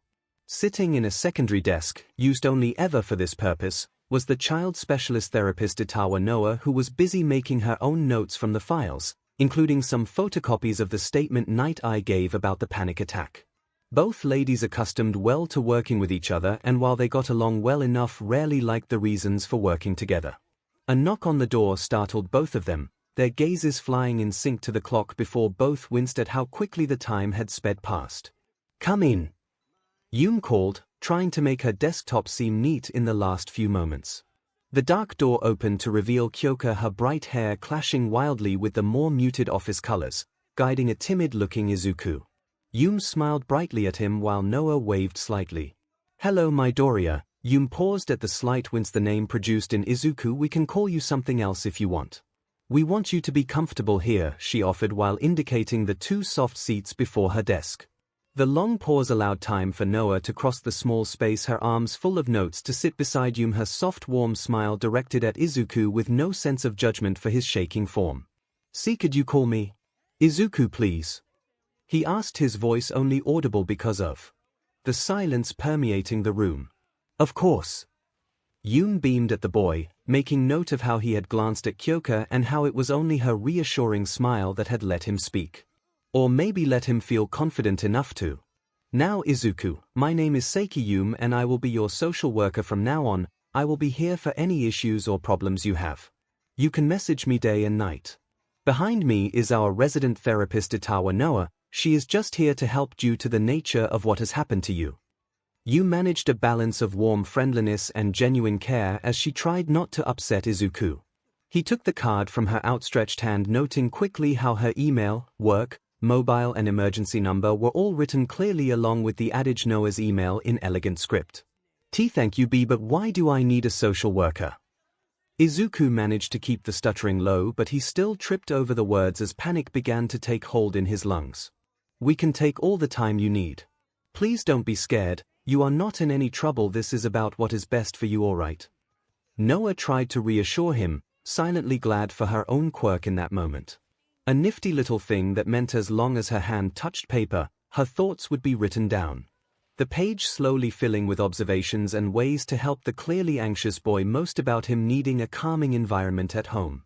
Hey, you know I wouldn't let anything bad happen to you. Kyoka had turned in the chair, her hand clasping Izuku's tightly as she ran the other up and down his back. The trembling didn't stop however, and after a calming minute 𝐿 decided to change tactics. You sure Fairbrook Kyoka, I take it. Shimanda told us you would be here. It's a pleasure to meet you. 𝐿 leant across the desks to shake her hand with a beaming smile. Yes, I'm Izuku's quirk therapist. She nodded once with a soft smile, still rubbing her hand up and down Izuku's back. While 𝐿 and Kyoka talked about banal light things, obviously hoping it would calm Izuku down, Noah moved to crouch before him so she was eye to eye with the trembling boy's watery green eyes. Hey Izuku, I think we would be much more comfortable over there, maybe take a little look at the flowers. Or the beanbag chairs. Noah spoke as softly as she dared while still being audible, and for a moment she was sure her words had no effect. But the eyes seemed to focus more on her, and after a long drawn-out moment he nodded. Okay. She stood slower than she would have liked as not to startle him and led him to the opposite corner where several beanbags were strewn around in a circle on a brightly colored rug. The wall taken up by a bookcase half holding the case files and half overflowing with appealing flowers in a range of colors. Is that a stargazer lily? Izuku asked the moment his gaze locked onto the magenta-colored flower, whose bright coloring faded to the edges of the petals to a soft off-white. It looked appealing against the painted blue of the bookcase it sat upon. Yes, appealing, isn't it? Noah smiled softly as she settled herself on one of the beanbag chairs. Watching him caress the petals softly. Lilies always are, but I like orchids the most. They are stunning, Izuku spoke after a moment. He spent about more time interacting with the other flowers before he too sat down on a beanbag, looking decidedly less anxious than he had at the beginning of all this. Slowly the other two made their way over, trying to be as natural about the move as possible. 𝐿 sending Noah a small smile in thanks. Perhaps asking us questions first might be easier for you, Izuku. I promise neither of us will be upset at anything you have to ask. 𝐿 kept her voice even and calm as the vibrant green eyes snapped towards her. The only part of him trembling now was his hands, which were wringing together in his lap. Have you contacted my father? He asked after being unable to force any words out of his mouth other than that. I'm sorry to tell you, but he won't pick up any calls from the police or us. 𝐿 frowned at the almost relief on his face. Noah supposed that was a relief, that his father might just be truly unreachable or hated everyone rather than just him. See, can I just stay in the flat then? He asked, almost hopefully unwilling to think of anything else.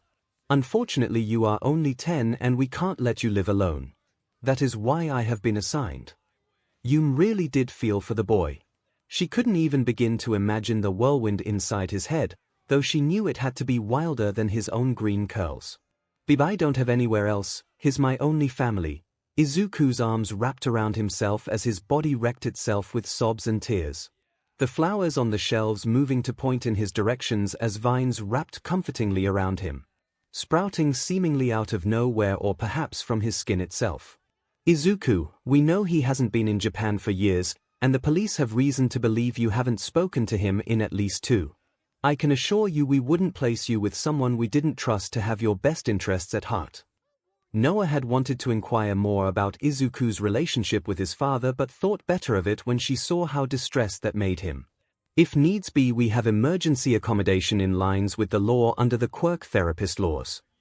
Kyoka interjected immediately, lending her hand to Izuku to clutch tightly as a lifeline in this place. Thank you, Miss Fairbrook. However, I have had several requests for adoption or fostering applications for you, Izuku, specifically. I have gone through the pile and you won't be alone for long, Izuku. Even if you don't like these applicants, we won't stop until you have a family again. Yum promised him, knowing in her heart it was true. As someone wants me. The incredulous look on the still crying boy's face might have been funny or even just amusing if in any other context. As it was, Yum smiled sadly in his direction and opened her file to the table. Yes indeed, I have a short list if you would like. They won't know what you say here unless you tell them, so don't be afraid to say anything, alright? Yum paused for a moment to let Izuku take that in, and eventually he nodded with a faint but determined look to his face. Okay, these are in no particular order. You may ask for my thoughts if you wish. We rejected the few who didn't meet the standards, but you should know your godmother Bakugo Mitsuki did also offer. Once more Yum paused to watch as Izuku ran over that information. She hoped it was the right thing. As she dares. The words spilled from Izuku's mouth, startling the women in the room. Dares. Izuku, talk to me. Kyoka half begged, clutching at his hands, looking into stormy cold green eyes. He, her son. I can't, she dares ask that. After what he did. I can't. The phrase repeated over and over, tumbling from Izuku's lips without any stopping point. Flowing as easily as his tears. I understand. I rejected her application personally. I believe you can still destroy the shreds of you like.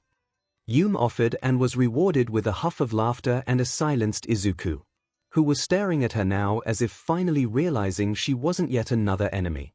Of the applicants that got through to this stage, first we have one Hirakushin, who I believe you know as Gallant. I understand you spoke to him and have met him at the hospital. You work there from what I understand.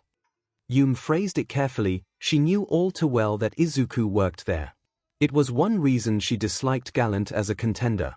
Oh, once, he was out the first time delirious. He gets injured a lot, I think. Izuku frowned thoughtfully. Sure, he liked Gallant the hero, but...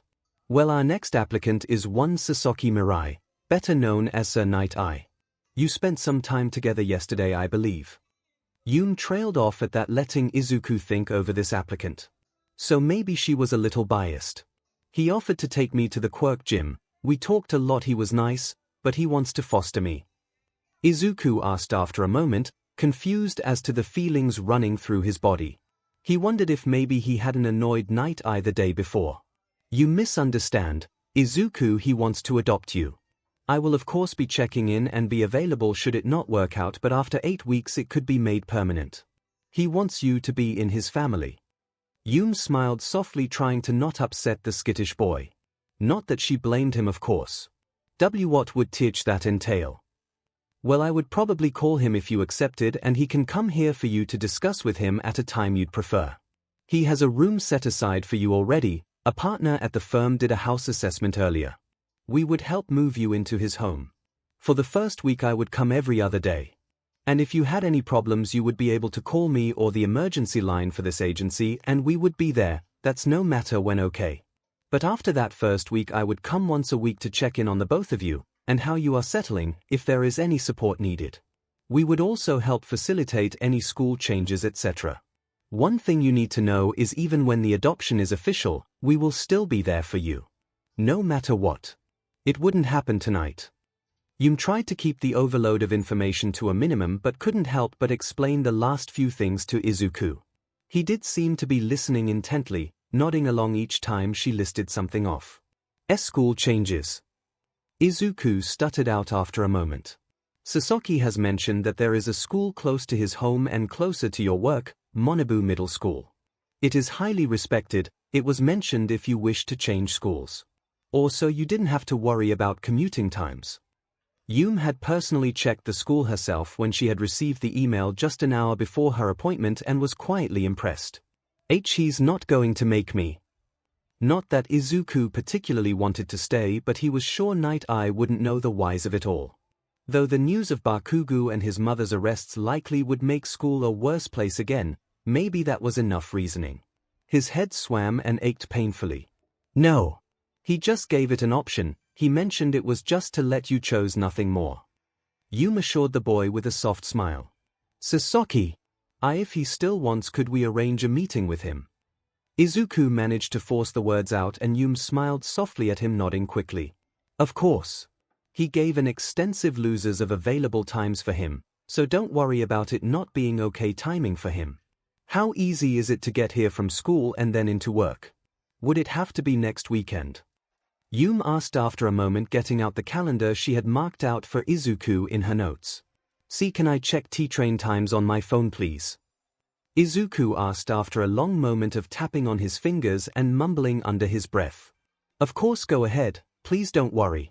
We aren't going to rush you. Yum assured. She watched as he fished out his phone, ignoring several notifications, and tapped away at various apps until he nodded determinedly. I think I can get here after my shift. It ends at 6 p.m. so I should be able to get here for 18:40 any day this week. I understand that's late. Izuku winced softly as he realized just how late that might make the poor pair. But both just shook their heads at him. Don't worry, that's perfectly fine. Our offices are open till 8 p.m. on weekdays. Plenty of time for you to meet and discuss. Noah piped up, clapping her hands lightly together, delighted that the vines were slowly pulling back and shrinking down. What day would be best for you? Yum tried, and Izuku paused before worrying at his overlip. A Monday. He half asked, watching carefully as Yum noted it down. Tomorrow. Of course, no worries. She smiled at him, this more genuinely warm and comforting than any he had seen on her face. Would I have to move in on that day? He asked almost as an afterthought, surprised that it managed to slip out.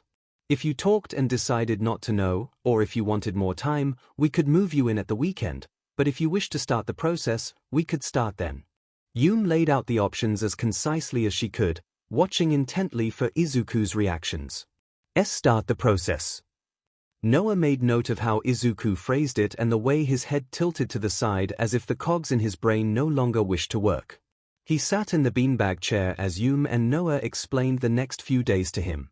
He even remained silent as the pair took him home to help him pack up the necessities so he could stay at the Fairbrook's emergency accommodation. The only thing he insisted on was packing up his beaten-up laptop personally and making sure he could take all his homework. Otherwise he was blank and looked only half aware. Kyoka greeted him with a sweeping hug, letting them know she was on duty for the emergency rooms that night. Yum spent a little longer than necessary helping Izuku unpack some items in the small but perfectly acceptable room. She left hoping the meeting went well. Izuku awoke to a world turned upside down yet again.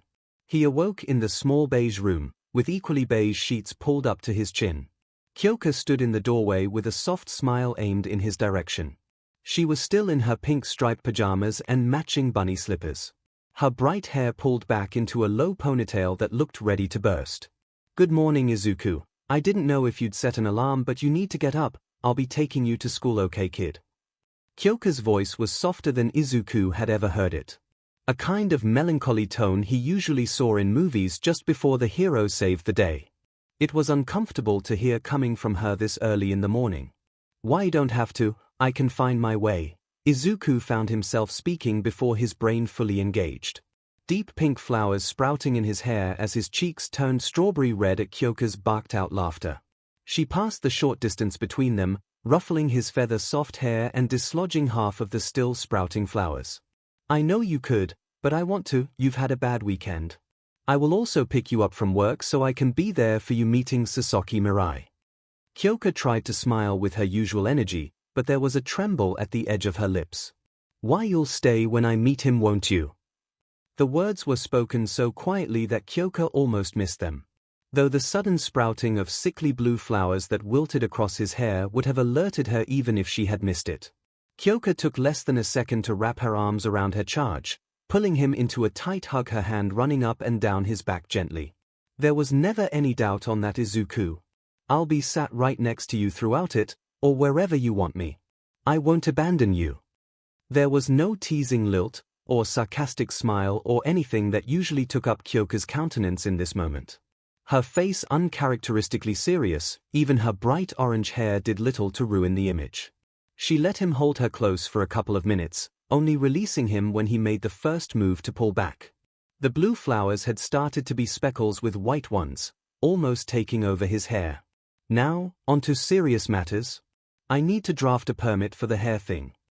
𝐂𝐽𝐽 grinned down at her charge at the look of utter confusion seconds before a dust trail was left in his effort to get to the bathroom. A trail of flowers left in his wake. Izuku sat in the beanbag chair, one Noah hadn't quite been able to get him out of since he arrived. She was sat in the one beside him, 𝐂𝐽𝐽 on the other side, quietly listening to the stream of unconscious mumbling about each plant species he knew and their properties. It was a rather impressive list. Longer than she expected. Apparently there was a type of plant that reproduced by bursting into flames when the temperature got too hot. She wasn't entirely sure she was comfortable with Izuku knowing that, or why a kid his age knew that at all. It certainly wasn't innate quirk knowledge. Sasaki Mirai wasn't due for neither a few minutes, leaving Yum sat at her desk double-checking all her paperwork. Including the few news articles she had managed to dredge up about Sasaki's split from being All Might's sidekick. It may have just been her nosy side talking, but it was something she was curious about. She had already placed the printouts in the not important pile. There was no indication of anything other than a sidekick wanting to step out on his own as far as she could tell. Disappointing, she was rather hoping for gossip. If you want it to stop, just take my hand or tap me with a flower, okay Izuku. I'll make it stop the moment you do. 𝐂𝐽𝐽's soft whispers barely made it to Yum's desk, but the woman couldn't quite contain her smile at it. Another note made on a separate page. Miss Fairbrook is trustworthy with Midoriya Izuku. Yum jumped as the page she had been waiting for alerted on her belt. She nodded to Noah on her way out the door to collect Sasaki. It allowed her a couple of minutes to talk to him, or any adopter really, before introducing him to Izuku. Or reintroduce as the case was. The man was in the small waiting room that had deliberately bad seating, and coffee that was never quite hot enough. When she first started working here she had questioned it, but after years of seeing the amount of adults getting in a tantrum because of the coffee she understood. She didn't know what she expected, but the man sitting in a perfect grey suit, briefcase on his lap and fingers tapping away was not it. The moment the man realized he was no longer alone he stood, towering over her easily. Good evening, pleasure to meet you Miss Yum. Night Eye held his hand out to the woman, his height making their hands shaking slightly awkward, but the candid smile never left his face. You too Mr. Sasaki, Izuku is waiting in my office. I just have a few ground rules before you meet him. Yum perched on the opposite chair to the one he had vacated to greet her. She made a note on her file when Night Eye easily sat back down and turned to her expectantly. First, I want to thank you for being able to come in at such short notice. Secondly, I know you already know this, but Izuku is a very anxious child. If I believe you are making him worse, I will ask you to leave. Third, I want to know if you managed to read the email I sent you this morning. It was no trouble at all. As to your second point, while I hope and will strive to never need such input, it is good to know you have Midoriya's best interests at heart. Night Eye went to continue but was stopped by a small frown knitting Yum's brows together. He prefers Izuku. I believe the family name reminds him of his mother. She didn't have to elaborate further. Night Eye was already nodding along with his lips pursed into a thin straight line. I will still ask his permission. I read that email by the way. The forms are all filled out including the housing assessment. I have brought hard copies of all of them. Night Eye tapped his briefcase lightly, and for a moment Yum wondered if he had ever not been prepared in his life.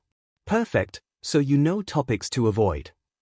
𝐿 had already started to stand up as she spoke, and Night Eye followed suit easily, with yet another nod in her direction. Perfect, if you would like to follow me. The walk back wasn't exactly long, but it allowed her to chat a bit about other matters to him, the stiff posture relaxing somewhat. The pair were both as nervous as each other, it seemed. Another point in favor. All too soon they reached the door and she walked in as calmly as possible. 𝐒𝐿, Sasaki Mirai is here to meet you. Would you like to stay on the beanbags? 𝐿 asked, turning just in time to catch the indulgent smile on Night Eye's face at the sight of the green-haired boy half swallowed by a bright blue beanbag. The boy in question tensed slightly, turning as much as he was able to look at them with large wavering green eyes. If that's all right, is Mr. Sasaki, sir? Of course it is. Night Eye responded before 𝐿 could say the same thing, the man striding across the room easily and sliding into the beanbag opposite. In one swoop the furthest away from 𝐒𝐿 while also being able to still talk easily. 𝐿 added yet another tick before she took a seat next to Night Eye with a soft smile at 𝐒𝐿. Miss 𝐿 tells me you prefer 𝐒𝐿, would it be alright for me to call you that too? At least for this meeting. Sasaki asked after a moment of being watched by 𝐒𝐿, the boy turning a bright strawberry red with deep pink flowers sprouting in his hair. Raising a chuckle out of all adults involved. Please. 𝐒𝐿 managed to stutter out in between trying to get all the flowers out of his hair. That's rather new, when did that start? Sasaki asked, looking at the dozens of small flowers now littering the room. This morning, we think different colors mean different emotions. It came out more as a question than a statement, and 𝐒𝐿 turned to Kyoka as if to double-check. Night Eye glanced her way in time to see her nodding. We're still learning about his quirk, odd things like this will CRP up. This is only minor all things considered. I'm 𝐒𝐿's quirk counselor, Fairbrook Kyoka. Night Eye could sense the challenge she laid down with her extended hand, and he easily met it, shaking hands with her easily. I have no doubt on that. Seeing what he is capable of at the quirk gym, I would be surprised if this stuff didn't happen, Miss Fairbrook. It's a good thing he has you for a quirk counselor. I have only heard good things about your work. The quirked eyebrow coming from Kyoka and the small teasing grin told Night Eye he had won this round. Hopefully, at least. You still haven't told me how that went, 𝐒𝐿. Kyoka pressed when it seemed 𝐒𝐿 was phasing out again. His breathing growing more rapid, and eyes glazing over in panic. His whole body shaking like a leaf. 𝐒𝐿, it's all right, you're safe, can you breathe in time with me, with the tapping? Night Eye has moved forward, trying to make himself as small as possible as he began tapping an ease rhythm on the suitcase, whispering instructions to breathe in and out until 𝐒𝐿 was breathing normally on his own, his cheeks tinged pink. There we are you all right? Night Eye resolutely ignored the sound of scratching pens on parchment. His only goal was making sure 𝐒𝐿 was all right again. Sorry. Thank you, it's been difficult few days. It was a testament to how calm 𝐒𝐿 now was that he only stuttered once the entire sentence. It was that more than the reassurance that caused Night Eye to return to being seating in the brightly colored beanbag. If he sent a silent prayer that he would never have to sit in one again, no one else had to know. Even if he was making a mental note to buy 𝐒𝐿 one. Sasaki was nice at the quirk gym, gave me pointers. He's the one who suggested energy drinks. 𝐒𝐿's enthusiasm grew with each word he spoke, and Kyoka sent a grateful smile Night Eye's way for that alone. Not that he noticed, he was too busy with being pleased that 𝐒𝐿 was no longer stuttering. Have you tried that then? Night Eye asked after a brief pause, not willing to ruin the calm state 𝐒𝐿 was currently in. They are really helpful, especially at work. 𝐒𝐿 beamed across the short distance to him. How was work today? I think it went well. Dr. Kubo wants to start trialing me on older wounds and other aspects of healing, so he took me to a few wards with people undergoing rehab for things to see if I could help. It was only meant to be a test, but the wards are empty now. Well, almost. A couple of them are being sent home tomorrow. 𝐒𝐿 huffed softly at that as he finally finished his mini rant, though considering how happy he was, that wasn't necessarily a bad thing. You managed that in a couple of hours. Night Eye couldn't help but ask, his mind turned to how long it took to heal Gallant. Across G from him 𝐒𝐿's head was a green blur as he nodded. They were simple things already mostly healed, and I played around with healing 2 at once, but that took a lot of energy, so I'm not allowed to try again for a bit. Izuku shrugged at that, the pout on his face indicating exactly what he thought of that particular rule. If you could get Dr. Kubo to give you a warning, it may be worth having. Extra to eat the day before and a large lunch to help. I would also feel better if I knew, so I could collect you from work just in case, at least if this goes well. Night Eye had to fight the rising flush to his face at his own stutter. He had just been so caught up in talking he hadn't even thought how it might seem. Izuku seemed slightly overwhelmed as well, his eyes staring unblinkingly in Night Eye's direction. This seems a good time for me to jump in. It's nice to see you two getting along. We'll get down to business, shall we? Izuku, did you have any questions for Mr. Sasaki? Yum wiggled forward on her own beanbag, her hand poised back over her noteboard. Izuku turned and stared at her as if she had asked him to dance the hula on stage. Aye. Are you sure you're okay with F fostering me? Izuku, let me make it perfectly clear between us. I would not have put in an application of adoption, not fostering, had I not wanted to. I am not doing this out of duty or anything other than after meeting you and realizing what was happening, I wanted to adopt you immediately. Night Eye answered before Yum could even remind Izuku that Night Eye applied for adoption. But by the soft smile on Izuku's face she guessed it was deliberate. Night Eye quickly came to the same conclusion. Why, you mentioned you had another school in mind. Yes, it's only to give you the option, and it would allow more time in your day for things other than traveling.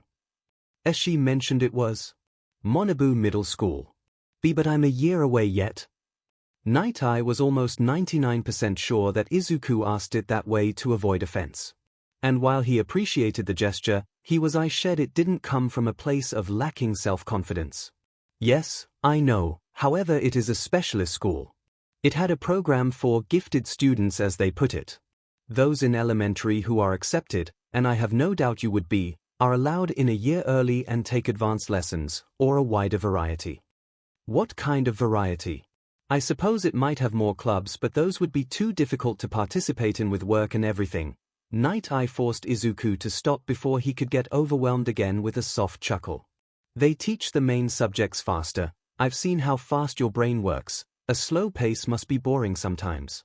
They use the extra 4 hours a week for a rotation of electives, robotics, extra languages, time for science experiments or guided study in something specific. Just to name a few, I have a prospectus with me if you'd like to see it. Night Eye tapped his suitcase and with Izuku's inquisitive nod he opened it up with a swift click. The thick prospectus handed over easily to Izuku. If Izuku is all right for now, Mr. Sasaki, did you have any questions for Izuku or us? Yum spoke after a moment of watching Izuku flick through the book with undisguised interest. Just a small one for Izuku, if that's all right. Of course, conditional on him being all right with starting the adoption. I have a room set up for you, but it feels a bit impersonal right now. I want to make sure you're comfortable, so I guess, do you have a favorite color or hero? Or any preference on anything there? I thought it might be nice to at least have a nice duvet set ready and we can sort out the rest at a later date. Night Eye could feel the burn rising up the back of his neck. He hadn't over-explained that much since All Might had laughed at his spluttering 5 years before. Izuku was bringing out all his worst traits. Not that he minded much. Why, you don't have to. I'm fine with whatever you have, you don't have to buy anything for me. Apparently the look on Night Eye's face alone, a sad melancholy look, forced Izuku to continue. I like blue and All Might, but that might be weird with you working with him before. Dark blue like the ocean. Izuku had wanted to assure a second time he really didn't need this, that Night Eye was already being far too kind, but the man just laughed softly. Remind me to show you the office sometime. I have a wall of All Might memorabilia, some at home too. So safe to say it won't be weird you having All Might themed bed sheets. If Night Eye had once tried it only to be told by the man himself that it was a deal breaker, only he needed to know that. Is there a bookcase in my room? Izuku asked after a moment of trying to come up with the right words to say. 2, I believe, 1 freestanding and 1 attached to the desk. Do you read a lot then? I have my notes. The quirk notes we talked about, and I like learning. I have some books on plants and water and healing and they need to be cared for properly. Izuku has been given some medical textbooks by Dr. Kubo as well. Kyoka chimed in, delighting in the slight jump from Izuku. He had forgotten she was there. His attention focused on Night Eye. There's more than enough room for them and any other reading you may have, don't worry. If you need more room we can easily sort some for you. Night Eye had the audacity to actually chuckle at that. Izuku nodded his head lightly. The pair beginning to discuss the various texts Izuku would bring and Night Eye mentioning the library at the end of the street that Izuku would love. Apparently their horticulture section was to die for. Maybe not literally. Alright, I suppose it's time. Izuku, would you like to think about this some more or are you happy to try with Mr. Sasaki? Yume asked when she found an appropriate lull in the conversation to inject herself into. Noah, who had been quiet throughout, hummed as she turned to Izuku, who once more seemed shocked other people still existed in the room. I am happy to try. If that's alright. Izuku whispered after a tense moment. The answering beaming as close to beaming as he ever got, at least from Night Eye, was all the answer he needed. Protect Sasaki. Izuku initiative. Night Eye is online. Night Eye, may I request your assistance with Izuku? I will be collecting him after his work to start moving things across, however I need to furnish his room a bit. Lotus, I'm there, give me a time and place. I have a list. Little buddy has plants coming by the way. So maybe some shelves for them too. Gallant, there can't be that many. Just put them in the bookcase. Lotus, more proof you haven't talked to Sprout. Plants are his thing, just, why do I bother reasoning with you? Eraserhead, aren't you on his payroll precisely to be his voice of reason? Lotus. Lotus, yes. Lotus, shut up. Eraserhead, truth hurts. Eraserhead, I'm available from 4 this afternoon. I want to help. MIC has his patrols until later. Night Eye, thank you, I appreciate your help. Bliss, I may be a bit late but I'll come along. Lotus, I thought you were on backup duty with the police tonight. Bliss, well, I mean I'm just on call in case and most of the police I usually work with are on Sprout's case anyway. Lotus, just promise you won't come crying to me when they get mad at you. Bliss, but, who else would I run to?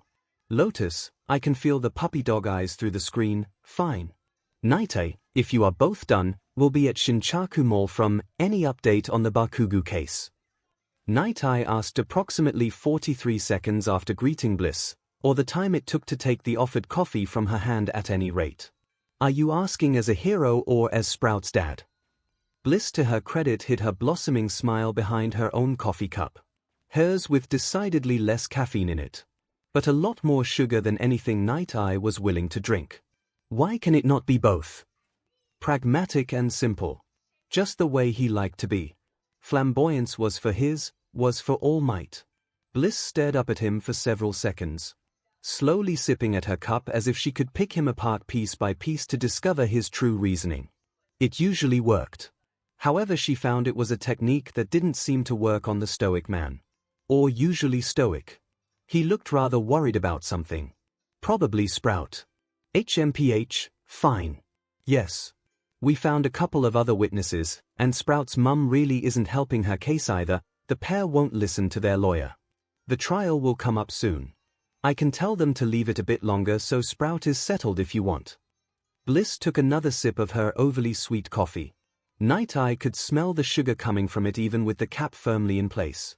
He hoped she didn't notice his shudder. He didn't want her telling Lotus. It took a moment for him to realize she had even asked a question, or that she had stopped speaking for that matter. I will ask him myself if that is all right. Something tells me making that kind of decision for him is a bad idea. Night Eye sighed after a moment. As much as he'd like to push it off, he couldn't. Not without Izuku's say-so. He doesn't think much of himself either. So make sure he knows he matters in this. Bliss hissed across at him, somehow managing to look intimidating despite, well, everything about her. Sometimes Night Eye wondered if that was her quirk. I know. He hoped that assured her, but he had known Bliss long enough to know it wouldn't. She was a worrier. Much like him in that regard.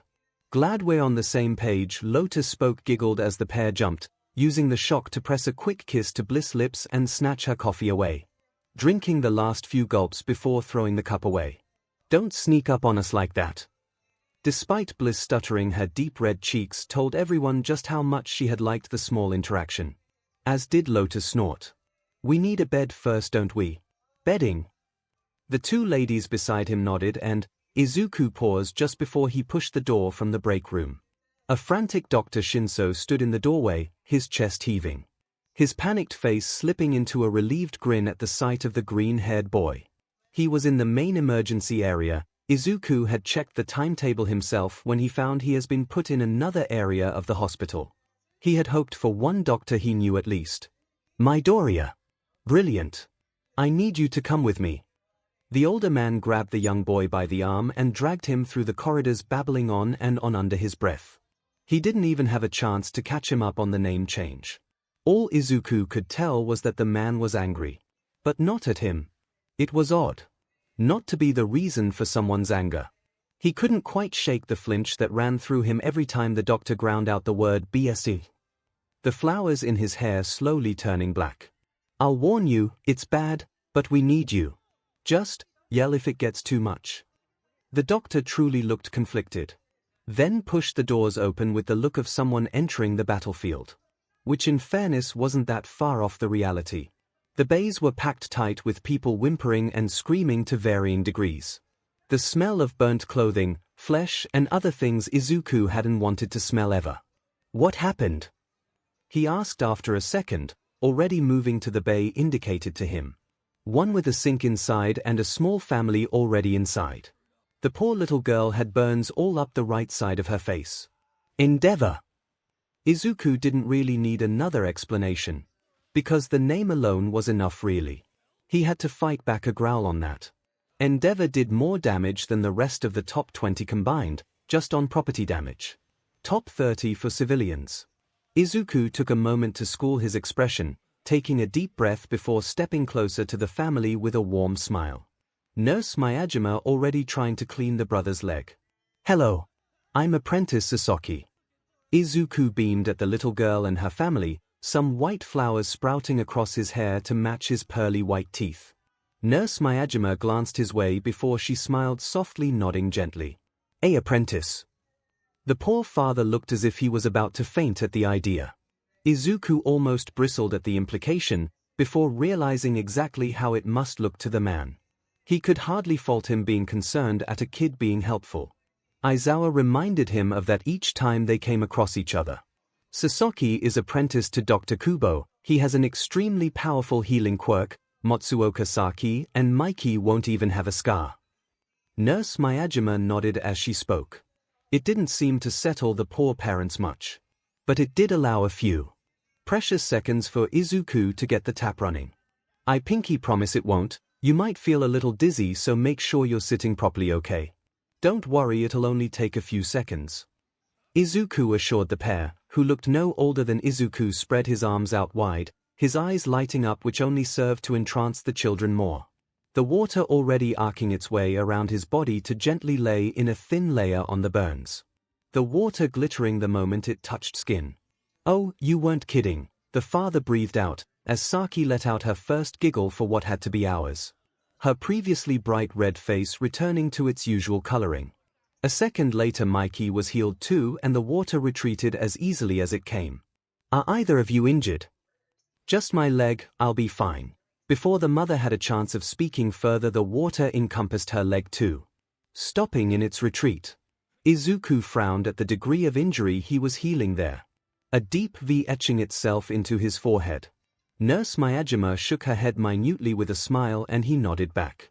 "Sir, the three of them may be a little light-headed for a couple of hours, and I'd recommend keeping an eye on them. It usually wears off in 2 hours." Izuku beamed up at the man whose 2 kids had started babbling again. Izuku's distaste for Endeavor did not wane in the next hour and a half of emergency patients. Most worse than the poor kids, half he wanted to forget on the spot. As horrible as that sounded in his own head. So, if Endeavor found a tree going through his skull, it's his own fault. Izuku didn't have a choice in the matter. The only good thing was that no one had left him with a scar. He was sure no one wanted to be reminded of this day. Izuku was just about to return to the ward he had been assigned to, something about learning procedure when he noticed one boy stood awkwardly. In a posture 𝐒𝐿𝐼 himself knew all too well. He also recognized the blooming bruises on the boy's exposed skin. "Do you need help?" 𝐒𝐿𝐼 asked after a moment of studying the form before him. Tall, but then most kids his age were taller than 𝐒𝐿𝐼, and he was sure this boy was his age. "Give or take a year." The hair was unusual for sure, half red, half a shocking white, color like that usually indicated a rare quirk. A badly healed burn covering a third of his face, that was startling. The mismatched eyes were a clue to something else, something that was best thought on later. When the poor boy wasn't in pain. "And no, everyone else. I'm not burned." The boy was trembling as he stood there, glancing around at the few people, most with usual emergency issues. One who cut her finger, someone already dealing with her. 𝐒𝐿𝐼 took a slow step closer with a soft smile plastered to his face. Come with me. I'm apprentice 𝐒𝐿𝐼. Lovely to meet you." 𝐒𝐿𝐼 gestured for the boy to walk beside him, not wanting to risk the boy running. Todoroki, it was soft. Almost too soft to be heard.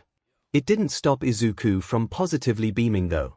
All the way back to his bay he couldn't stop smiling. It was something at least. "If you would hop up here." 𝐒𝐿𝐼 patted the bed in the bay, while Nurse Miyajima, who really was looking after her own patient in the next cubicle, sent a nod his way. It wasn't as if he really needed the supervision. "Now, as I said, I'm an apprentice here, under Dr. Kubo. I have a healing quirk, it'll take a couple of seconds." 𝐒𝐿𝐼 began his short explanation, watching as Todoroki nodded along, eyes narrowed in his direction.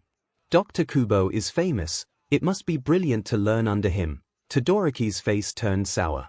Or the barest hints of it anyway. He watched as 𝐒𝐿𝐼's face turned red and matching flowers populated his hair. It was almost cute. He found himself blushing at that particular thought. "He's amazing. I'm lucky to be here. I have one last thing, and you can say no, it's up to you, but I can heal old wounds, if you'd like. It's an open offer, but you don't have to." Todoroki almost let 𝐒𝐿𝐼 continue tying himself in knots. If only to process what had just happened, had just been offered. His long nimble fingers touched the burn-roughened skin. His hand shaking violently with the weight of the information. 𝐒𝐿𝐼 was just starting to wilt. Worry setting in that he had said the wrong thing when a deep half-laugh sounded from somewhere in Todoroki's chest. Please. If you can." The voice was so soft even with how deep it was, that 𝐒𝐿𝐼 thought he had misheard for a second. It wasn't a deep voice like Bakugo's was, all hard edges and promise of pain. No, this was the sort of deep that calmed the roughest waters. Stable, if not kind. Night Eye hadn't been sure what he expected when he picked 𝐒𝐿𝐼 up from work to help move everything home. But it wasn't a quiet word with a nurse about making sure 𝐒𝐿𝐼 had extra chocolate and was okay. That the day had been particularly bad. Something in the way she said that did nothing to stem his rising fear. Especially as 𝐒𝐿𝐼 seemed surprised to see him. That was nothing on the state of the small room 𝐒𝐿𝐼 had been in. It wasn't bad. Oh no, it was immaculate. Even with the plants everywhere, it was neat and orderly. Unlike practically every other teenager Night Eye had been forced to know. Including his own friends at that age. Night Eye could vaguely remember 𝐒𝐿𝐼 half warning him that he had a lot of plants he was bringing. It was the one thing he was adamant on. But this wasn't 5 small plants. It was well beyond double digits. All kinds, mostly some orchids with dark purple petals that seemed very well cared for. Sorry, are there too many? 𝐒𝐿𝐼 seemed to have finally caught the look on Night Eye's face, and the man quickly tried to school the shock away. "Not at all. I was just surprised. That's all. We may need some more help in moving these in one night." He was quick to reassure his son of that. The word he hadn't quite earned yet. He knew that. But he couldn't help the small smile on his face each time he dared to think of it. 𝐒𝐿𝐼 as his son. Good thing he called up the cavalry sprout. Lotus skipped in from wherever she had been hiding. Her blinding smile rivaling 𝐒𝐼's own. Though that wasn't much to boast at considering he was swaying on his feet slightly. Night Eye caught him before he had the chance to fall. "Sit down, 𝐒𝐼. Do you have your energy bars? Can you sit here and let us deal with this, okay?" Night Eye gently helped Izuku down onto the bed, making sure he was safe to be sitting up. The slow nods not helping the clenching cold in his chest. He slid the bright backpack over and pulled several bars from its depths, pressing them into Izuku's hands along with a water bottle. Finish those, and then we'll get you home. Let me know if you need more, okay? Night Eye waited for another too slow nod, and for Izuku to take a bite before he turned around to go back to work. Even as he worked with the others to divide up the carrying load. All deciding without speaking that Izuku wasn't going to be carrying a thing. The week had been rather eye-opening for Night Eye. By no means had he expected Izuku to be better by now, but flinching for every slightly raised arm. It twisted something in his gut every time. Those bright green eyes widened beyond belief and the whole form trembling, it caused bile to rise into his throat each time. He had only reached up to get a plate. Overall though, things seemed to be going well. Izuku had stopped waiting for permission to eat. He had even stopped blushing and thanking Night Eye for basic necessities. They had even managed some light discussions. Discussions that lead to the green-haired boy standing in the hallway, trembling like a newborn deer, holding out his analysis notebook. Night Eye promised himself to never mislay the trust that must have taken. Everything seemed to be getting better. Until day the letter lay innocently enough on the welcoming mat. Address down. With a wax seal, showing the HPSC symbol keeping it closed in a deep BLD red. They had only gone out to finish a discussion with Izuku's old school about the transfer. Izuku blanched, his whole face going a stark white at the sight of it. He ignored the deep questioning tone from behind him. He could only focus on his own trembling fingers snatching it up from the floor, and on his feet taking him to the kitchen table. Unable to stop the mechanical movements that had him reading the offending item. Dear Sasaki Izuku, I do hope this letter finds you well. We at the Hero Public Safety Commission thank you for keeping us up to date on the changes in your circumstances. It would not do to lose track of you. I feel I must introduce myself to you at this time. I am your Hero Public Safety Commission handler Ishii. I shall be your main point of contact with us and will be present at each of your assessments. Consider this a reminder that your first assessment is fast approaching. It should only take a few hours the first time. I wish to know my charge well. In light of your circumstances, I would ask you to bring your guardian Sasaki Mirai and your boss Dr. Kubo with you so we can get fully acquainted. See you next week. Ishii Sota Level 5 Handler Hero Public Safety Commission. Izuku let the letter fall out of his hands. His eyes wide and staring unseeing at the table. Night Eye snatched up the page as he rounded the table. Strong hand moving to rub Izuku's trembling shoulder. He had really only meant to glance at the letter, to check it wasn't anything bad. He never thought he'd miss being scared of bad. Izuku, can you calm down for me? Breathe in and out. Do you need my help? The deep calming voice stayed steady, giving Izuku an out if needed. Night Eye had felt a small burst of pride when Izuku thanked him for the technique. He had even caught the kid tapping his fingers on the wooden desk to help with timing. That didn't mean he was willing to leave Izuku alone for this. Not by a long shot. PPPL please. Izuku's weak voice sounded so broken in that moment. Big fat wet tears trailing down the still childishly chubby cheeks. Night Eye moved his hands to tap gently with his fingers.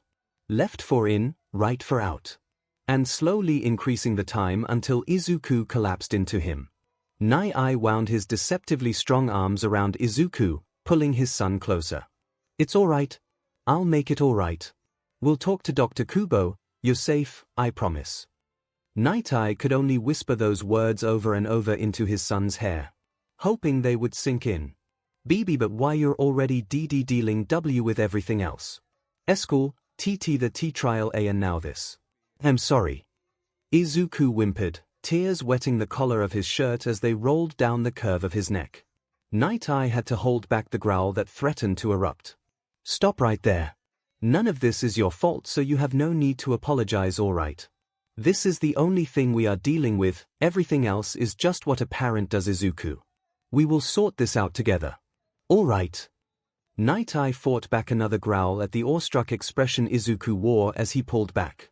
A look he certainly didn't deserve. Not for this. Night Eye stared at the phone.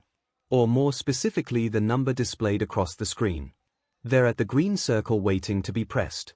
The red one looked just as tempting. If only he had that choice. He had to keep his promise. What? Oh, that hurt. To hear 𝐔𝐬𝐽's voice so harsh towards him. To hear that deep, wonderful voice so cold. It hurt more than almost anything in the world had. A week ago it would have shattered the man where he stood. But Night Eye was a changed man. I just wanted to see how you were. The words clung to his tongue like tar, unwilling to be pushed into the world. Where words between them had once felt as easy as breathing. No thoughts needed to continue whatever flow they had found themselves in. If Night Eye was affected, he hid it well. Izuku didn't need to see him like this. Yagi didn't need to hear him like this. 𝐻𝐸𝐽, you didn't care last time. That voice. Oh, it hurt knowing the pain in it was all because of him. You can't believe that. Toshi. Night Eye pleaded down the crackly connection, tears wetting his cheeks. How can I believe anything else? Why did you really phone? Yagi huffed out in between rounds of hacking coughs. Night Eye could hear the telltale sound of BLD even through the crackling connection. It sounded just as it did that last day in the hospital. Toshi, I was terrified of losing you, and I'm so sorry I made you feel like this, but please don't shut me out like this. The words were rushed, spilling from his mouth as his chest constricted around his rapidly beating heart. The low sarcastic laugh on the other end of the phone didn't help matters much. Just get on with it. I did want to hear how you were. I miss you, Toshi, but I need some help too. Oh, how he hated having to phrase it like that. No matter how true, that voice he missed so much, loved even. Any excuse would have done to hear it again. Help.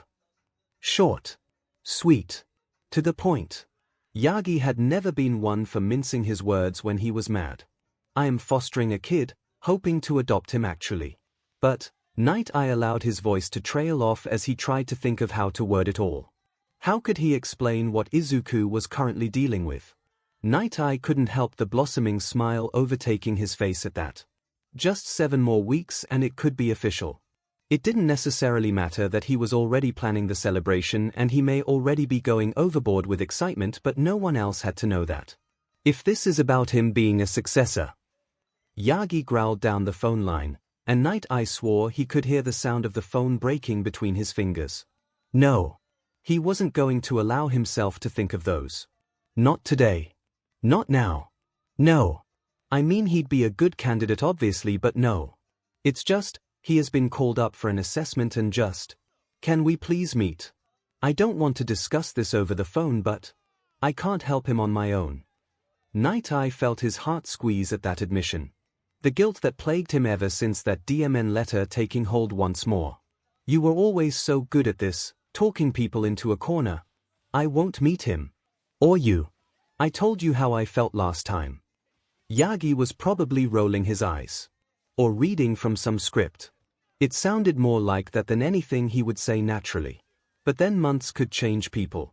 Night Eye knew that now all too well. Please, you just need to meet him. Night Eye didn't even get to finish before Yagi slammed the phone down. He pressed his forehead into the cool surface of the wall. That could have gone a lot better. But Yagi always had this way of getting under his skin. Any idea of being cool and in control ripped away. He ran through the conversation over and over in his mind, trying to unpick where it went wrong and the why of it all. It was not lost on him how he hadn't even thought of discussing Izuku helping Yagi. He knew the boy would do it in a heartbeat, but no. He needed to be put first. It looked like he needed a new plan to deal with the HPSC. Izuku had the weirdest couple of weeks. He had only just managed to shake the feeling that he was in a dream. Even if sometimes he had to remind himself dreams couldn't last weeks. And sure, sometimes he still found himself in his all-might underwear staring into his full-length mirror to check the scars really are gone. But his working on it, his trying, that did not stop the fear gripping something deep in his chest. Sat as he was on a small wooden bench, while Night Eye stood across the corridor from him with his briefcase clasped in front of him. An indulgent smile on the usually impassive face. Monobu Middle School was large. To put it lightly, the corridor was wide enough for Izuku to spread his legs out before him and not even be halfway across.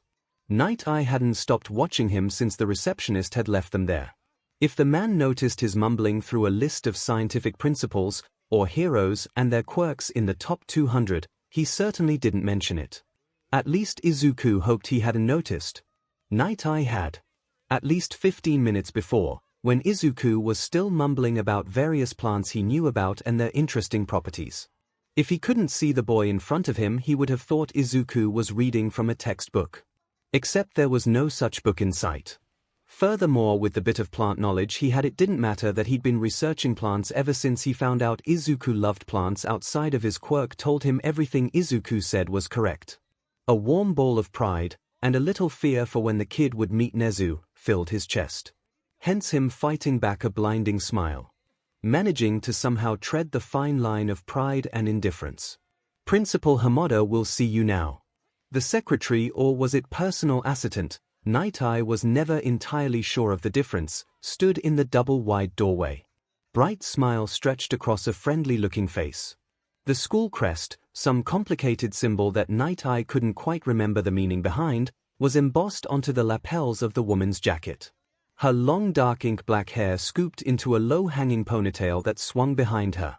The right edge between professional and approachable. He waited until Izuku stood, making sure he wasn't crowding his son. That still made his heart leap to even say that. The quick glance over the shoulder Izuku did. Just to check he was still there. Oh, that was just icing on the cake.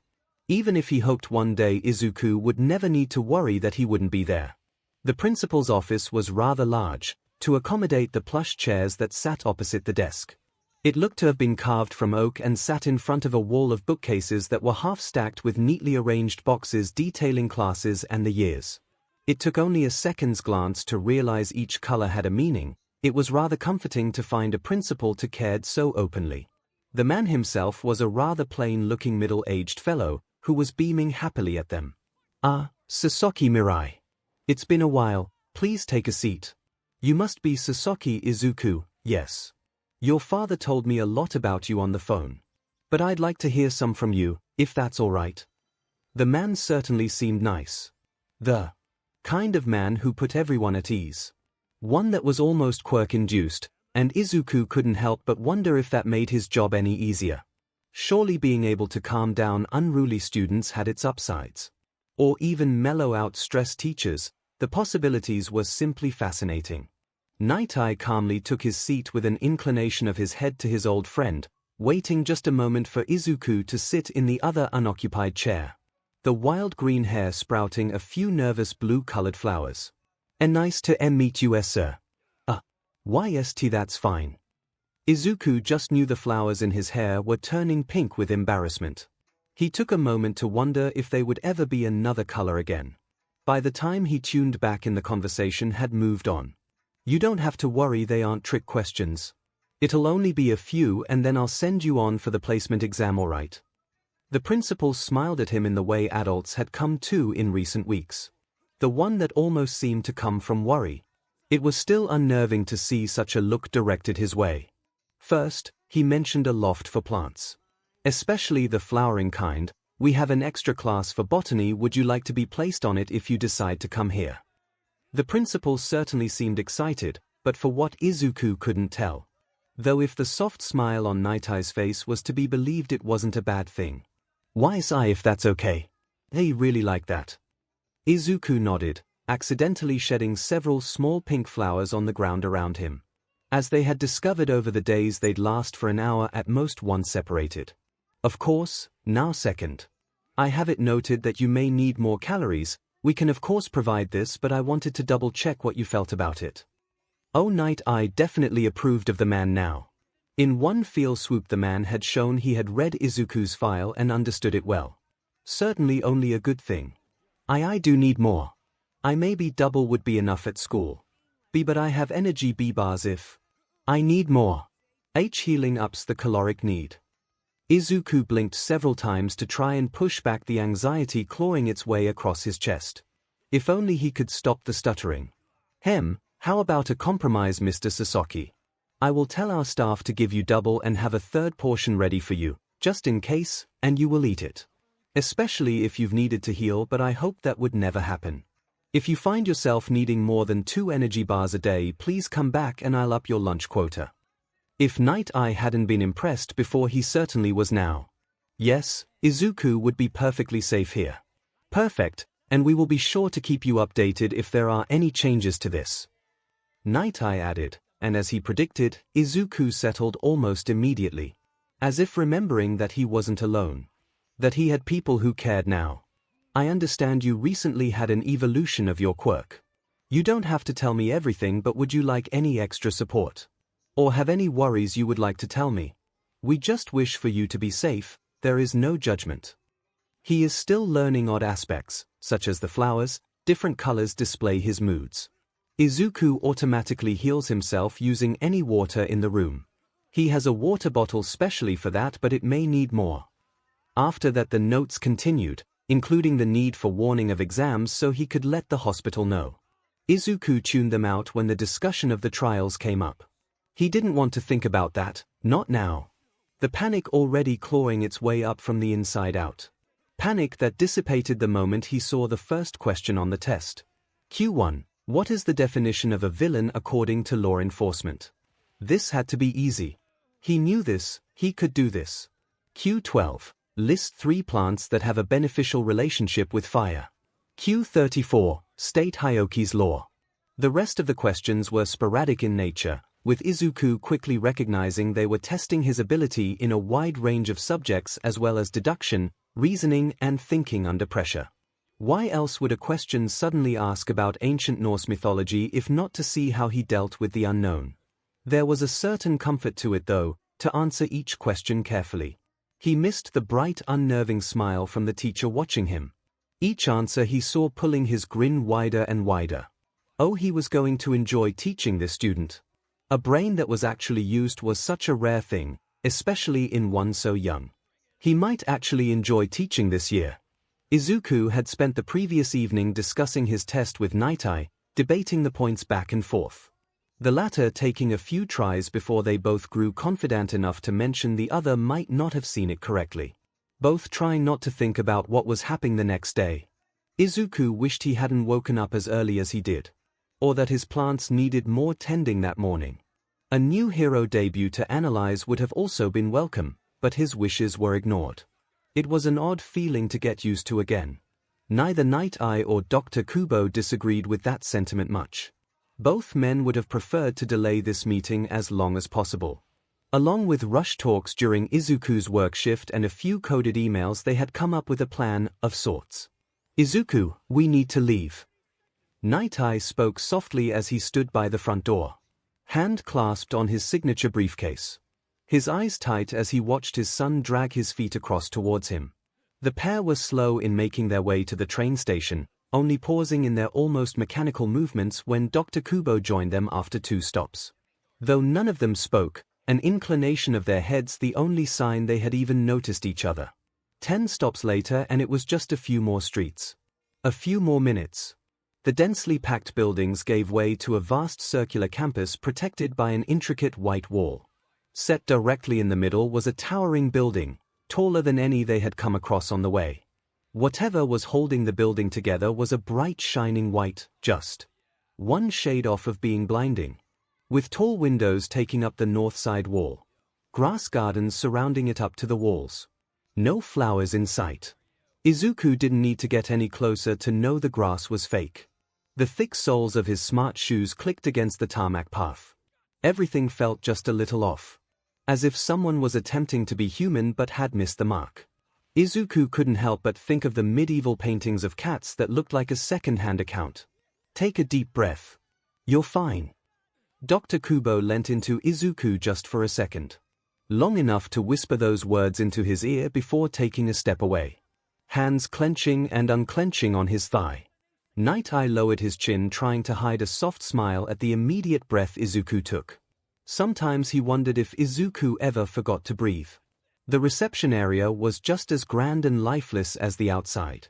Only a wide-set receptionist desk manned by a young male marred the far wall.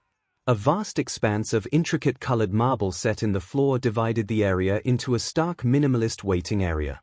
The kind with chairs that looked as if they were made deliberately to be uncomfortable. 𝐒𝐬𝐽 hated them on principle.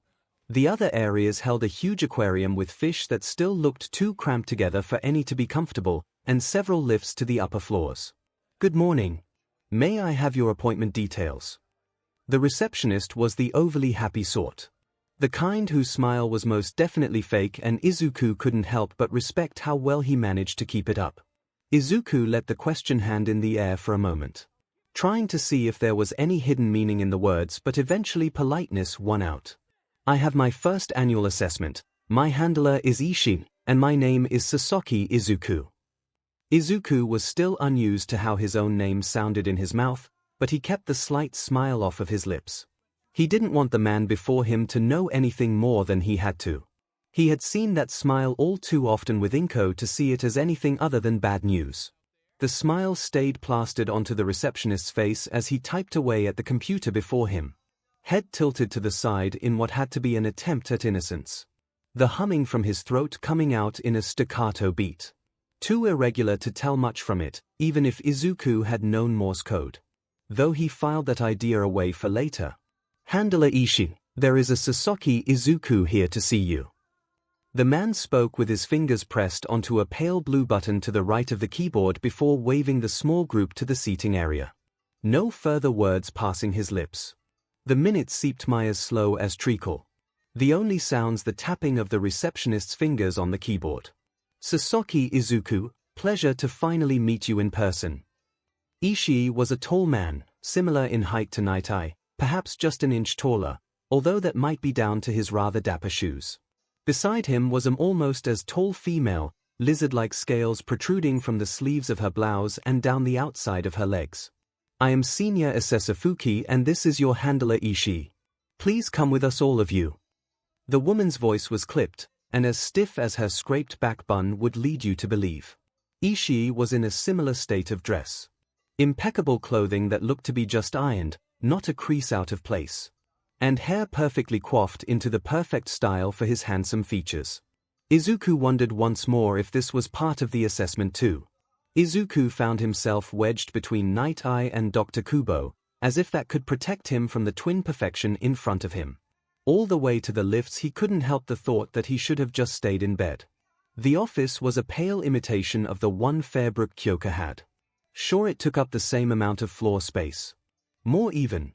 But the main office, the one with the desk and chair sat in the middle surrounded by glass walls but otherwise ruined any flow the room could have had. It was a room built for intimidation over use.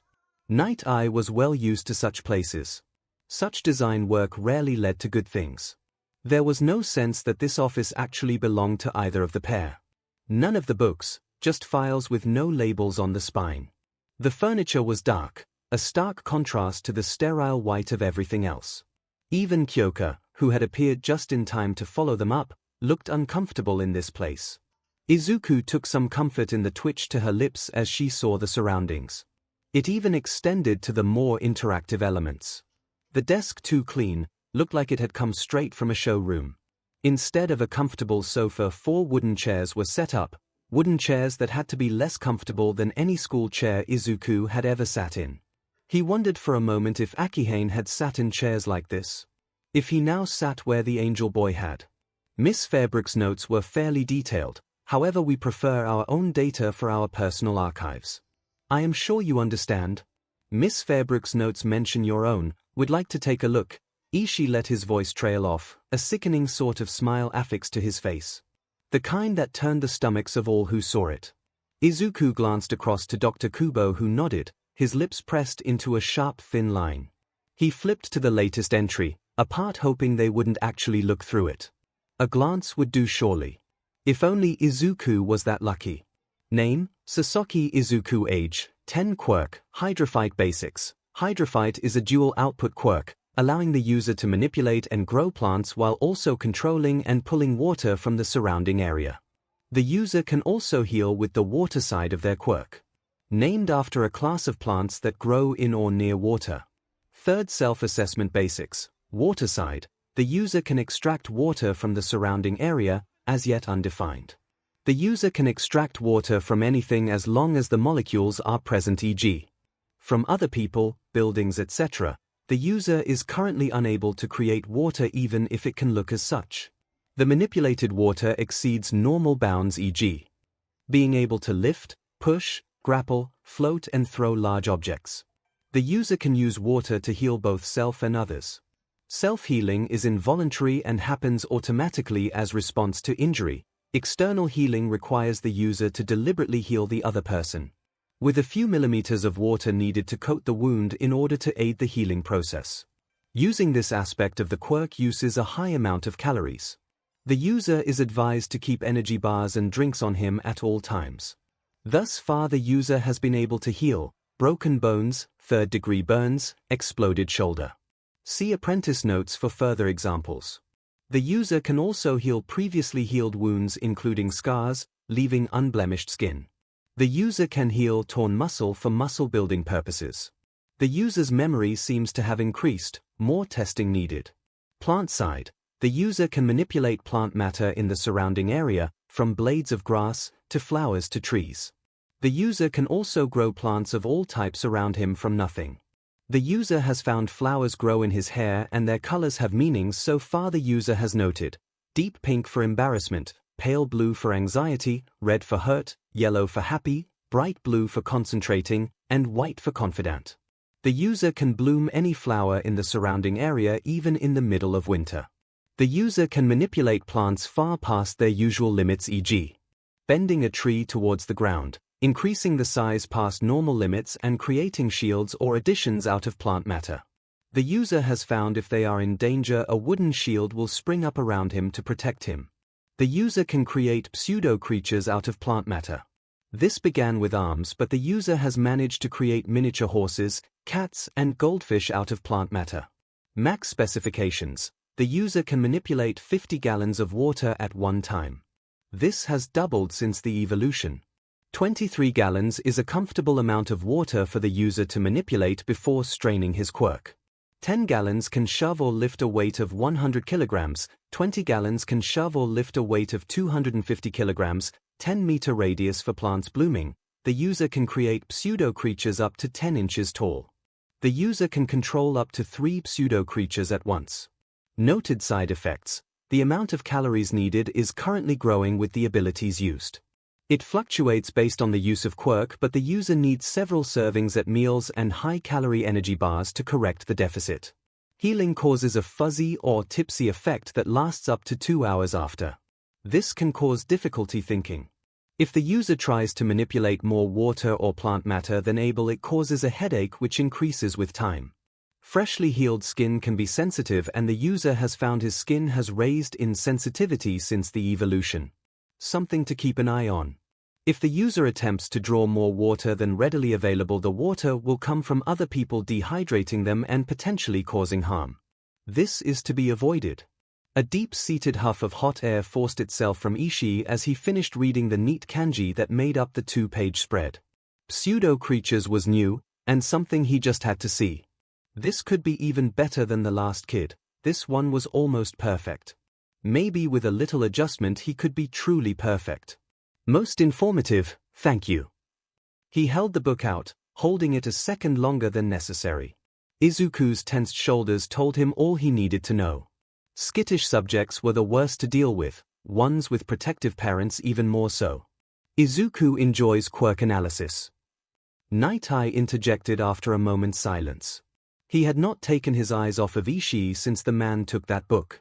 There was something, maybe the too wide smile or the eyes, yes, something was odd in Ishii's eyes. It spelt trouble, and Izuku was his son. His to protect. I can tell, he certainly has a talent for it. It will do him well in his future career. Ishii commented with a smile that was supposed to look kind. But it was as if he hadn't ever seen anyone be kind, merely had the emotion dictated to him by someone who had seen it years prior. A tad too uncanny to be real. It does well in his current one. Dr. Kubo couldn't stop the words from spilling through his pursed lips. Izuku couldn't help the pleased flush to his cheeks nor the deep pink flowers sprouting across his green hair. It's odd to see that effect in person. Fuki had so far been quiet in her observations. The only sound coming from her fingers tapping at the screen.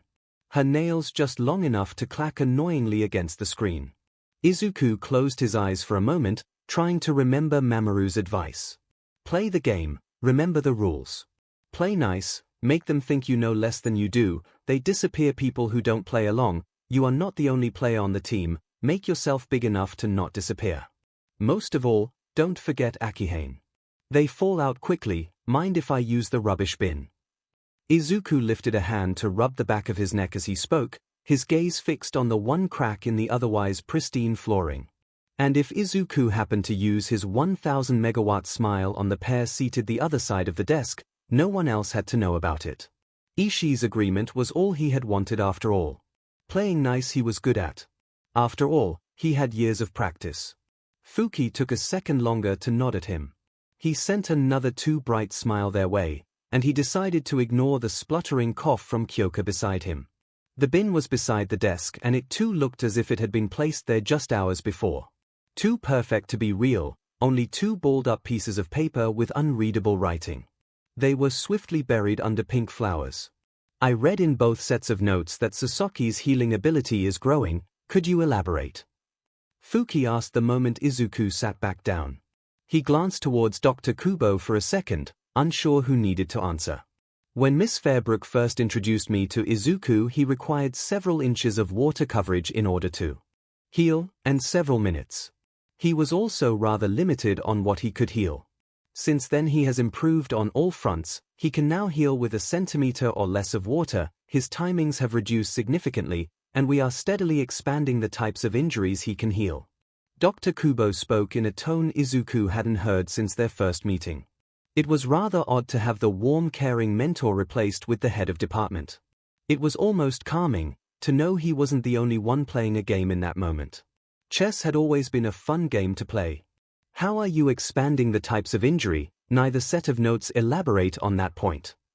Ishii asked after letting his greasy smile sit on his face for a moment too long. DDR Kubo gave me extra reading as PP part of my apprenticeship. I have found an increased understanding in how healing or injuries affect the body and how scars are formed. The better I can heal. I expand BB based on this new knowledge. It's similar to my P-plant side. I need to know the P-plant and understand it to be able to create it. The speed also seems to be linked to this, although it could be linked to the extended healing I have done on shift and therefore my limits have reduced naturally. I will have to await for more DD data to be sure though. Izuku trailed off with another blush when he noticed everyone staring at him.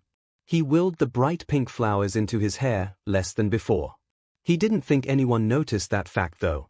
Perhaps he leant a little too hard into the rambling angle if the creased forehead of Night Eye was any indication, but he couldn't be sorry. Not yet. Izuku had never been more glad for his evenings with Mamoru. Sure, coding and electronics were fun, but learning a playbook. How to play a situation to your favor. That was about to save him. Possibly more than just him. Play 1. Pretend you aren't too upset at the situation. Play 2. Act as if you were giving information without giving anything away they wouldn't already know. Play 3. Act innocent, you're young enough to pull it off, let them make conclusions.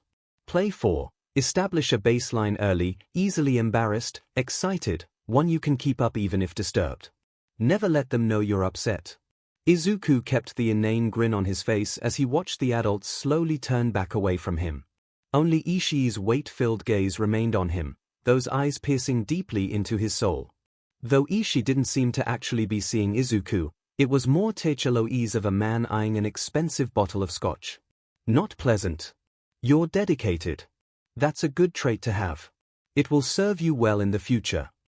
Ishii tilted his head to the side, assessing the young boy in front of him. Too old to be taken, too new to the school and with too many to notice him gone. Even the last kid had been cutting it.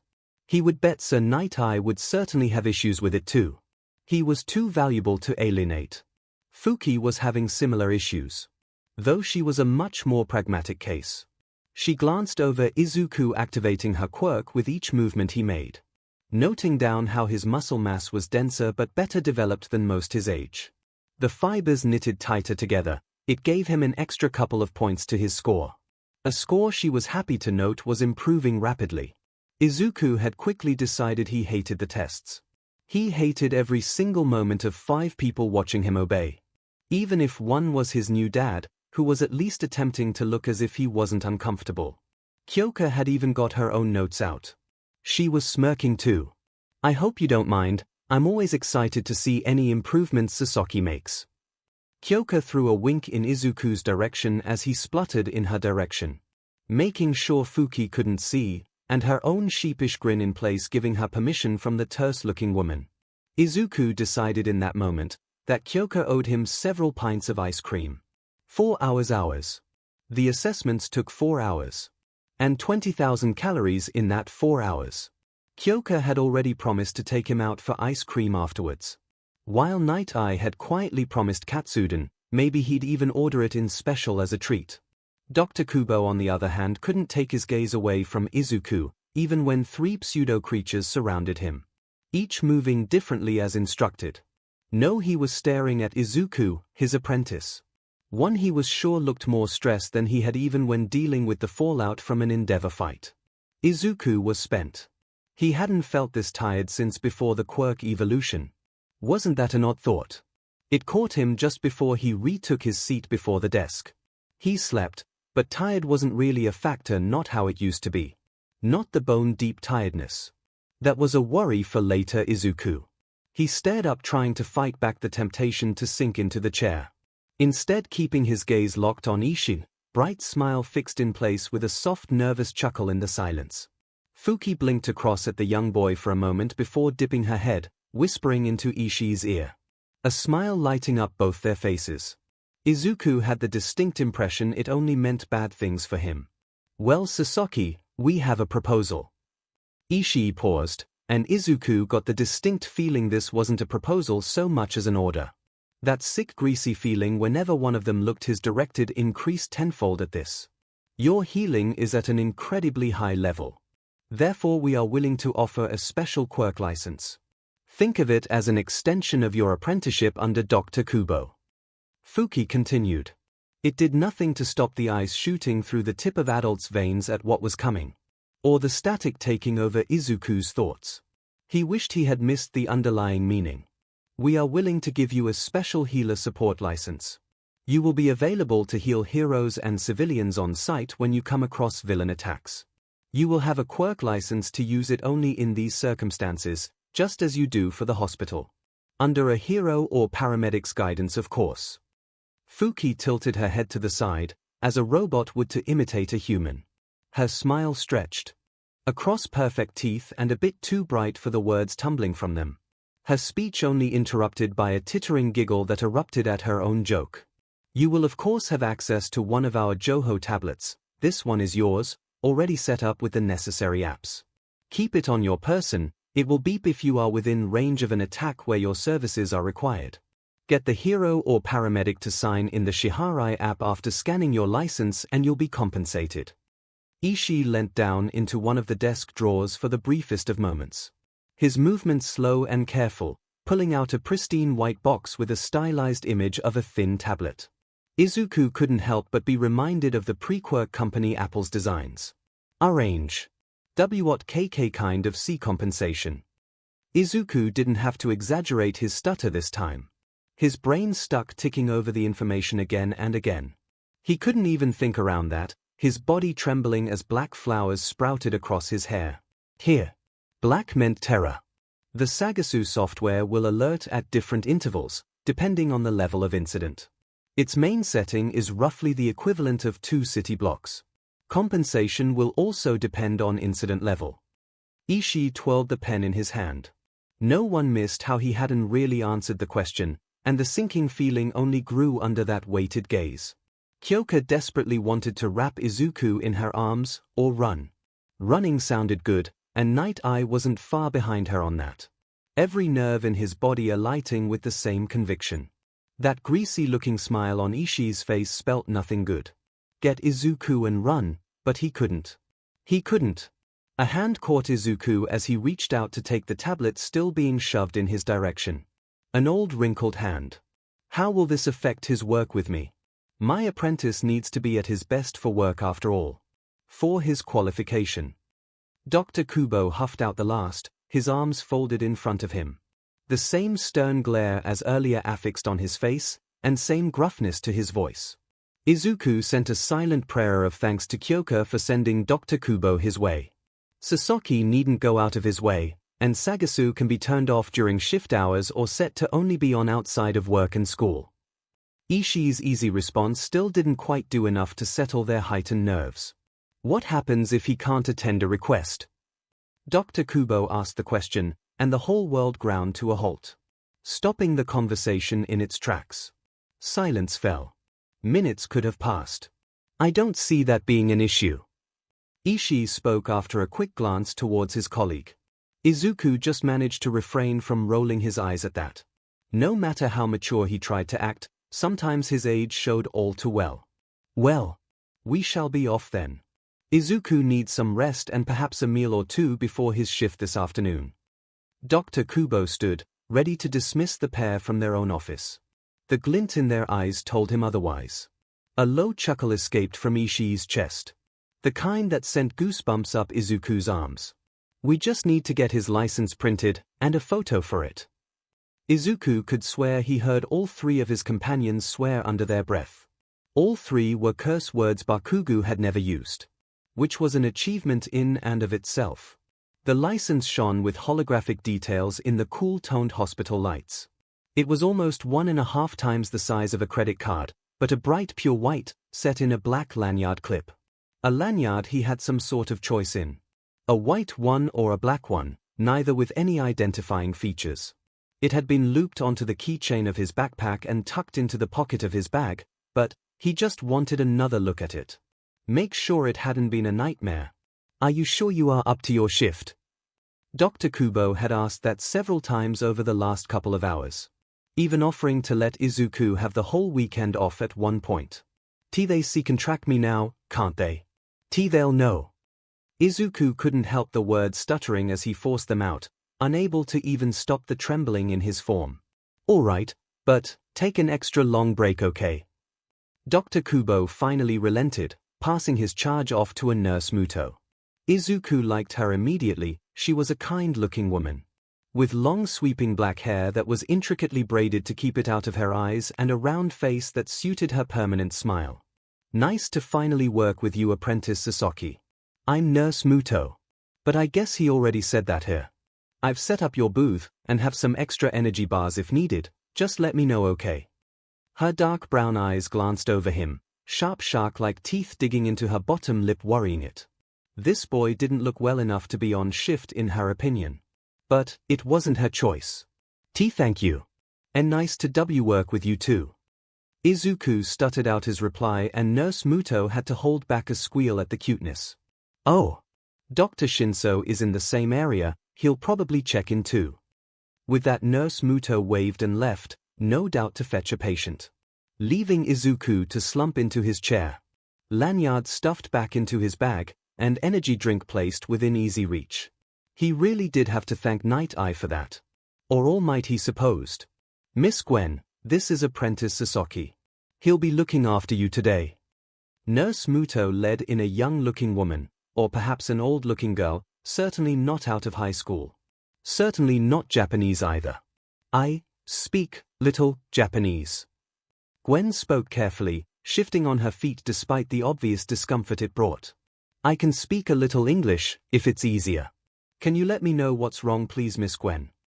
The switch to English surprised both women, eyes wide as they glanced at him, though Gwen relaxed somewhat at the sound of it.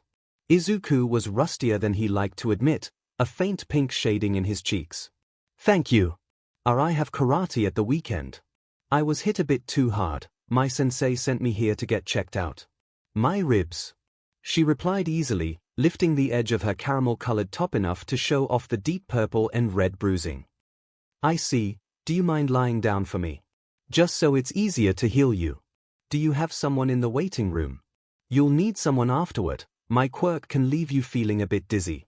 Izuku carried on as professionally as he could, cursing the lack of more specific English. It was certainly a goal to add to the list, learn English to a hospital level. Gwen beamed at the younger boy before hopping up onto the table and lying down, shimmying her trousers down just enough to expose the rest of the bruise. It looked angrier on the second look. Let me get the tap. Nurse Muto was clearly out of her depth. She understood the occasional word, but French had been her language of choice. The tap at least was something she could do. Izuku stood up from the stool he had slumped onto, his eyes alighting as his quirk activated. Gwen couldn't help but watch as the water arced around him, following a path only Izuku seemed to know. The cool liquid hit her fevered skin, before spreading thinly across the expanse of her stomach and side. Izuku frowned at what he felt. It was something he really hadn't wanted to tell the HPSC, that he could now detect wounds. He wasn't even sure how Gwen had remained standing, let alone able to walk on her own. 2 broken ribs, a bruised kidney, and even a small bleed. He whispered his findings to Nurse Muto, who in turn frowned softly before nodding his direction and noting it on the sheet. All in the few moments it took for Gwen to be back to her normal self. "Thank you. You fixed it." Gwen made a move to throw herself at Izuku, only to fall to the ground in a slump the moment she tried to stand. Nurse Muto huffed silently. "Looks like it'll be a fun shift," she whispered to Izuku, already stooping to help Gwen to her feet and out to the waiting room. Izuku wished that she hadn't been right. For the first time he legged it all the way to the break room. Dr. Shinso's laugh following him the entire way down, the traitor. Sending him the little girl with a water quirk who had yelled at him for stealing her specialty. At least the good doctor had apologized. Even if it was while laughing. Izuku had planned to crash on one of the sofas for an hour. Had even pictured which one he wanted. The plush royal blue one that was against the window and had matching cushions. But someone was already there. A purple-haired boy, who was almost as tall as the Todoroki boy. Almost. Not that it mattered much, those long legs stretched out to take up the entirety of the royal blue sofa. I am sorry that Izuku had had entirely too much. His brain just didn't want to think anymore. Quite frankly, he couldn't blame it. Just spit it out. Hitoshi huffed out. Trying to sound more enthusiastic than he felt, but still sounding half dead. Jeju, sorry, but are you by any chance related to Dr. Shinso? I'm sorry if teach. He's my dad. You must be Sasaki Izuku. I'm Shinso Hitoshi. How'd you work it out? Why your hair and why you have a similar presence, I guess. That probably means you have a speech-related quirk too, right? Why yeah. I do. Sorry, didn't mean to upset you. I find your Dr. Shinso's quirk fascinating, and just assumed, sorry. Okay, the boy was being too adorable for his own good. He was more like a kitten than a boy, really. Hitoshi wasn't going to let this continue before he knew where they stood. Of course Izuku would always be higher, a strong quirk demanded it, but maybe he wasn't as bad as some. I got a weaker version. He puts people under. I just can mind control people if they answer a question. Hitoshi rubbed the back of his neck for a moment, wincing at the silence that fell for a moment. It was almost painful. But a sudden stream of violent mumbling sounded and he looked across to the starry-eyed boy practically vibrating in place. Weaker. Weaker, he says. Oh, that's just so cool. I wonder if he could get through panic attacks or a terrified mind. Is it any response or does it have to be a purposeful one like the doctor's? The rambling continued, but Hitoshi had stopped trying to make out the words. Instead, just staring at the shorter boy who practically had hearts in his eyes. He hadn't stepped away. In fact, he was closer. I can't understand when you talk that fast. Hitoshi managed to force out after several more moments of trying to listen to the aggressive mumbling from the shorter boy. Sorry. Izuku leapt backwards with a deep blush and bright pink sprouting flowers. Luckily for his sanity, none landed on the tall purple-haired boy. You aren't afraid? Hitoshi regretted the words the moment they left his mouth. Watching the green-haired boy's awkward smile fall into a look of utter despair. No, never. Not of your quirk. And there it was. Hitoshi couldn't help but stare at the boy in front of him. They were the same, not mirrored certainly, but the same nonetheless. Most people say otherwise. Hitoshi wasn't sure why he kept speaking, maybe just to keep the greenette's attention on him. They're wrong, Dr. Kubo, everyone has been telling me that you know. People used to hate me for mine too, but none were afraid, they shouldn't be. Izuku trailed off, staring up at his new friend. He hoped they were friends. Maybe Hitoshi could join his study sessions with Todoroki. Set for Mondays after school, he hoped so. He just wished his friends weren't so tall. The first time I used it I couldn't swch it off. A girl walked into a table because I told her to go away. I just wanted to know why she picked on me. Hitoshi couldn't stop the word vomit if he tried. The incident itching under his skin, telling him to warn the boy. That everyone was right about him. He didn't deserve the bright boy's sympathy. 2 hands clasped around one of his. Why you didn't mean it? You didn't know, if that's the worst thing you can think of, when you were 4, you're doing pretty good. Izuku half whispered, unwilling to speak louder than necessary and spook his purple-haired friend. Hitoshi in that moment knew he had to protect Izuku. Someone so kind couldn't be left unprotected. If that meant he accepted the phone number exchange and offer to study together. No one had to know. No one had to see the smile creeping its way across his face either when Izuku finished his break. The green-haired boy stopping briefly to wave with the brightest smile Hitoshi had ever seen. His first friend. He found he rather liked that idea.